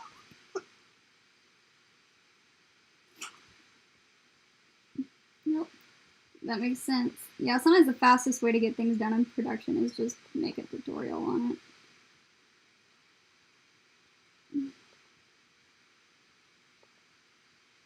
I hope I'm drawing Antoine right. I'm not looking at anything, but he's the character of these that I draw the least, probably. Oh, I just realized I messed up. Well, you have followed one, you fall into the same trap I fell into. What's that? The tufts on the side of Antoine's head are not his muzzle. Actually, part of his main fur colour. He actually has like a rounded off muzzle, similar to like how Sonic has it. I think that the back of his head has the fur, if I remember Yeah, right. it's the back of his head, yeah. I always thought it was like cheek tufts. Wait, he doesn't have cheek tufts? Nope, oh, that's right. That's right. It goes like that. Oh, I don't need to erase that then. Yeah, that's. I remember. I felt like it was missing something. I'm glad you reminded me. Well, it's missing the air of cowardice, but other than that, it's fine. Well, I mean, he looks a little nervous. You can give him that. I can't work out if he's nervous about the eggs or if he's just nervous about the whole situation. Yes. He's nervous why there's so many bunny rabbits around. Mon Dieu.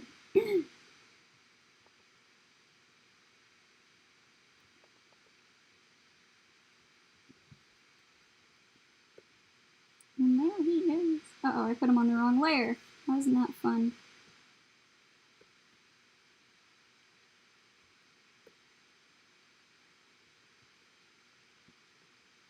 I love Photoshop. Pasteurized? You gave me pasteurized eggs? Oh my goodness. Alright, maybe I should do like... That is the hardest thing about Antoine. It's not his design. It's trying to write for him. Because you want to try and squeeze as many little French words in there as you can, and you realise no one's going to know what they mean. It's like, do I want to go for the authentic here, or do I want to make sure everyone has access to a damn French dictionary? Like, one of my favorite Antoine quotes was no, it wasn't an Antoine quote. It was actually a Snively quote, but it was the torture scene when he's just like, Marjorie. but there's a Marjorie, no. He's like, no. Oh gosh. That entire scene is like one of the funniest Sad AM scenes to me. I crack up like every time. Man, the show has some really great gags. Alright. What should I do next? Who have you not added? Oh, Brooch with bunny ears, obviously. Oh no! No. Snivelly with bunny ears? Huh? Snivelly with bunny ears? Oh my goodness. Oh jeez, it's been so long since I've drawn Snivelly. Maybe? I think Snivelly would probably be a good time to end on because we've been going for, it's almost 8 a.m. here now, and I think we started Nex. Oh, we started when it was like 3. Doesn't time fly when you're talking absolute rubbish? Man, that was a blast, though. It was great, yeah. Snivelly has, like, the most fun head shape. He's like a slanted light bulb. It's amazing. Yeah. With a huge nose, yeah. Yeah, I'm fine. Snivelly's the one character design I've not been able to fully nail down yet, for at least for the Knothole project. I mean, I've drawn him a few times. But none of it's been finalised yet. He's the one character we've not finished yet. You should... Did you get the reference sheet for Snivelly from the season animated? What?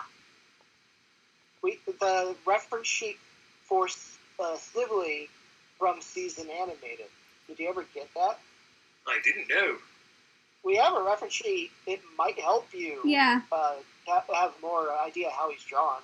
I know how he's drawn. The problem is I'm not trying to draw on how he's drawn because I know Snivelly, his neck and his chin are almost one contiguous unit. I'm actually trying to give him a jawline. Oh, wow. So annoyingly, the problem with Snivelly is he's such a strange character once you actually deviate from his actual design. You know, once you keep him with the big nose and the bald head and all that, keep him with the big ears, but once you actually incorporate a jawline, you end up in this weird situation where he either ends up looking like a geriatric or a baby. There is no middle ground. Please, Snivelly's already a baby. Come on. So he either looks like he's 80 or he looks like he's 5. That's amazing. So yeah, he's probably the most challenging character I've had to deal with thus far. He's also the only one without an O. Yeah, he is. Which is really going to mess up my model sheets. Oh, wow. Ooh, I lost my place. But this one thing I wonder, is Sally's vest a jean vest, or is it just blue? Like, is it a jean vest, or is it some other kind of fabric? Like denim, you mean? Yeah. I never thought it was denim. I always thought it was more like a linen vest. You think so? Yeah. I mean, think about it. Like she's covered in fur, so you know that's something that heavy. Although it's weird because I often feel like an awful lot of fan artists, they always seem to make her vest look the same material as her boots. They put like too much shine on it, almost like it looks like it's made of leather or vinyl. But I always imagined it being kind of more like a lighter fabric. Again, well, this is just me. I always thought the vest made very little sense other than the fact that yay pockets. Very true. That's very true. That's why I gave her a proper coat. Lighter material. So here's a really good question that might break everything. How do they get their materials? Linen's fine. Linen's a natural fiber. Yeah. Now, if you're talking about leather, well, you know, I ain't gonna get into that argument. Leather. Actually, no, you could because you know they've got musky, so you know there's normal animals on Mobius, so you know. Yeah. It still Whether or feels not it's ethical, that's the question. They're not the only animals on Mobius. There's actual animals on Mobius. Yeah, I mean he does eat chili Wait dogs. for the chili dogs. But it does seem to kind of break the or not, I guess not break, but it puts a different spin Gloria, on the... I do have an answer for you. Where they get stuff like leather? Yeah. Mushrooms. You can actually make leather out of mushrooms. Oh, that's amazing. It's an actual material they're actually experimenting with right now. Mushroom leather. Oh, wow. So there you go. Oh my goodness. I forgot how to draw Snibbly. I'm working on it. Yeah, I'm not looking at leather, reference, natural so fibers. like I'm trying to see if I can remember how to do it. It's been so long. I've drawn all these other characters before, or like recently. I mean, I'm sorry, Takeshi Nazako one just said, I assume they got their materials from scrap. That's even creepier because that then says that Robotnik is using Mobians to make leather, and that the freedom fighters are getting hold of those scraps and they're making clothes out of them. oh no. That's even creepier. That's some Leatherface stuff right there. That Robotnik is using the Mobians for leather? Yeah, to make leather. Yeah. I don't like that. I'm scarred. Salian's dark enough as it is. He doesn't need that.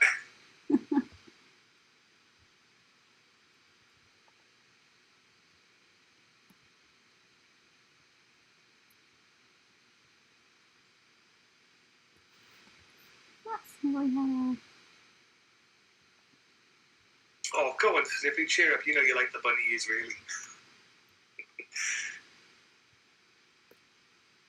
I put them on the same layers. Antoine. Why do I keep doing that?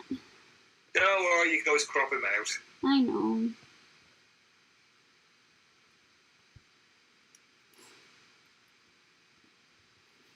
Snibbly's great. I like little villains.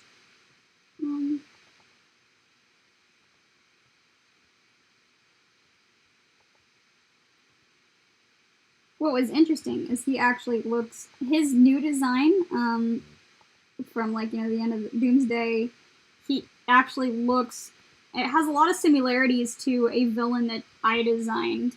And so sometimes when I'm drawing Snibbly, I just think of him and I'm just like, oh my goodness, that looks like him.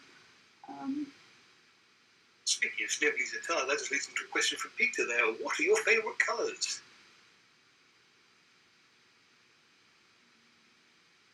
Cyan blue.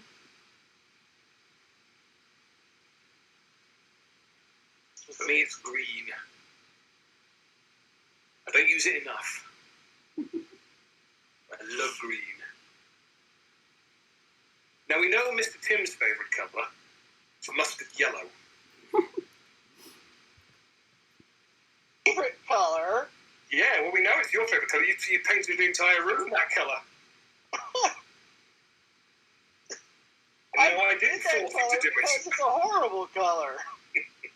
You made a lot of money off it. What are you complaining about?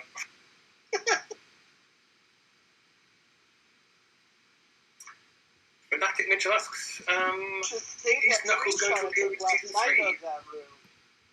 We actually answered that earlier on in the live stream, Fanatic. If you want to know if Knuckles is going to appear in season 3, you will either have to wait or you can read the comic to find out. Spoilers.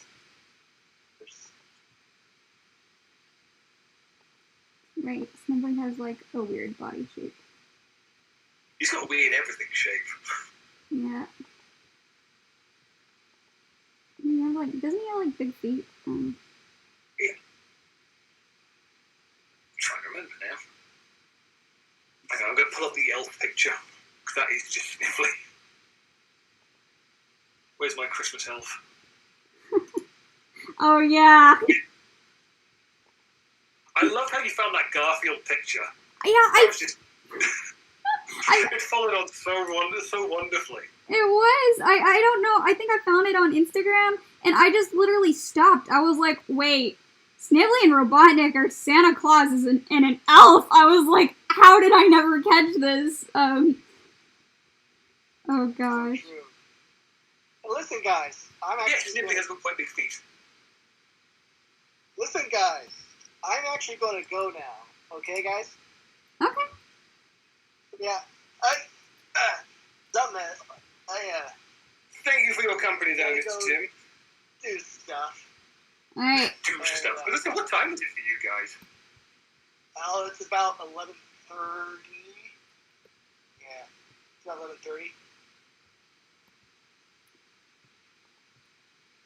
Yeah, it's good. So, it's been a lot of fun. Thank you guys for coming. I will say goodbye now. And to Gloria, Nex, have a good rest of the stream, and I'll see you guys later. Bye. Have a good night, Tim. Thanks for coming.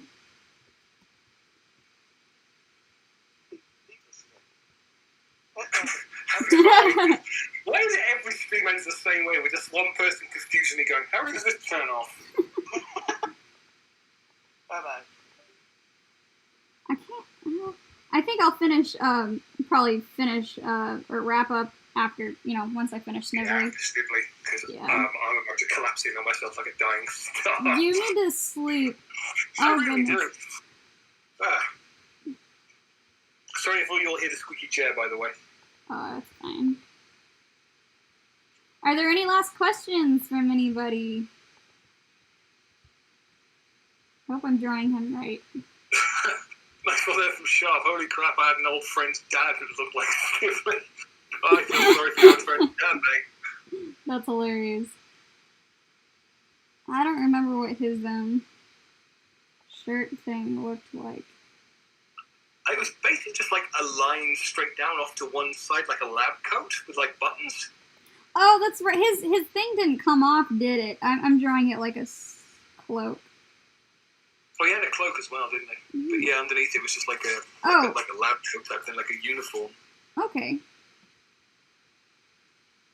I'm wondering, can I do this without reference? Admittedly, I'm going off the original model, because the original model is just him with a cloak, isn't Oh, it? yeah, yeah. No, the new one has, it's a little different. But that's alright. I'm going to find out now.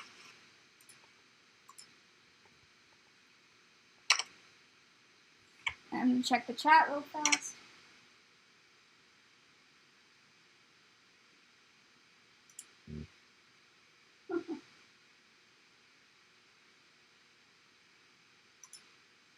You could probably hide stuff in Mobian fur, like pockets, like Pinkie Pie's name.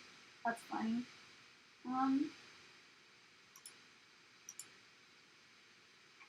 Oh no animation test this time.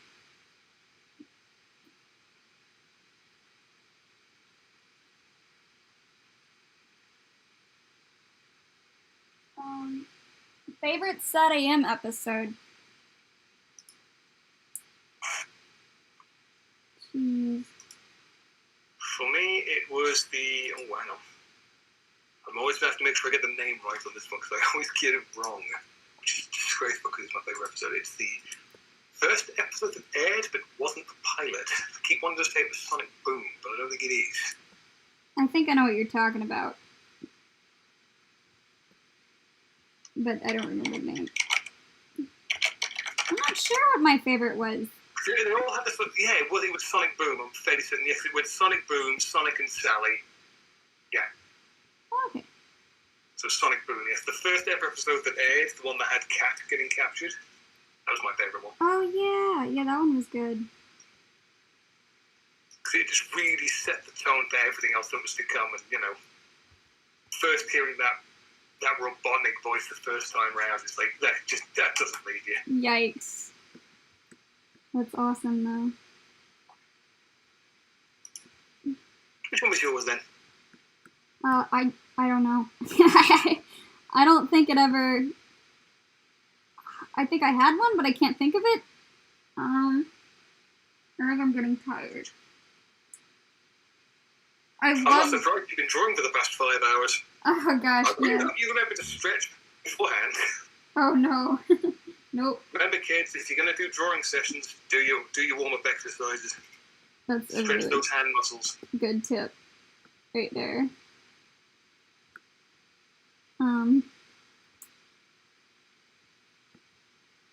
Yeah, I love the margarine scene. Oh, jeez. I don't know. I feel like there are several clips out of all of them that I really liked. But as far as a singular episode, I'm not sure. Okay, I'm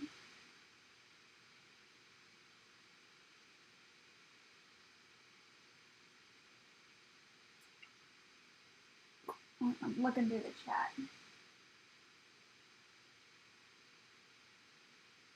The Void was an interesting concept that didn't really get expounded upon too much in the show, which was a bit of a shame. You could tell there were obviously. I love the way you just positioned Antoine there. You just told a little story there, like, yeah, I've got these eggs here, and Sally's just looking at him like, those are the wrong eggs. Those are the wrong eggs, Aunt. That's hilarious. What am I supposed to do with those, Antoine? Let's see. There's a message in here. It said, will you be streaming on Easter Sunday? This is the Easter stream! Happy Easter! Sorry. I'm sure a lot of you guys... It's Easter Sunday for me. Yeah, it's Sunday for me, too. I hope a lot of you will be... I assume a lot of you will probably be spending time with family, so this is kind of just a beforehand Easter. Do you think everyone looks silly in bunny ears? Nah! No. No, they're awesome. They're all ready. Especially Tails. Tails looks like Tails looks so at home with it. Yeah. Oh yes, by the way, Gloria, welcome to the club. You have just joined the Stick Sally in a silly costume while making her look grumpy club. Oh no! I forgot about that club. I want out. Just kidding. One of us. No. You know what? I accept my fate. I'll accept it. Sticking Sally in silly costumes and making her grumpy is great fun.